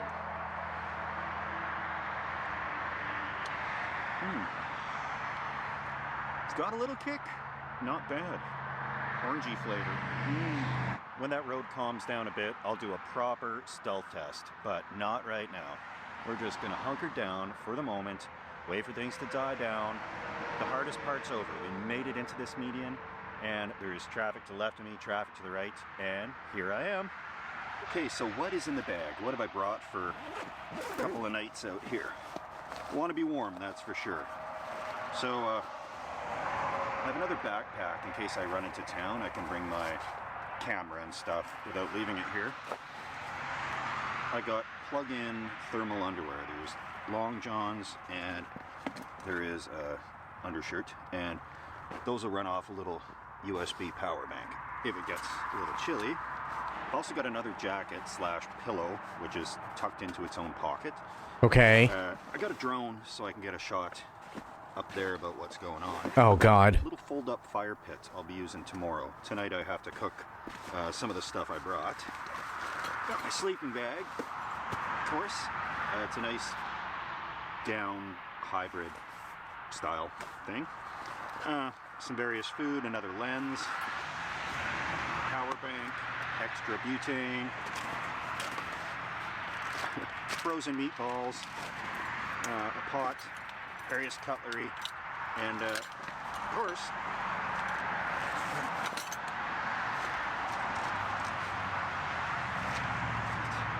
bear spray, because there can be bears in this highway median. A little bit of toilet paper, but I shouldn't need that. There's a gas station right across the road, just a short walk, and flashlights. I think it's going to be a successful night. I'll just keep this bear spray handy because there are game trails all through this median here. The northbound traffic on that side is all free flow, so there's no breaks in traffic. On this side, however, the southbound lanes suffer from a traffic light up ahead a little ways. Now, I've been using my stopwatch to try and figure out the timing of that traffic light. So it looks like it runs for 3.5 minutes, and then we got a minute break. So as soon as I can get this timed, I'll take a good look outside, and I should have about a minute, depending on who's turned onto that road. Yeah, it's probably one of those things where there's a traffic light that turns onto the highway. So like, or I should say like there's a traffic light, say like on a bridge that has like this massive on-ramp or kind of deal. It could be one of those. Or it very well, the other thing too that it could be, because like where I grew up, we have this is going back quite a long time, but we have a road that's called Route 3. Right? But there are two Route 3s, which is really weird. The one that I'm talking about is Old Route 3. Now, Old Route 3 runs basically north to south, but it goes through a bunch of towns, right? And then once you get to a certain point, it just turns into part of the highway, like one of the major interstates. Yeah, but I guess you have to up the stealth. Oh, yeah, no, absolutely.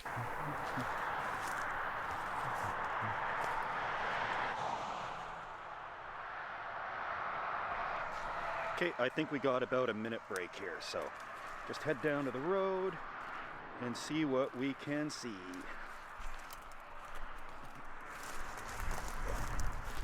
That's good. The clock is ticking, but yeah, from a car driving past. Yeah, that still looks awful. Yeah, that looks really good. No, Steve, it doesn't. Look at that. Steve, traffic's coming. I saw lights. Steve, get out of there. Oh, God. Okay, I'm just gonna pretend to keep walking here. We used up our minute. Yeah. Yeah, that's great. No, it isn't. It looks like there's a thing there. Which there is.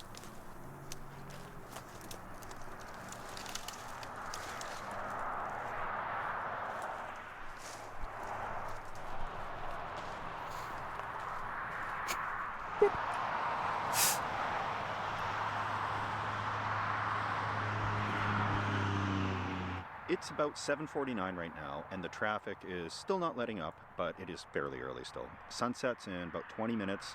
We'll have a little bit of twilight for another half hour after that.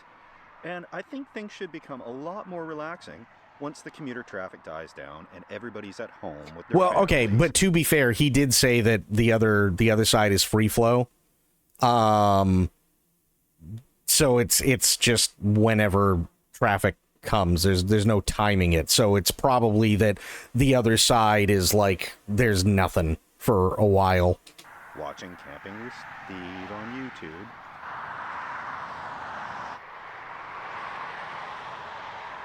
All right, the sun is officially set and it's cooling off, so I gotta put on this other jacket. I'm not resorting to my thermal electric powered underwear yet. Yes, I'll be getting a haircut. It's on my list. I need a trim.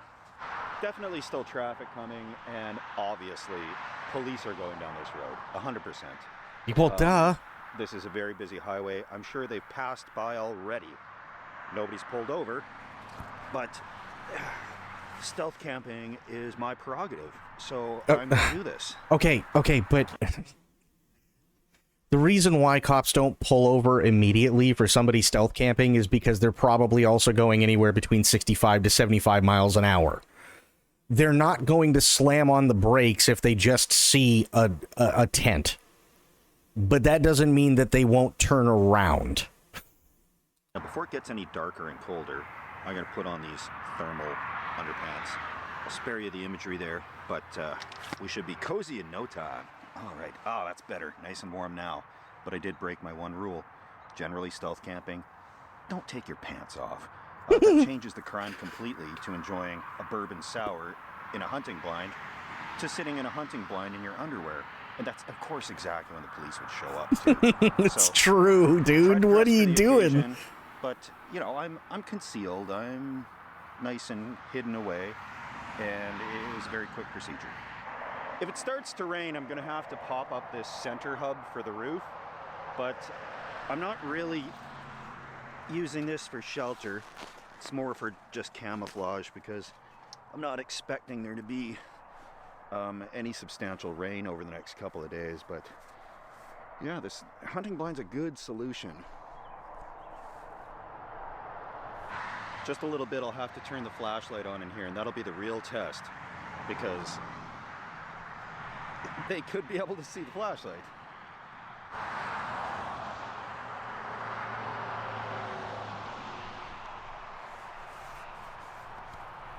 It is getting quite dark, which means I'm going to need a flashlight here, which means the dreaded flashlight test.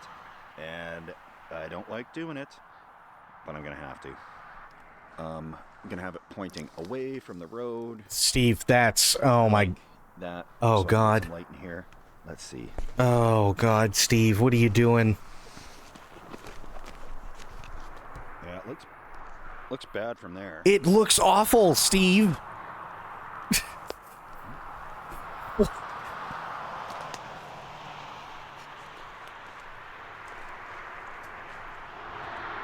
No, it still looks bad. That doesn't look great. No, it doesn't. But let's just take another peek here after these vehicles have passed. You know, it just might be workable. Okay, we've got a nice little break in the traffic. And you got to remember, these cars have headlights on too, right? So they're kind of blinded by the light. No, that... Oh, yeah, that's not that bad. No, it's bad. I'm just going to, like, get out of the way here because there's more cars coming, but I think that's okay. Okay, I just want to get down to the... Oh, more cars. Come on, really?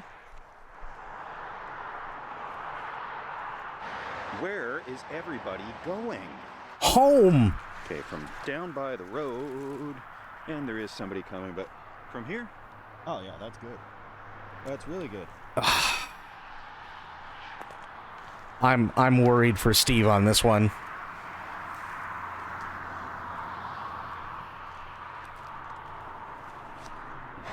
Now I can see what I'm doing, and the highway cannot see me. And I really love this perforated camo netting here. So, you know, I can see out, which is great. And with the light off, they cannot see in at all.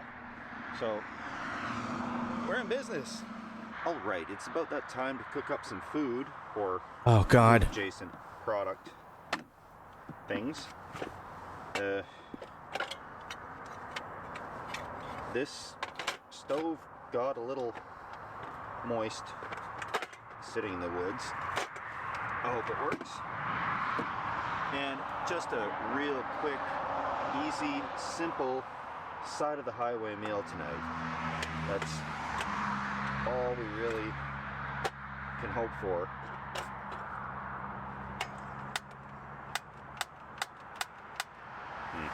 That might work. Oh boy. Okay. Okay. Oh, there we go. Okay. Just making a meatball stew. Some beef broth concentrate. I have to add some water to that. Well, yeah. Water. Throw some cornstarch in there to thicken it up. No, Steve. Oh, God.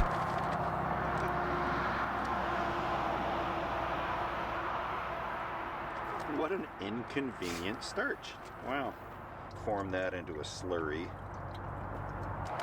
No. Okay. First off.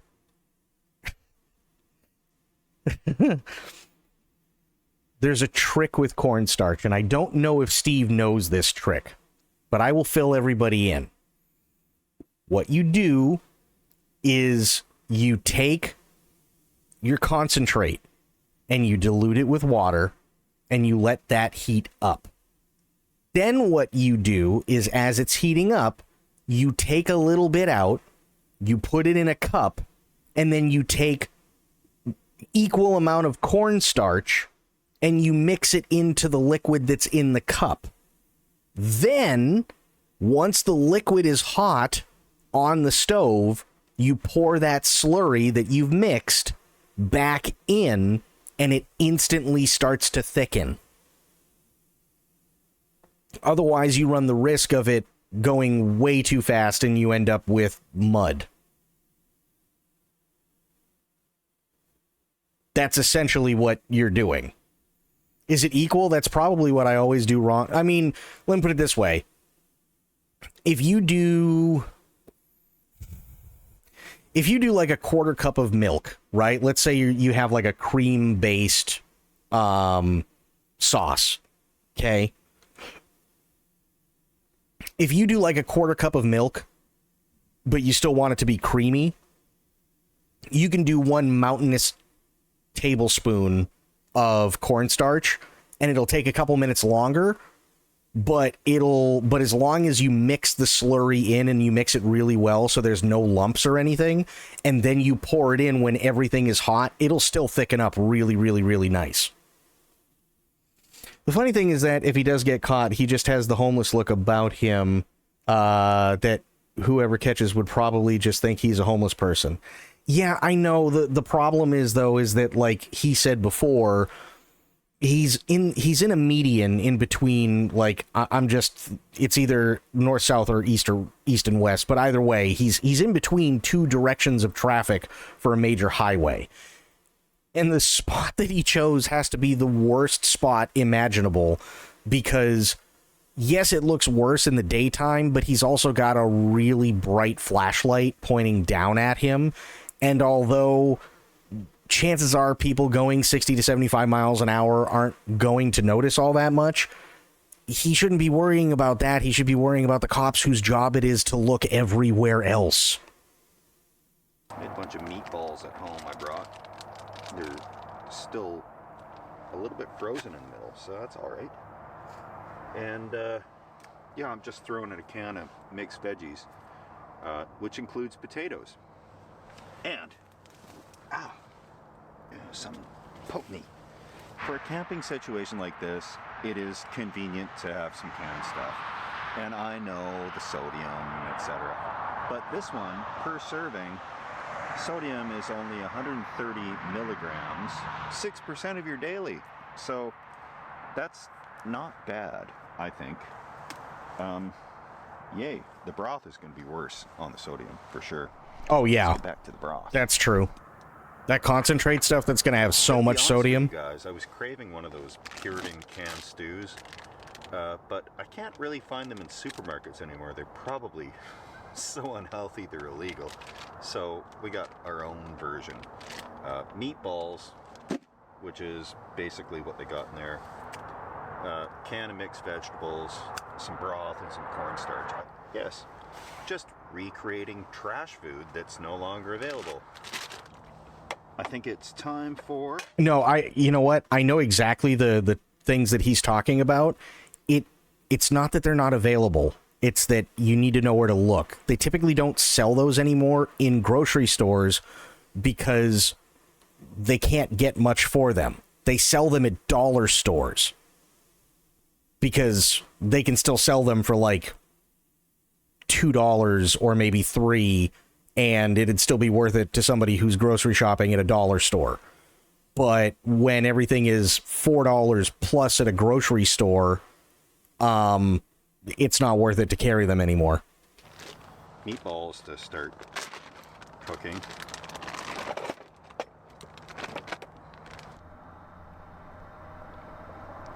I'm just going to dump this in, juice and all, because... Honestly, that's not a bad idea. A little more liquid in there. Exactly, because now it's basically turning into mud. Yeah, he needs that liquid.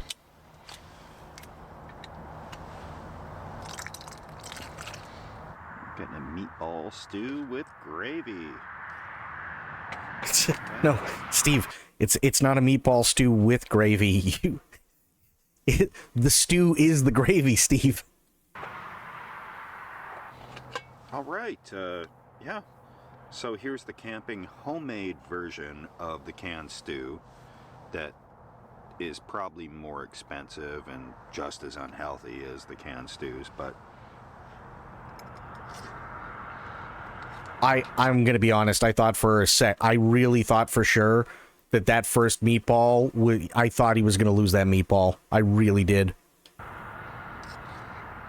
Oh,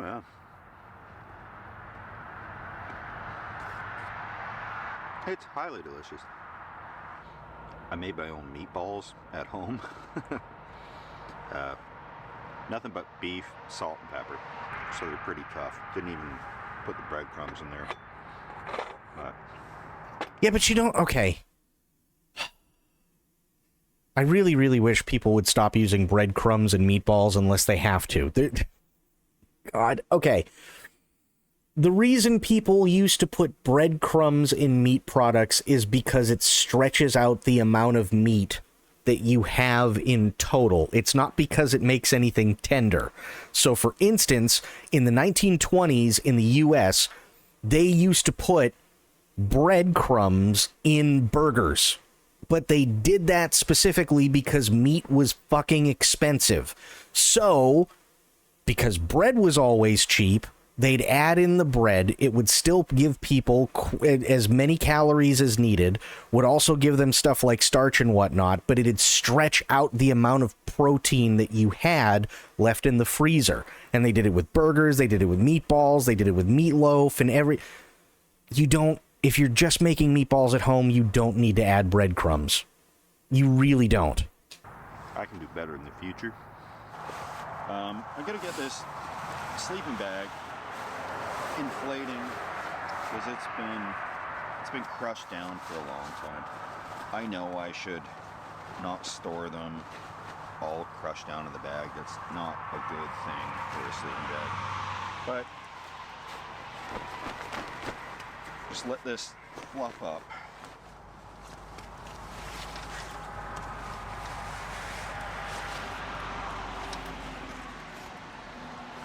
There we go. See, it's not so bad having a tree in your tent because there's extra uses like this.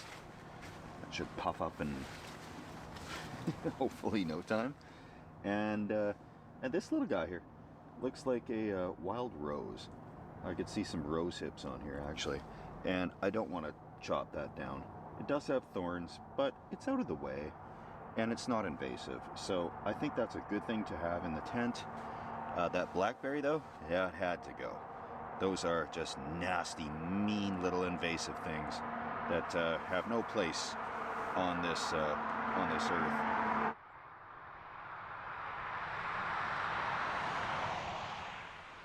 They're not aliens, Steve. What are you doing?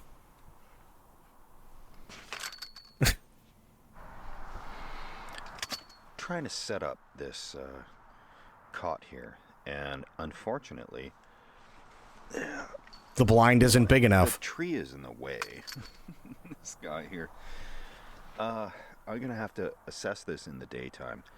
The ground is really dry and pretty soft, so I can probably just sleep right on that. If I'd have known that the cot wouldn't fit inside this thing with the tree, I would have just brought a sleeping pad or something like that, a little thermarest. I am in the sleeping bag, ready to get to sleep. There's branches everywhere I'm dealing with here. Everything's gonna be all right, guys. See you in the morning.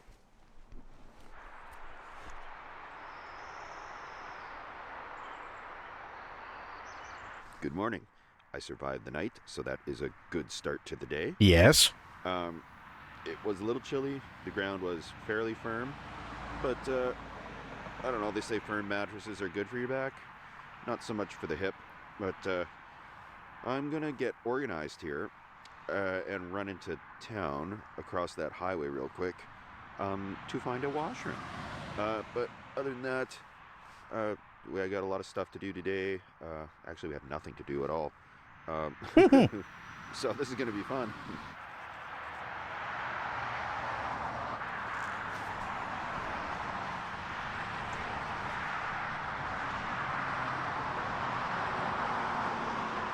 Just gonna lock up the tent.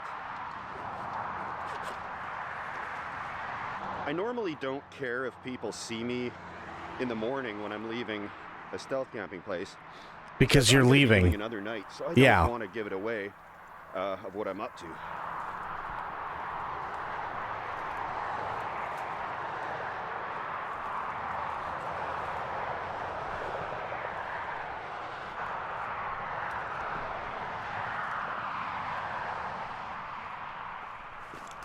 Those truckers totally see the blind if they are looking. Oh, 100% they are.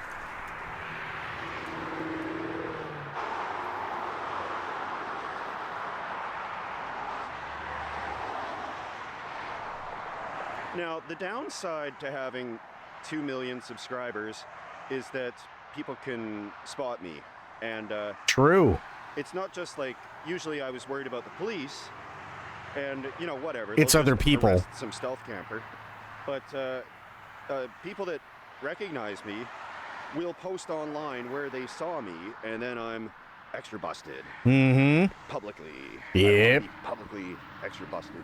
Yeah, you definitely don't want to be extra busted. It wouldn't be as busy, but it is very busy. Yeah, and honestly, like, I never thought of it before, but think of it this way.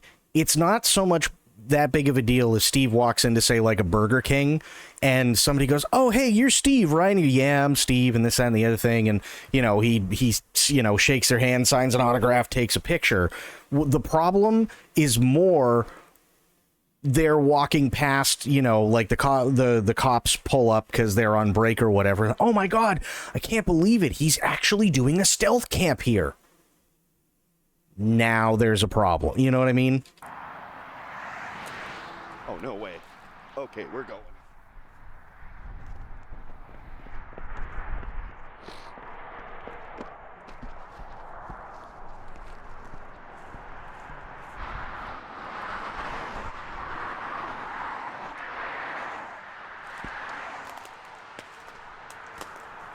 Just like that, back into the woods. There's a little trail there, but it doesn't go where I need to, so I'll have to do a little bushwhacking to get to the store. That's okay. Tricky part's done. Now I just got to get back in there and then back out again.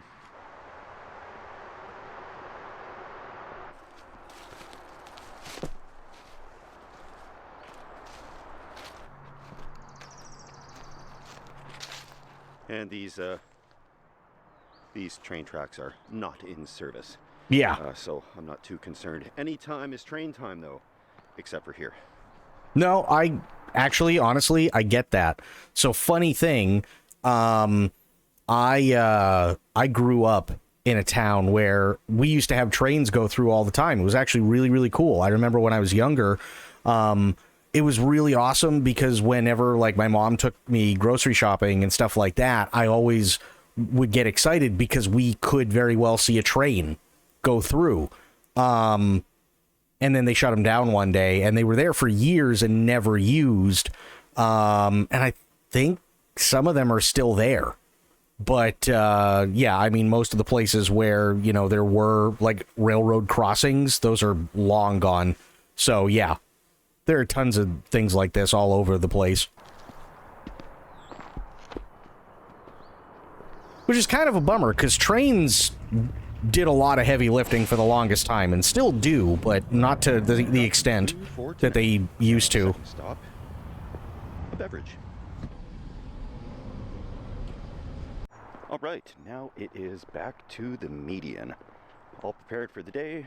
We've got supplies, and I hope my stuff is still there, but I wasn't gone that long, so back to it.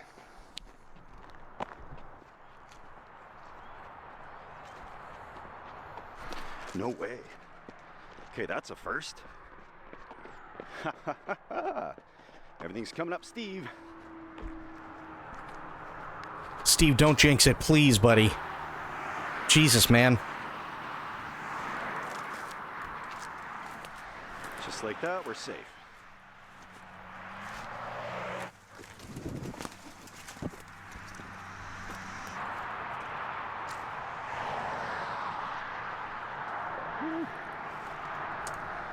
Okay, I'm thirsty. Wow.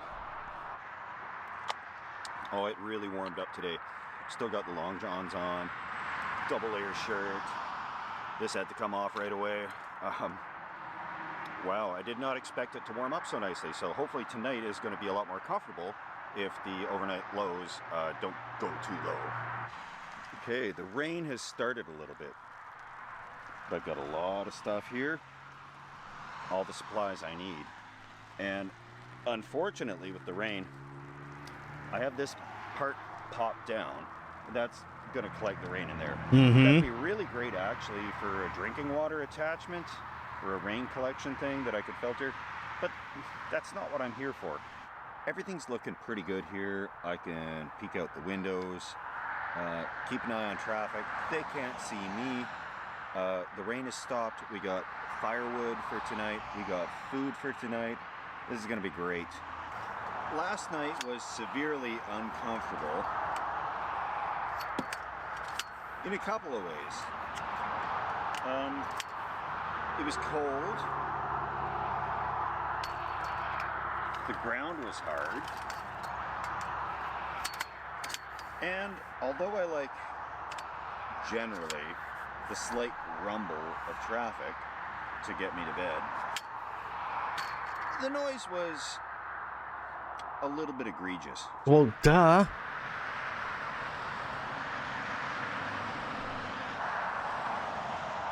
Right, I think I can fit this cot in here this way. Really, I don't know how he does it either. I have no clue. This is, like, insane.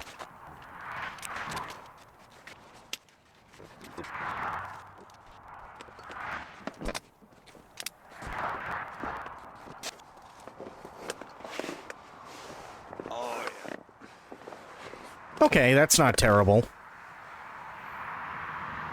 Morning, guys. I thought it was, honestly, I thought it was going to be like a cot style thing where it was going to be up higher. Fire last night. It started to rain a bit, and I was waiting the rain out, got the cot set up, went to go lie down to test it out, and then I just woke up now. So, it's trouble.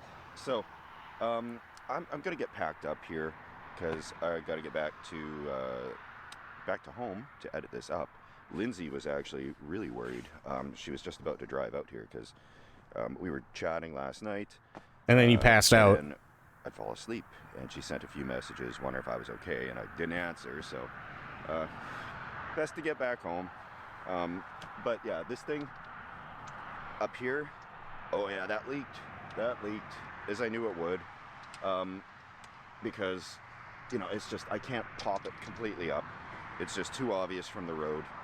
But other than that, this is a great shelter, and I'm just going to start getting packed up here.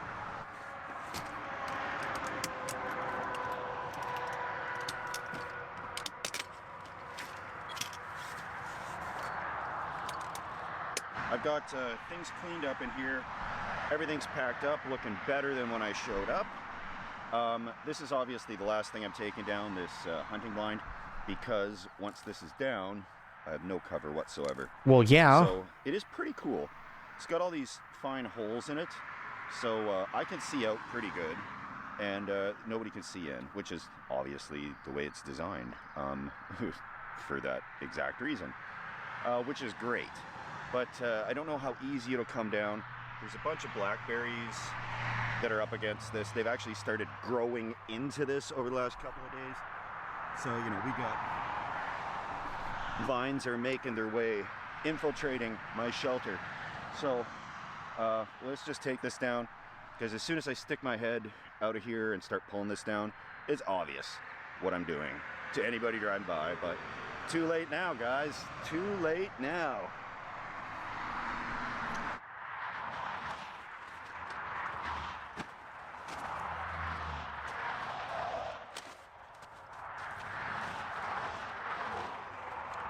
I mean, honestly, all things considered, that wasn't so terrible. Than I expected. Yeah.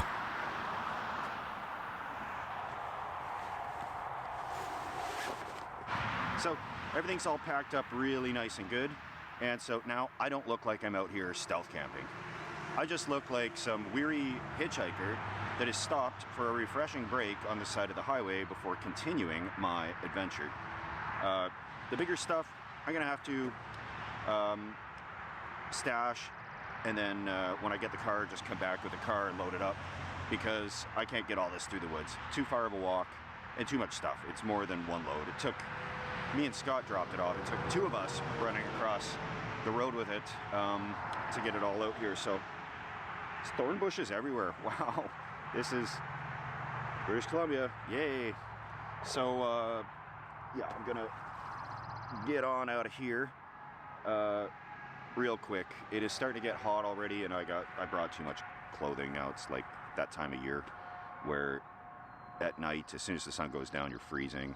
Like, I was using the thermal underwear with a battery bank hooked onto it, and then I thought I was going to pass out walking back yesterday because I still had those long johns on, not with the battery going, but it was still, I had to stop and sit down and, you know, just guzzle some water, take off my jacket, take everything off. Like, it was just too hot. So, yeah, I got to tuck this away. The rest of it I can handle. This is going to be easy, but I'm just going to hide this little guy. All right, I got no free hands between the camera and this, so good thing I didn't bring any more gear. Let's see. It's a good little spot for a couple of nights.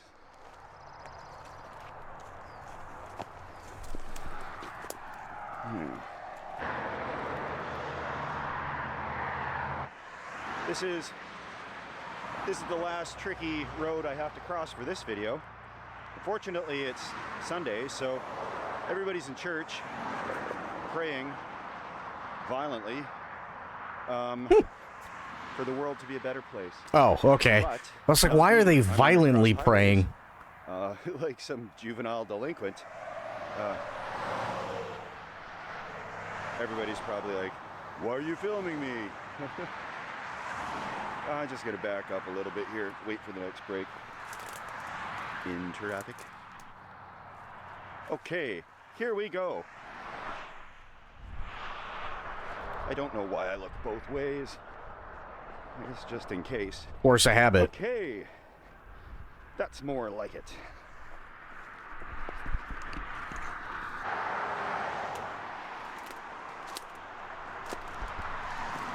Okay, just like that, the hardest part is over.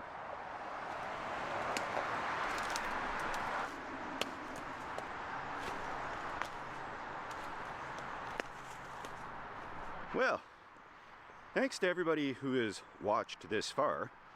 It's probably like 5% of the people have actually watched this far, so I want to thank you guys that actually stuck through this whole video. It was a fun and unique adventure, and that's all I have to say about that. And yeah, highway camping, I've had just about enough of it. It's a little noisy. Yeah. Yeah, it is, Steve. Trail. Ah, here we are. And yes, the next video is going to be another stealth one. I've got the spot already picked out, and I know what I'm going to do there. And one after that will be something a little bit different. So thank you everybody for watching. Please subscribe if you're into that sort of thing, and we'll catch you guys on the next one. Cheers everybody. Here's the video for Steve. Please go like it. And back, did Catwoman accept our apology? We never saw Catwoman again, but what we did do is we talked to Waller at the end of it, and Waller agreed that she was going to let Catwoman go free. So Catwoman's gone, but she's free. But yeah, I mean that was literally the end of the game anyway. So, but yeah, and we just watched Steve do stealth camping, which was insane.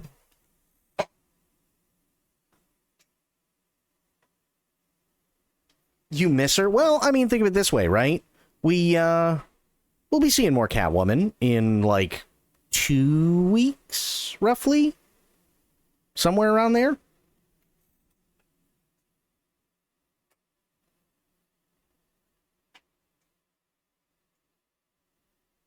Yeah, it's like, it'll be like 2 weeks or something. We'll see more Catwoman. I mean, it'll be Lego Catwoman, but still, it'll be Catwoman. So yeah, not too shabby. Not too shabby at all. Okay, let me see here. It will suffice. I mean, you know, it's Catwoman, right? You know what? Hang on. Let's see. Steve, 1989. We haven't checked out Steve in a minute. Or I should say, MRE Steve. What's he got? Oh no. He's got the 1992 MRE omelet with ham and the 2009 veggie cheese review. Oh man, Steve, what are you doing to yourself? Hang on. Vomlet MRE. Yeah, so notorious U.S. military MRE from 2005 to 2008, widely despised for its pungent aroma, spongy texture, and off-putting taste, often described as a steaming plank of weird retort egg. Which is true.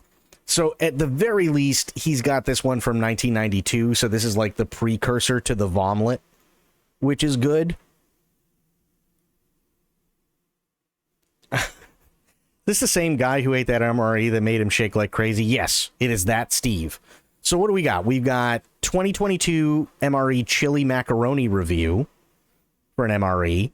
We got a 2023 Italian 24-hour combat food rash. Ooh, you know what? That sounds really good. What time is it? Yeah, we'll do this. Yeah, I want to see what this Italian one is.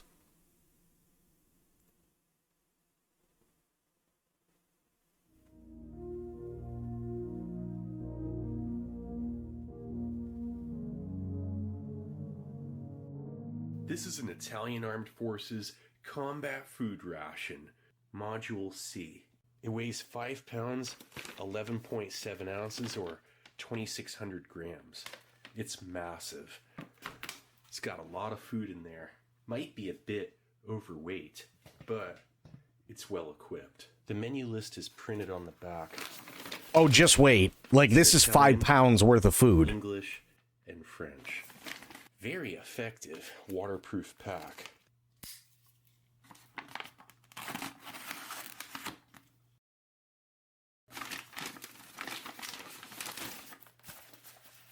That is breakfast. This is lunch. Bloop, what's going on, buddy? Meal of the day. The box, as you can see, is larger than breakfast. And this, dinner. About the size of breakfast. And this is an outstanding outer pack. Look at that thing. Foil laminate. No, you don't feed the squad with it. You got to remember, as a soldier, you're gonna, whether it's because of training or whatever, you're gonna burn through calories like a motherfucker. So everything that goes into an MRE always has to be like insanely calorie dense. A thin layering of what looks to be an LDPE, low density polyethylene. This could be useful for a number of purposes. Well, Bloop, this is a 24-hour MRE, so makes sense. Keeping your inner boxes dry, for one, if it's raining out. And a couple other things. Use your imagination. This thing. He's literally talking about taking a dump in it. It has tons of accessories. It's overweight, but that's the beauty of it. Let's first start off with breakfast.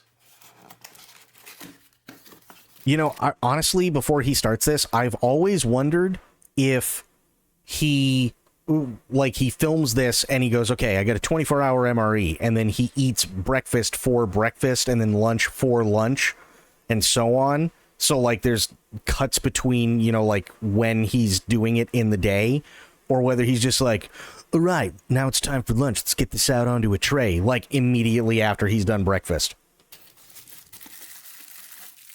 That is a pack of paper bags that will be lightly waterproofed or water resistant.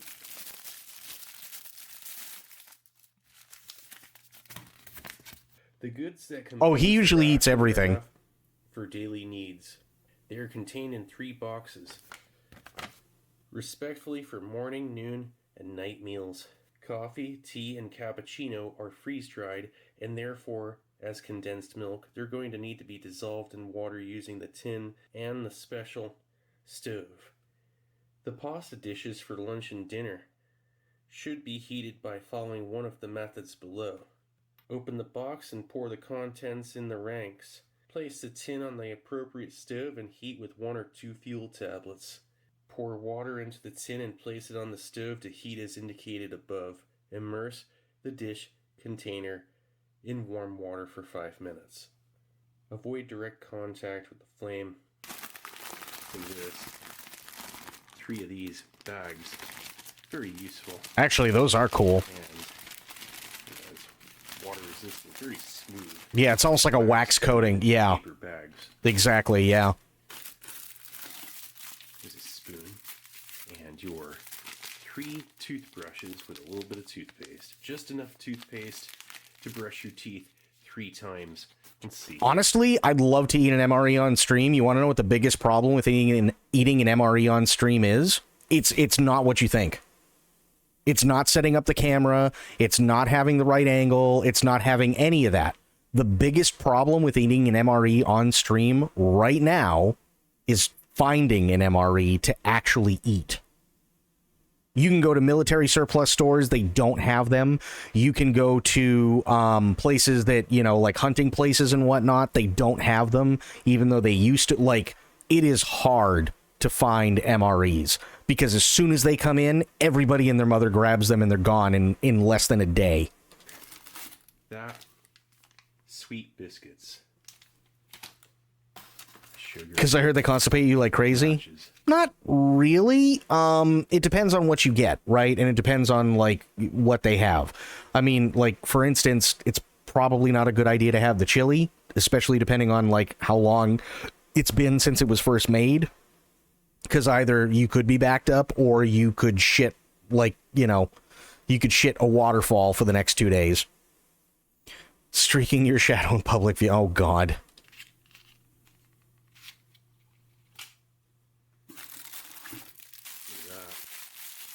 Jelly candies. Ooh. Looks like you get a mixed fruit and raspberry. Very cool. Those will be nice from. This is why it's 5 pounds. It's the extra stuff because he's got the special stove in here too. Got it. Okay, fair enough. Yeah. The best stove in a combat ration right here. By far your most efficient and effective. It's also the heaviest. Requires a lot of water. As I understand it, you're good for a few days, but like if you had to go a week or more, it's going to be painful. Yeah, this is true. Yeah. By far the best. It's not even that they're hard to get as a civilian, right? It's not even that. It's not like, oh, well, these are for military use only. No. The U.S. government absolutely, like, if they get past a certain point, they'll usually send them out, and they're still good. It's just more along the lines that, like, MREs have gotten so insanely popular that you have a lot of campers that use them. You have a lot of stealth campers that use them. You have a lot of preppers that buy them, and so, like, everybody goes nuts when MREs come in, and they're all gone, like, almost immediately. That's why it's so tough to get them now. Metal, steel. Look. Yeah. It's really tough. 6 fuel tablets. It's a toothpick. You should get 3 of those. That's right. Look, there's 3 total for your toothpicks. Very nice. Sweetened condensed milk, 100 grams. Dark chocolate, 49% cacao. Another sugar. You get 2 sugars, 8 grams each. Well, they're also not cheap either. Water purification tablets. They're not cheap. They're like, they can, depending on where you get them and like how in demand they are, you could spend in upwards of like $15-20 for one MRE, right? So it can get expensive quick. These disinfectant effervescent. Very cool. Like I've tried in the past. I've tried in the past to get MREs for the stream, a mix of haven't been able to find them. And I asked, I said, well, how much do you typically charge? And they said it all depends on the market. It's a lot of sugar. That's how it'll always be. They just don't start the day off with a lot of food. They'll eat this and get back out on the go. So this is breakfast. Not bad. Yeah. All right, let's get this set on route trip. I've tried multiple times, multiple times to get MREs for stream, and I can't.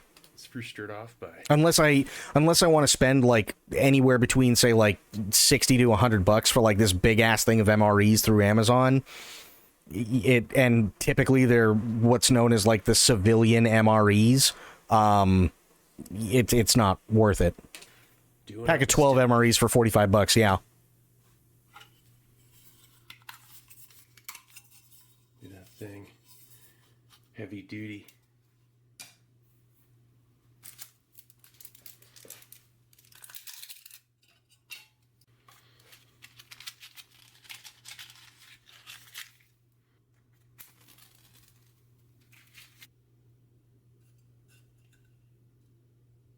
Well, so the whole thing is you're not wrong. They are probably better than like just the military grade MREs, but the whole thing is the experience of eating a military grade MRE, right?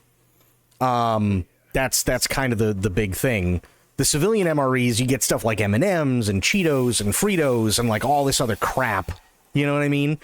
Whereas you sometimes get that in a military MRE, but not to the same extent you would with the civilian ones. That's all you'll need for the coffee. 1.8 grams. Better than nothing. Here, let's open it from the bottom here. Oh yeah, really nice, fine. The dehydrated fruit thing, yeah. Oh, that smells like coffee instant type. See, I like MREs, but again, it really also depends on what MRE it is. Coffee.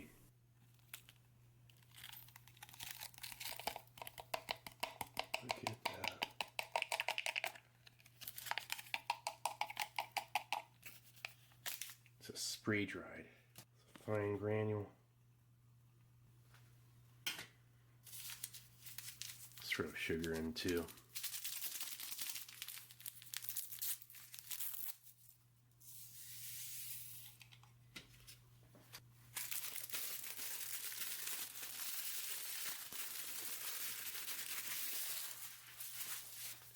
Wow, that is a really nice pair of napkins. They don't just give you one. Actually, they give you 3. Whoa. Look at that. They give you 4 napkins. That are looking pretty tough. I love how excited Steve gets over things like napkins. Very nice. Sweet biscuits.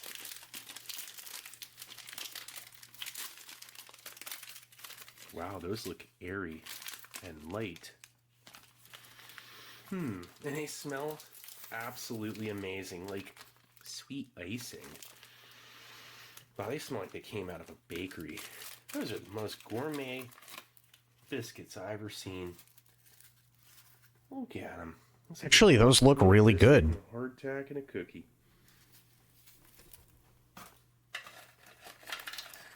Packaging going to last like 50 years? Oh, yeah. Oh, yeah. A very pleasing crunch. Yes. Toothpaste. One of the greatest things in the world. Sweet and condensed. Oh, no, that's the condensed milk. Never mind. Sorry. Eat this straight out of the tube. Actually, that stuff is really, really good. They give you a metal tube of sweet milk. Yeah, that stuff is really good. Condensed milk. And then this right here. Get ecstatic when they get a bunch of napkins and not... Oh, yeah, they do. Oh, man. Jeez. It's looking a little bloomed. Here, let's try to... Bloom chocolate's not bad. Nothing wrong with bloomed. A little crumbly. Doesn't look too great, but tastes good enough. Yeah, tastes fine. Let's just put it in the coffee. It's mocha time. That's what you do with it. Maybe eat any of the non-crumbled pieces. The rest can just go in there. That makes sense. That's what I do with this by that point. Take the big pieces out, leave all the small stuff in there, and let it melt. Hell yeah. Still tastes great. You know it's good chocolate when it's bloomed and still tastes good. No, it's not whipped cream. It's condensed milk. So what it is basically there's it almost comes out like caramel, but it's really really really sweet. It's really sweet. It's actually really good. Of utmost quality.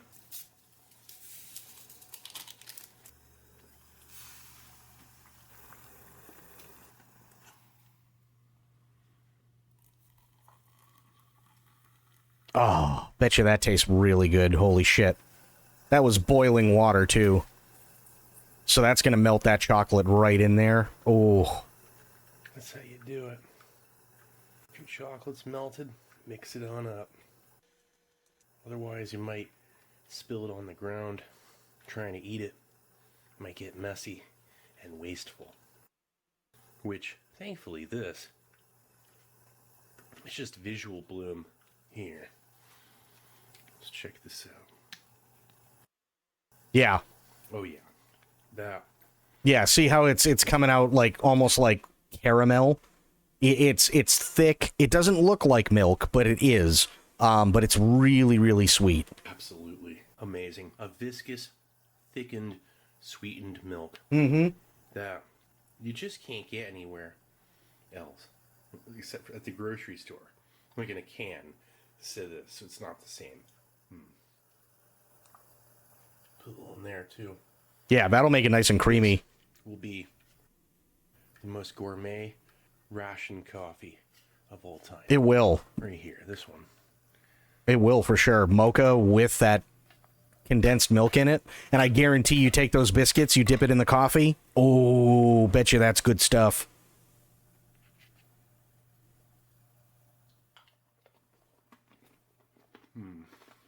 Those sweet biscuits, they're all right on their own. Dip it in the coffee, dude. Dip it in the coffee. You won't want to eat it just dry.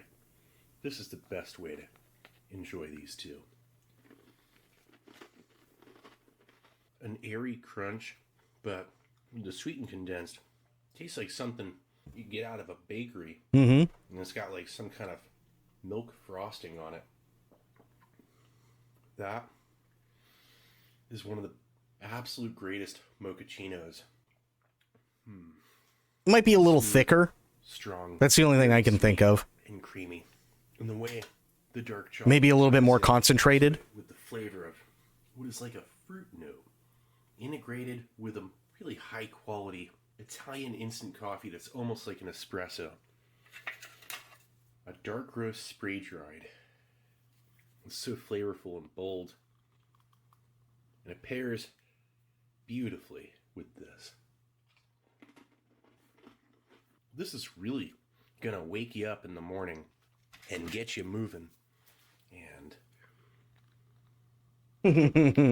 you just can't go wrong with this. And you'll be back with lunch in no time. It is dessert for breakfast.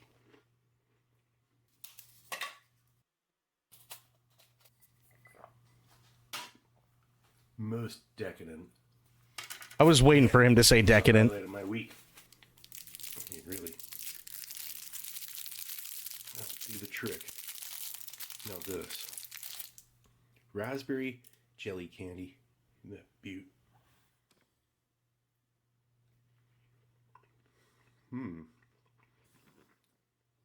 Unbelievable. How'd they even do it? If you could only chew this. Snacks that you can count on. This would be great on the go in between meals. You have the rest of this, it gets you moving, and you're marching around, you got these things to enjoy. It's like every fruit of nature. Look, you can taste them all too. It's so fun. I just want to eat another one here. It's the sugar, you know, it gets me going. I want caffeine. What a breakfast. I mean, those raspberry candies, which one's better? I don't know. I mean, like, really, they're just as good. You need both. It's like, this is just pure raspberry flavor. And with a slightly more dry chew. Like, a little more firm. This, it's not quite tropical. So maybe it needs, like, pineapple in there.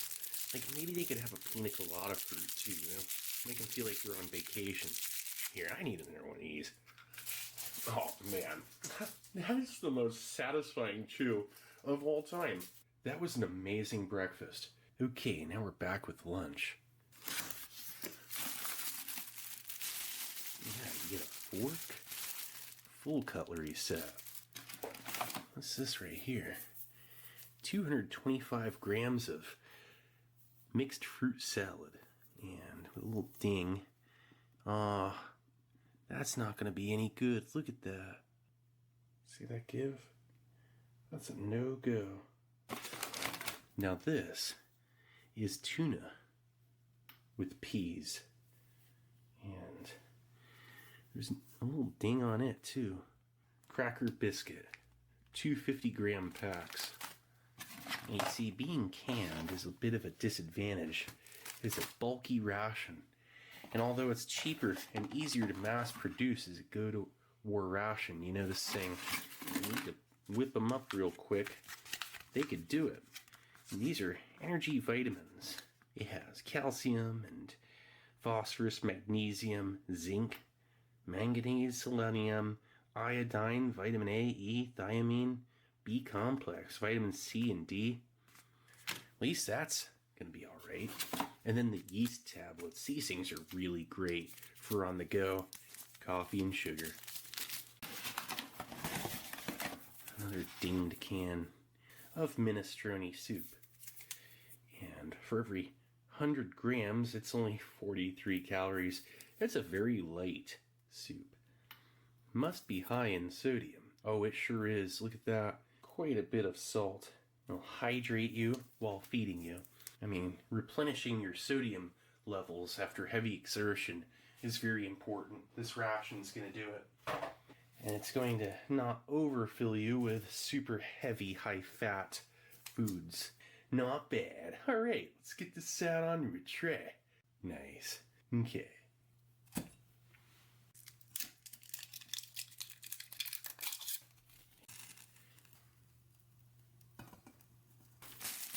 The cutlery stuff is rather exquisite in its quality.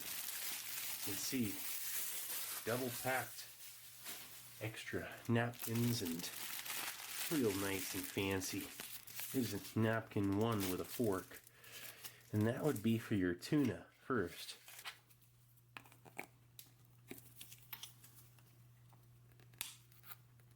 Ooh, hear that? Nice little hiss. How's that looking? Looking rather gourmet, if you ask me. Yeah, I don't know about that. Who knows where this thing was stored? But that is also no good. Let's get it out of here. I'm not joking. That right there is absolutely questionable in its freshness. There's a certain tinge of something that seems off with it.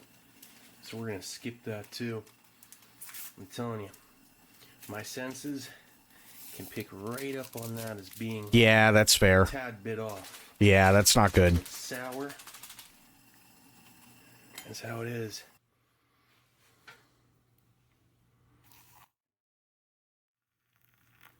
Yeah, unless you know something's supposed to be like that, you don't want to play around with that stuff. You could end up with food poisoning in a second eating something like that. Wouldn't that hiss mean the bacteria are developing inside? No, not necessarily. So if you... One of the biggest reasons why he looks for the hiss is because you got to remember, these are supposed to be vacuum sealed, right? So when they're canned, they usually suck all the oxygen out. Unfortunately, especially if it's been a while, things can happen. The seal can get a little weak if it wasn't done perfectly, yada, yada, yada. It could, there could have been a dent that weakened something, or maybe like a little pinhole right in the right spot where like oxygen got in. So when you crack that can open, much like if you crack open a soda can, you get that tss, right? That's because air is actually rushing into it. So that's why he's like, oh yeah, nice hiss kind of deal. Dents are usually the killer. It depends. I mean, it could happen during packaging, right? It could have been that, you know, there were a bunch of them thrown into a thing and that was basically it. But somehow air got in. And then that's when bacteria starts to grow. Especially with like that fruit cocktail, because it'd be dark, but it'd also be like probably relatively, you know, warm enough, and it's got a shit ton of sugar in it. So that was an automatic no. Gosh, beans and peas and potatoes. Looks good. A lot of vegetable, but unfortunately, it's not something. Yeah, sugar, air, and heat. Yeah, bad day. You have dinged cans here. Gosh, why does this smell metallic? It's no good. It smells It smells metallic because it's been sitting in a can. Metallic. That's a questionable freshness metallic. Oh, that's a bummer. Whoa, you know? That sucks. This would be alright. Hope so, at least. What's the flavor? Fruit. So it looks like that entire box, for the most part. Compressed vitamin candy. Yeah, it looks like all of them got compromised, sadly. These things used to be easier to chew, and that's not effervescent, by the way. These are just chewable vitamin candies, yeast tablets. Same company as the Intermix. This here, compressed bread flavored candy. And it'll help hold off hunger while you're on the go. Kind of snack. Same with this. It's the kind of thing you put in your pocket. You got that and those jelly candies for breakfast. Maybe a pack of these too. It's gonna be one simplified lunch, I'll say that much. It's too bad. At least these are fresh. Even they're about a year away from not being so. I've had them like that once in another Italian where they were stale. This, a shelf-stable flat crouton. Well, that tastes okay at least. Well, lunch sure was a bust. Yeah, it was. Dinner. I sure could use a meal. Cutlery set. Look at that. Pasta and beans. And the can looks great. It's not looking all dinged up and dented like lunch was. 125 gram pack of canned macaroni. Like him explaining the pocket and on the move things if you're in a real combat scenario. Yeah, absolutely. That looks alright. Coffee and sugar. Ah, very good. Ooh. These are some of the best in Fruit bars. Energy bars. Yeah. Alright, let's get this out onto a tray. Nice. Okay.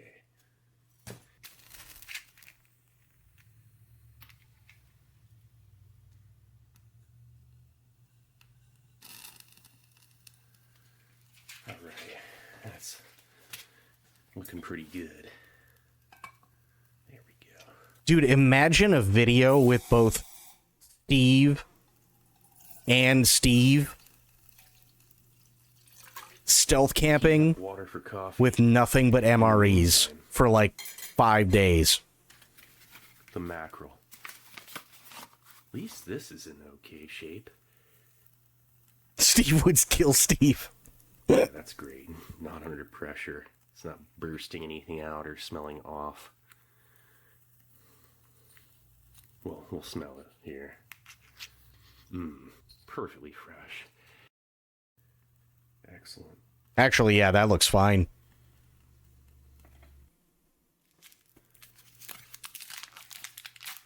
A fruit and grain bar. Smells like apricot. Steve would kill Steve, but Steve wouldn't kill Steve like he's, oh god. With a whole grain. Is that millet? Look at that thing.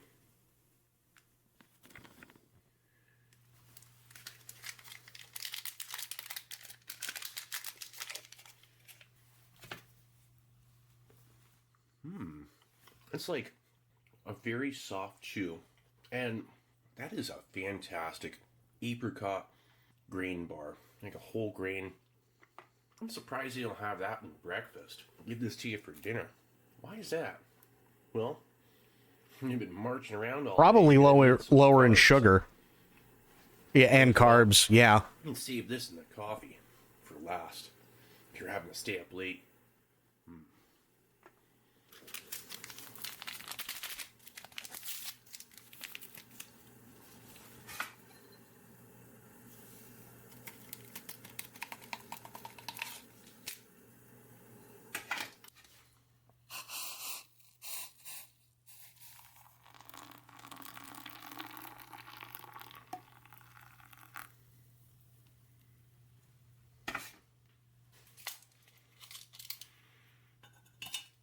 There we go.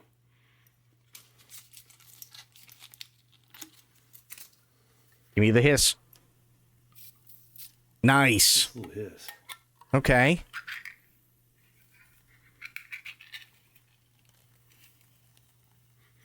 Pasta and beans, and it's fresh. Ooh. Unlike the minestrone for lunch, unfortunate about it. I didn't like the smell of it or the dinged can. This. Whoa. Wow. That's soup. Italians Yep. love soup. Here, that coffee, I put it in less water, so it's kind of like an espresso. Wow, That's there are a couple soup. beans in there. Good call, For good Steve. measure. Man, that is some absolutely fantastic looking fish. Let's get this right here. So you can get a good look at it. Actually, yeah, that doesn't look bad at all. That is gourmet mackerel. The can itself looks great too. Like, I'll totally enjoy this. That last meal, I'm telling you, that the tuna with peas was starting to turn, and so was the soup. It was kind of past the point of anything enjoyable. For a high moisture content, little to no preservative, these rations have to be in great shape. Yeah. And well within the best before date if you're going to be taking them out on the trail. That's Now, as true. for this, Yeah. it's mackerel. No preservatives. That'll absolutely be a killer if there's something wrong. Very light, fishy flavor. It's so clean. Preparation of this fish is outstanding. The flavor. The Italians demand for their food to be normal and authentic, like the French. They're serious about it. That is amazing. It's such a clean flavor. It's almost like chicken. Yeah. I've had mackerel. Mackerel's good. Just very bony. Was looking like it's already heated up. I mean, really, how practical is it? Well, practical enough. I mean, I don't know how many a soldier can carry. Maybe 2 of them. And they'd have to probably make it last 3 days, if need be. I mean, first 3 days of combat. Like, who would you rather have, this or like a sea car, you know, or up to 7 days, or, and how many can you carry? This here, you could only carry like 1 or 2. With all your other gear, let's have some soup. Wow. Actually looks good. Pasta just clumps together. Pasta and beans.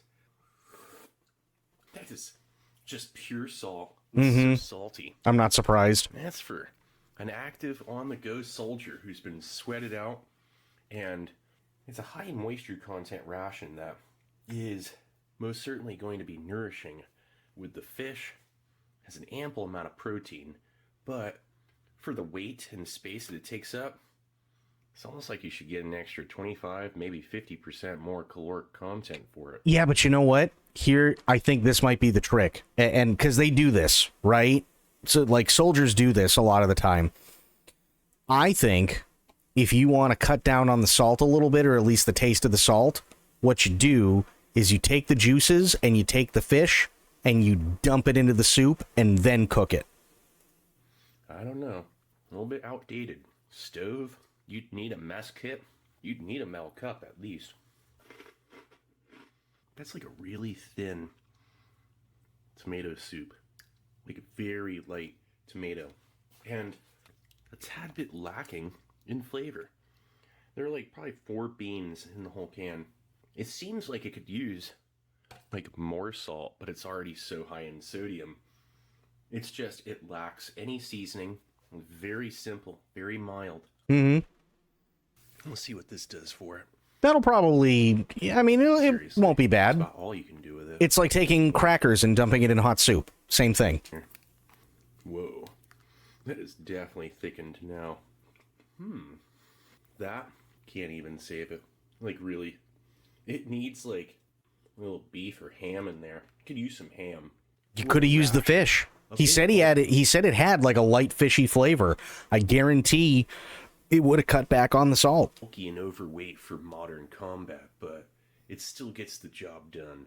Now we're going to take it over to the Italian Forces 24-hour mountain ration. Oh, no. Used by the Alpine Mountain Infantry. And those guys have been at it since 1872. It's about the same height as this, a little bit more slim. I mean, it's possible it was supposed to be mixed. And it has a full tab right here.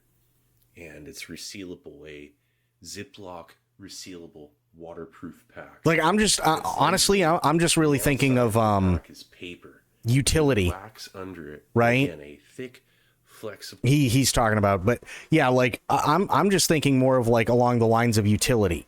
If you've been doing whatever throughout the entire day, it's time to sit down and have your dinner MRE. You're not going to want to sit there and go, okay, I'm going to put this out onto a tray. No, you're going to dump everything into a fucking soup cup. You're going to let it sit there on on top of a hot flame, and then you're going to let it cook for 5 minutes, and then you're going to just down the shit out of it. We're going to be starting the day off right with some creamy scrambled eggs with ham and cheese and some instant coffee. All right, let's get this out onto a tray. Nice. Okay, let's first start off by checking out that main. Instead of having a Coleman cooker where you're heating up water, you get this. You get purified water and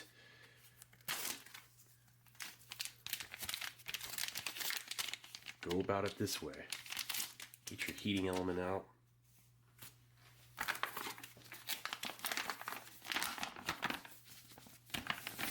Put that in first. We'll come back over to this in a minute. Water measuring line.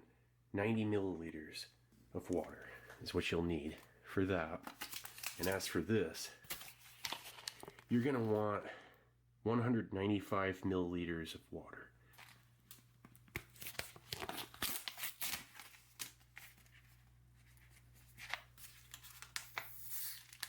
Nice hiss.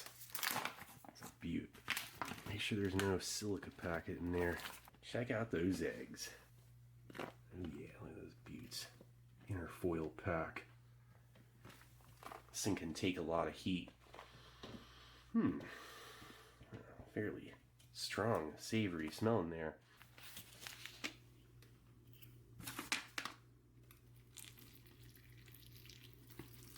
Adding cold water just feels wrong.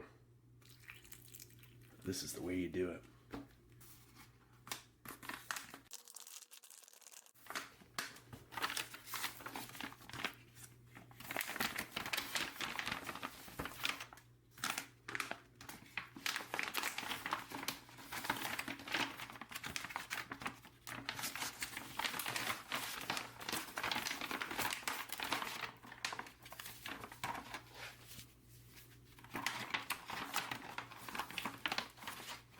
Set that in like so. Then we'll get 90 milliliters of water in this.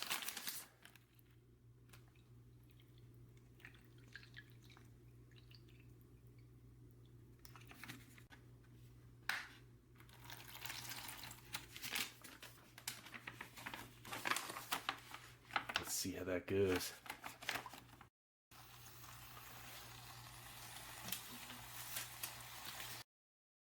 Does not produce any real steam. Oh, Very okay. Mild exothermic reaction so far. Yeah, that's not good. But yeah, eggs seem to be that one thing that they just can't make look good.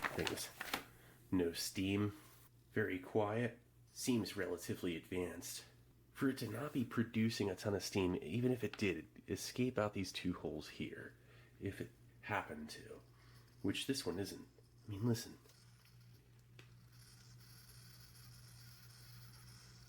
It's quiet.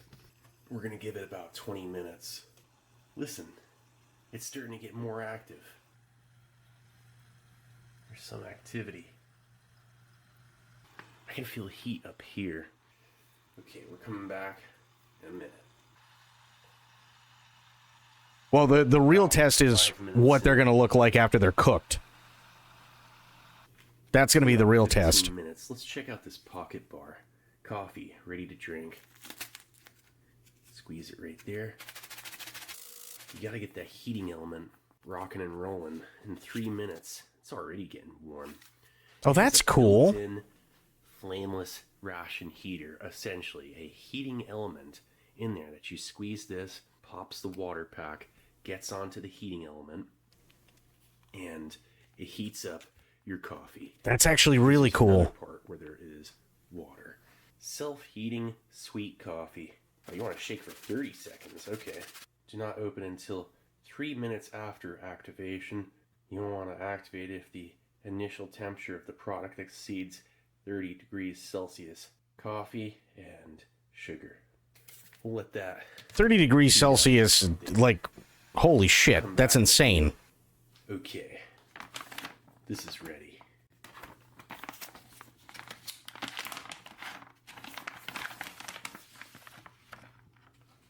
A freeze-dried Maine with a flameless ration heater. I don't see anything like this too often. Let's see if these eggs are soupy. Yeah, okay.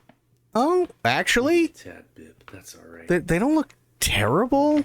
He's got to Smells incredible. get him out onto a tray, Steve. Onions and butter. Okay.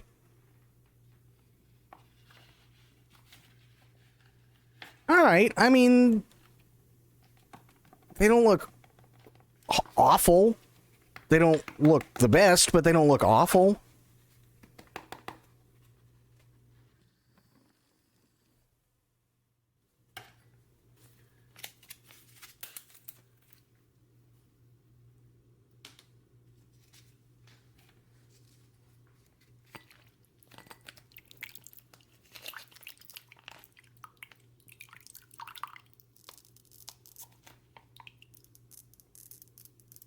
Yeah, I mean, they're essentially freeze-dried eggs, right? There's only so much you're going to be able to do with freeze-dried eggs. Is that all you get? Well, it's supposed to be a shot, dude. It's a lot of extra weight for a little bit of coffee. This ration needs a couple packs of regular instant coffee as well. That's fair. But this will do in a pinch. There's your beverage. Very Spartan. Let's check out those eggs. Fairly fluffy. Rehydrated beautifully. Yeah. Red onions, green bell pepper, butter, and cream. Bolstered calorically with that. I think there's a little piece right there. Very small minced pieces of ham. Okay. So they're definitely bolstered because you got protein from the eggs, you got protein from the meat, you got vitamins and stuff from the onions and peppers. You've got your dairy stuff from the cream and butter. Savory, smoky ham, well integrated with red onion, flavorful, buttery, creamy eggs. A well-balanced flavor in the texture of the eggs. Fluffy with a natural chew. Definitely different than Mountain House. It's not cheap, I'll say that. Good quality.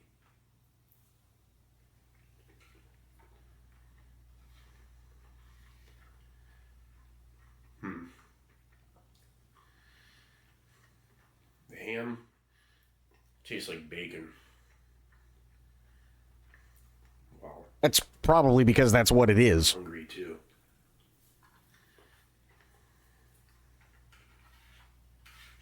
You might have to purify water, and could take a lot of effort just to get the mains up and running. I mean, really, this is the kind of thing I'm surprised they didn't go retort, really. Maybe like one retort, one freeze-dried main. Be a bit more versatile. It would up the weight. Is that the almanac from Back to the Future? Where? Yes, it is. That's the sports almanac. Yep. Good camping food. Good catch. I mean, this is the kind of ration you could get up to a spring if you took it camping. And purify your water. You could pack it in. Have a nice light hike on your way in. And the coffee. Well, that's sweet and strong. It's like sweetened espresso.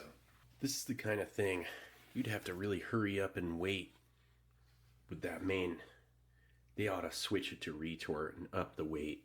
Or just go kind of like how Slovenia is doing it.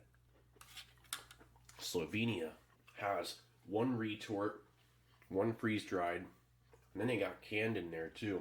Canned food, retort, freeze-dried, bars, chocolate, all of it. This, although these scrambled eggs are absolutely decadent. I mean, they're like gourmet scrambled eggs with like, man, that is bacon. It's got more of a dry chew than cubes of ham standard.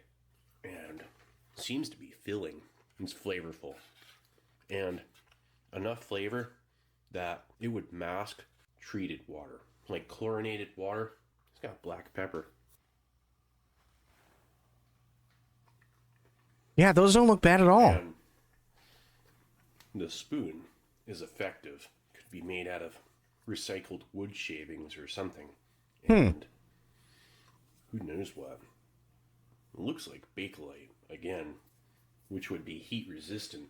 No complaints from me, that's for sure. But yeah, these poor guys, they're not going to be able to eat these mains if they can't source out water.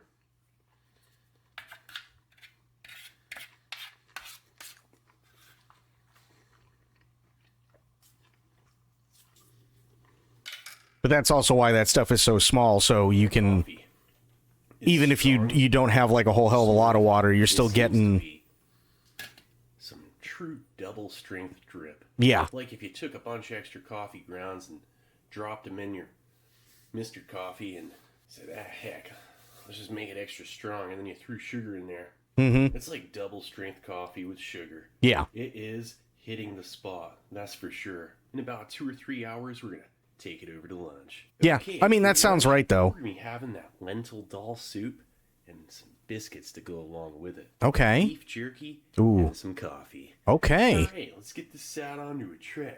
Nice. Okay, let's first start off by rehydrating that lentil dal soup.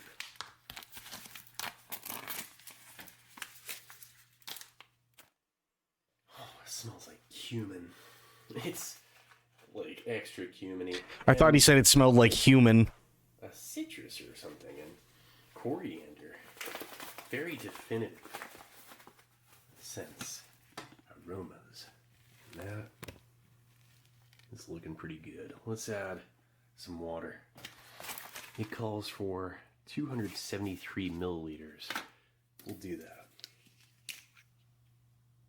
I was like, why? I wouldn't eat anything that smells like human. That would be awful.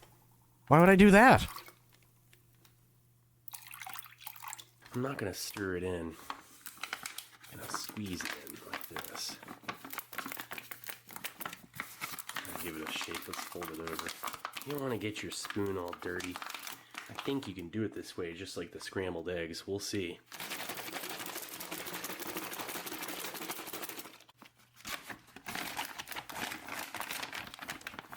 There we go. We'll get that in there next. Heating element, which is a beaut. That thing really works like a charm.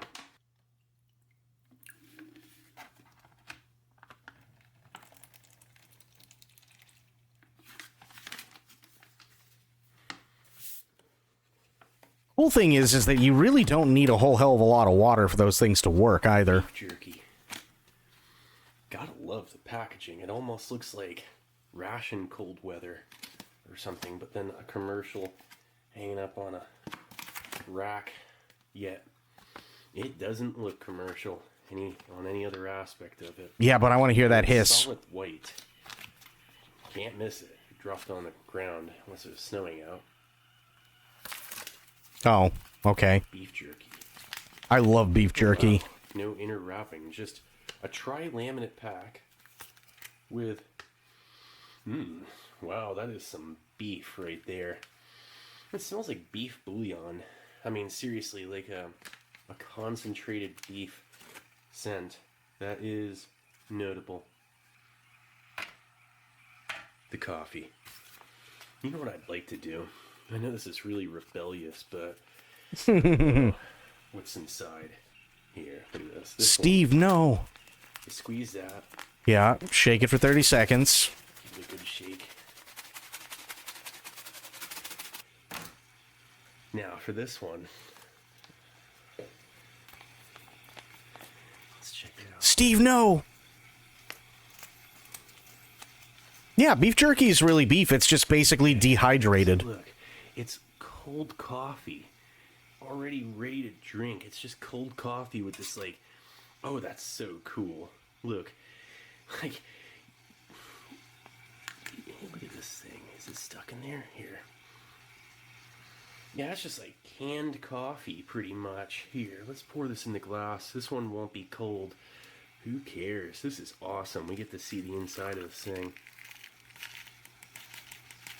You know? Cold coffee, ready to drink. That's what this is. I was wondering how this worked. We're gonna check this out here. Look. Oh yeah. Oh. Don't want to cut it. See, look at this. It's like it's such a rip-off. They should just give you more coffee. And it's cold, and you can just put it up to your pocket. Yeah, but they don't do that because it's probably like a double espresso. Yeah, the bulkiness is definitely because of the package. Yeah. Here's the water pack. You pop that. Look at that stuff. Not your average flameless ration heater. Really, this is iron and magnesium. What is this stuff? It's very chalky. But when water hits it, it gets hot. Is it worth the extra weight? No.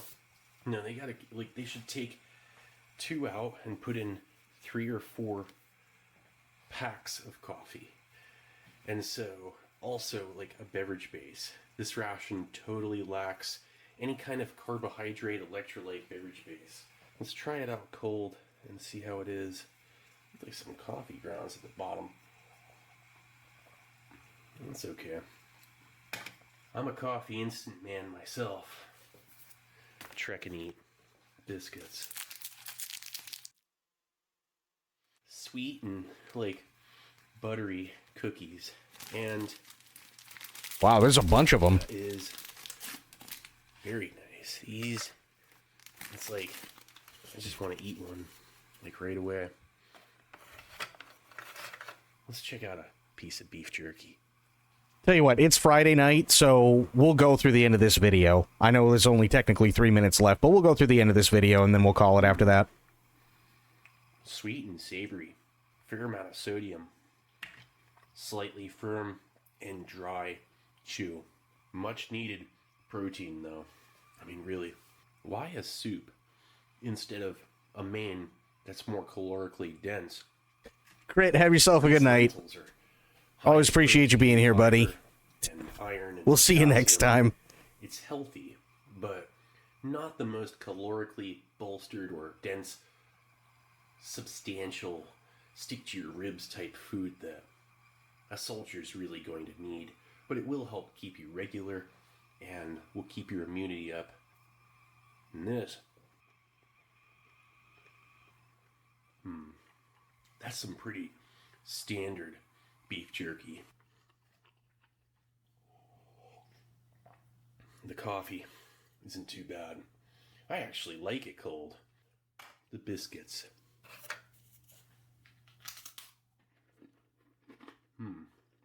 That's like a buttered hard bread. I mean, seriously, this right here tastes like a buttered, sweetened crouton. There seems to be a relative amount of sodium in it.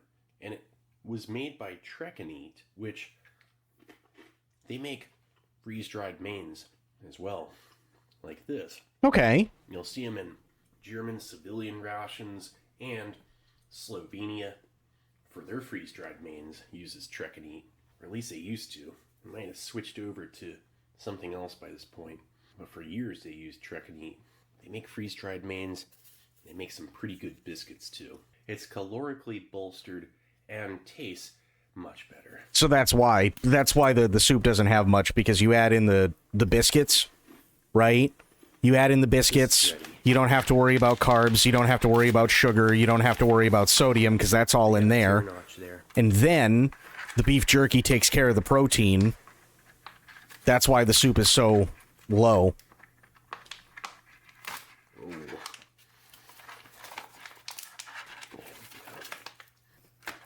Leaving it in that as a bowl. It's a soup bowl.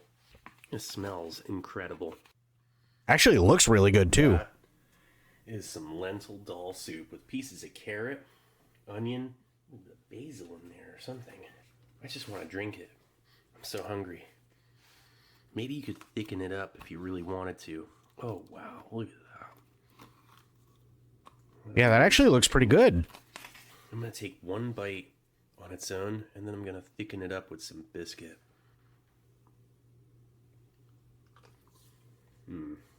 Wow, that's flavorful. Let's just drop these in there. Yep. Soak the biscuits. Yep. There's all your sodium. There's your carbs. Yep. Because that soup, I could just drink it. There's your sugar. In a minute. And it's just like a lentil vegetable soup. Mm-hmm.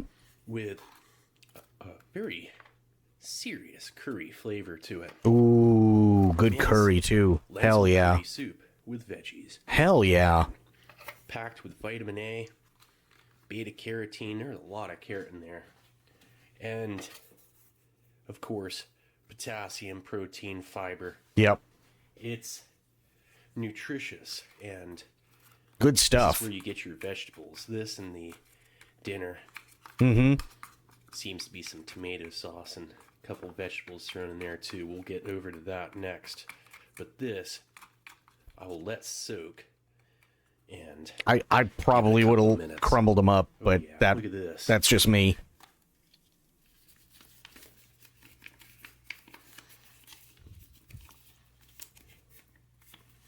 The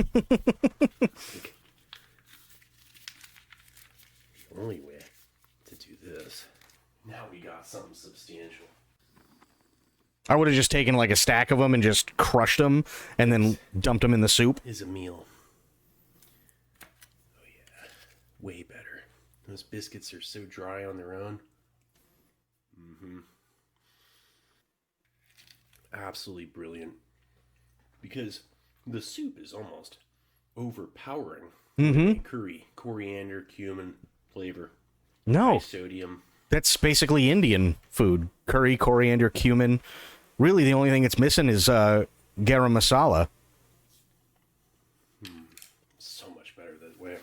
I mean, the soup is nice. You could eat it real quick or drink it. But this way is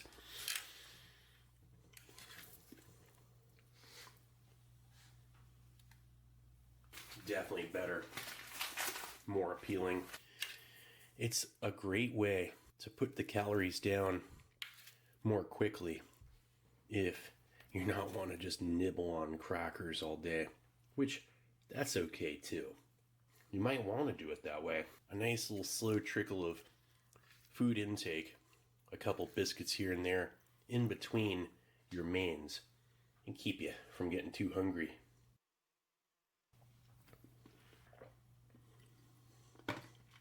The coffee goes well enough with it. This is a thickened soup. It just turns into some proper lentils with like a stuffing. It'll stick to your ribs. It wasn't filling before. It is now.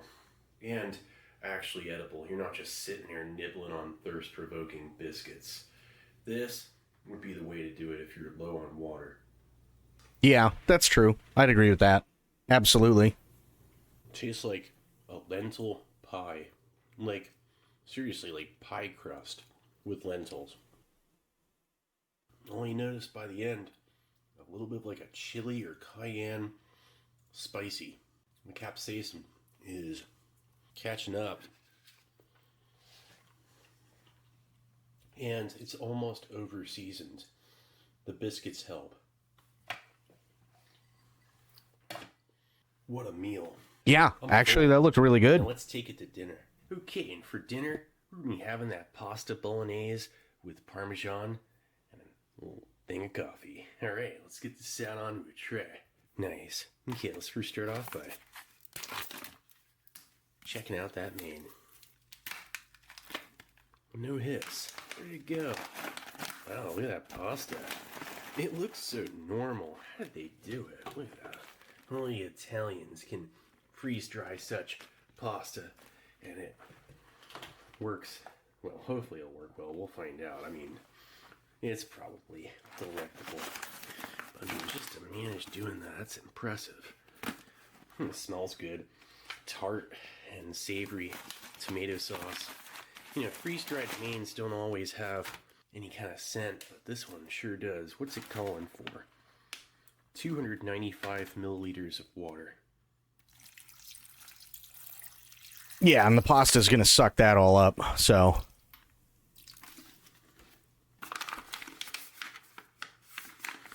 You know what I like? You don't have to stir it.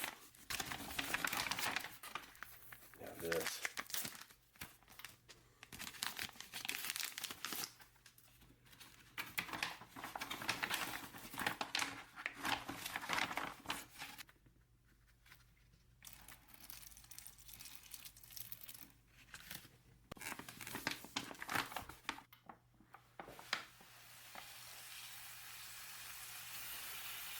Listen to that thing. Kind of sizzling. Look at that. FRH action. We'll give it about 20 minutes.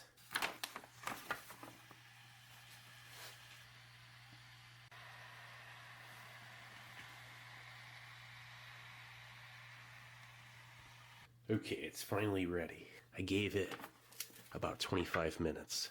You'll want to do that with the pasta. Probably has to get hot. Here, let's pop this thing. And give that a few minutes while we check this out. Parmesan cheese, basil, and rosemary. Smells quite herbal. Well, yeah. Actually, that looks really good. Oh, damn. That looks really, really good. Hell yeah. I like that. This here. Look at the pieces of meat. That's beef and pork. With carrot.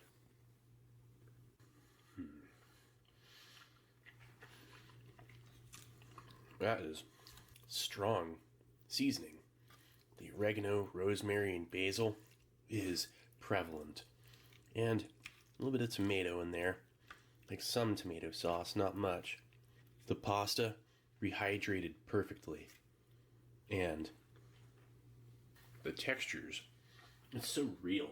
I guess that's what they're going for. Palatability over utility. Like I said, it's like a ration uneaten is less than useless. But this thing might still go uneaten. If you field stripped out the FRHs, you'd have to take a water, drop it in, and leave it for a couple hours. Keep it close to your body, under your clothing, like a jacket. And if you're moving around, guys in Vietnam had to do that with the LRPs, the long-range reconnaissance patrol rations, the freeze-dried ration, the first one.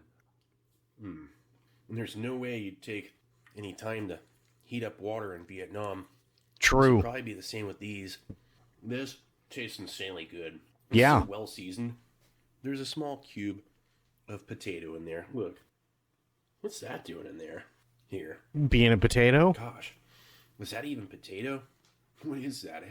It chews like a mushroom. Maybe it was some advanced cubed mushroom piece. Like An advanced cubed mushroom. It's like little meatballs. Somebody needs to make a D&D monster out of that. It tastes fresh, like a freshly made meal. Such a fantastic balance of textures and flavors, although a bit over seasoned with oregano. And I don't mind over seasoned food, as long as it's not just an egregious amount of like black pepper or something like that. It's like, then it's just, here, let's go for this piece without any of the meat, just that pasta, the 4 pieces. Any crunch? Nope.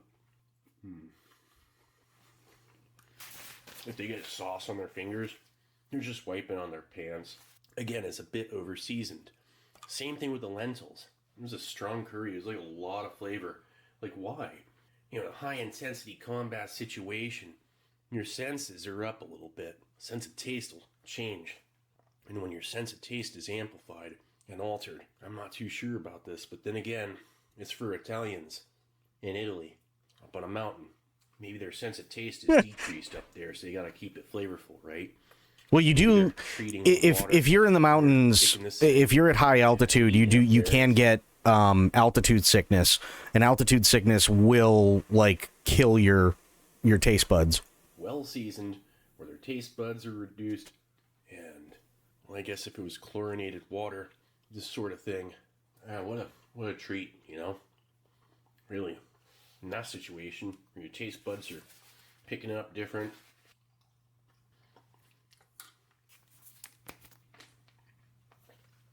You know, this tastes really good when it's out of the pack.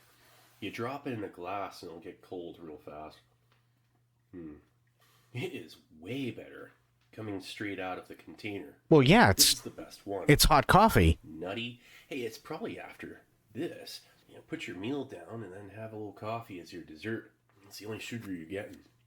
You'll really feel it that way. And they give you like, what, a total of maybe 7 or 8 ounces of coffee. That ends up weighing twice that between the 4. There's like barely anything in this. That's it.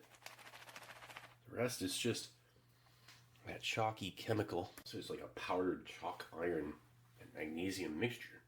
This ration is really cool. I mean, it probably has absolute utility to the soldiers that know how to use it, and they know right where to go with it, but if they can't get water, they're stuck with just biscuits, beef jerky, and Cafe Dolce. What an experience. Well, anyway, this is Steve1989. I hope you liked the video, and I'll be coming back at you with something new. Or old. Alright, cool. See ya. Awesome. Here is the link. We haven't watched Steve in a minute, so yeah, go like it. If you haven't subscribed to Steve1989 MRE info, go do so. He's a good guy. I like his videos. He's funny, but he always has interesting stuff. So yeah, please do that, and at the very least, please go like the video for sure. But that is going to be it for me for tonight. What are we doing tomorrow? Good question. Not entirely sure as of yet. We did finish the Batman Telltale stuff tonight, which is cool. But I'll figure it out and I'll pop it in. I'll pop it in Discord. I'm not entirely sure what it is tomorrow, but so we'll see. I just have to think on it. So yeah, but that's it for me for now. Thank you everybody for being here. Thank you for watching. We had Spectre, we had Crit, we had True, we had Aelin, Corgi was here, we had Medicine. We had a lot of awesome people tonight. We really did. And I know this week, I'll just put it this way. This week was kind of blarg for like everyone. I get it. Hopefully next week is better. And you know what? Honestly, fuck it. Let's just kill this month. You know what I mean? We'll just come at it strong. You know what I mean? We'll come at it strong. We'll get through it. We got a lot of good stuff coming up this month. We got Lego Batman. We got First Light. There's a bunch of great stuff coming out. We're going to have a lot of fun with it. So let's get through what we need to get through during the day. And we'll be back at it at night. And we'll be crushing it. So yeah, thanks everybody. Have yourselves a great day, great night, wherever you are. Be good to yourselves, be good to one another. Stay safe, stay frosty. And of course, the #1 golden rule around here. Try to remember some of the basics of CQC. And I will be seeing all of you later on. Thanks so much, everybody. Have yourselves a great night. Take care. I'm out. Bye, guys.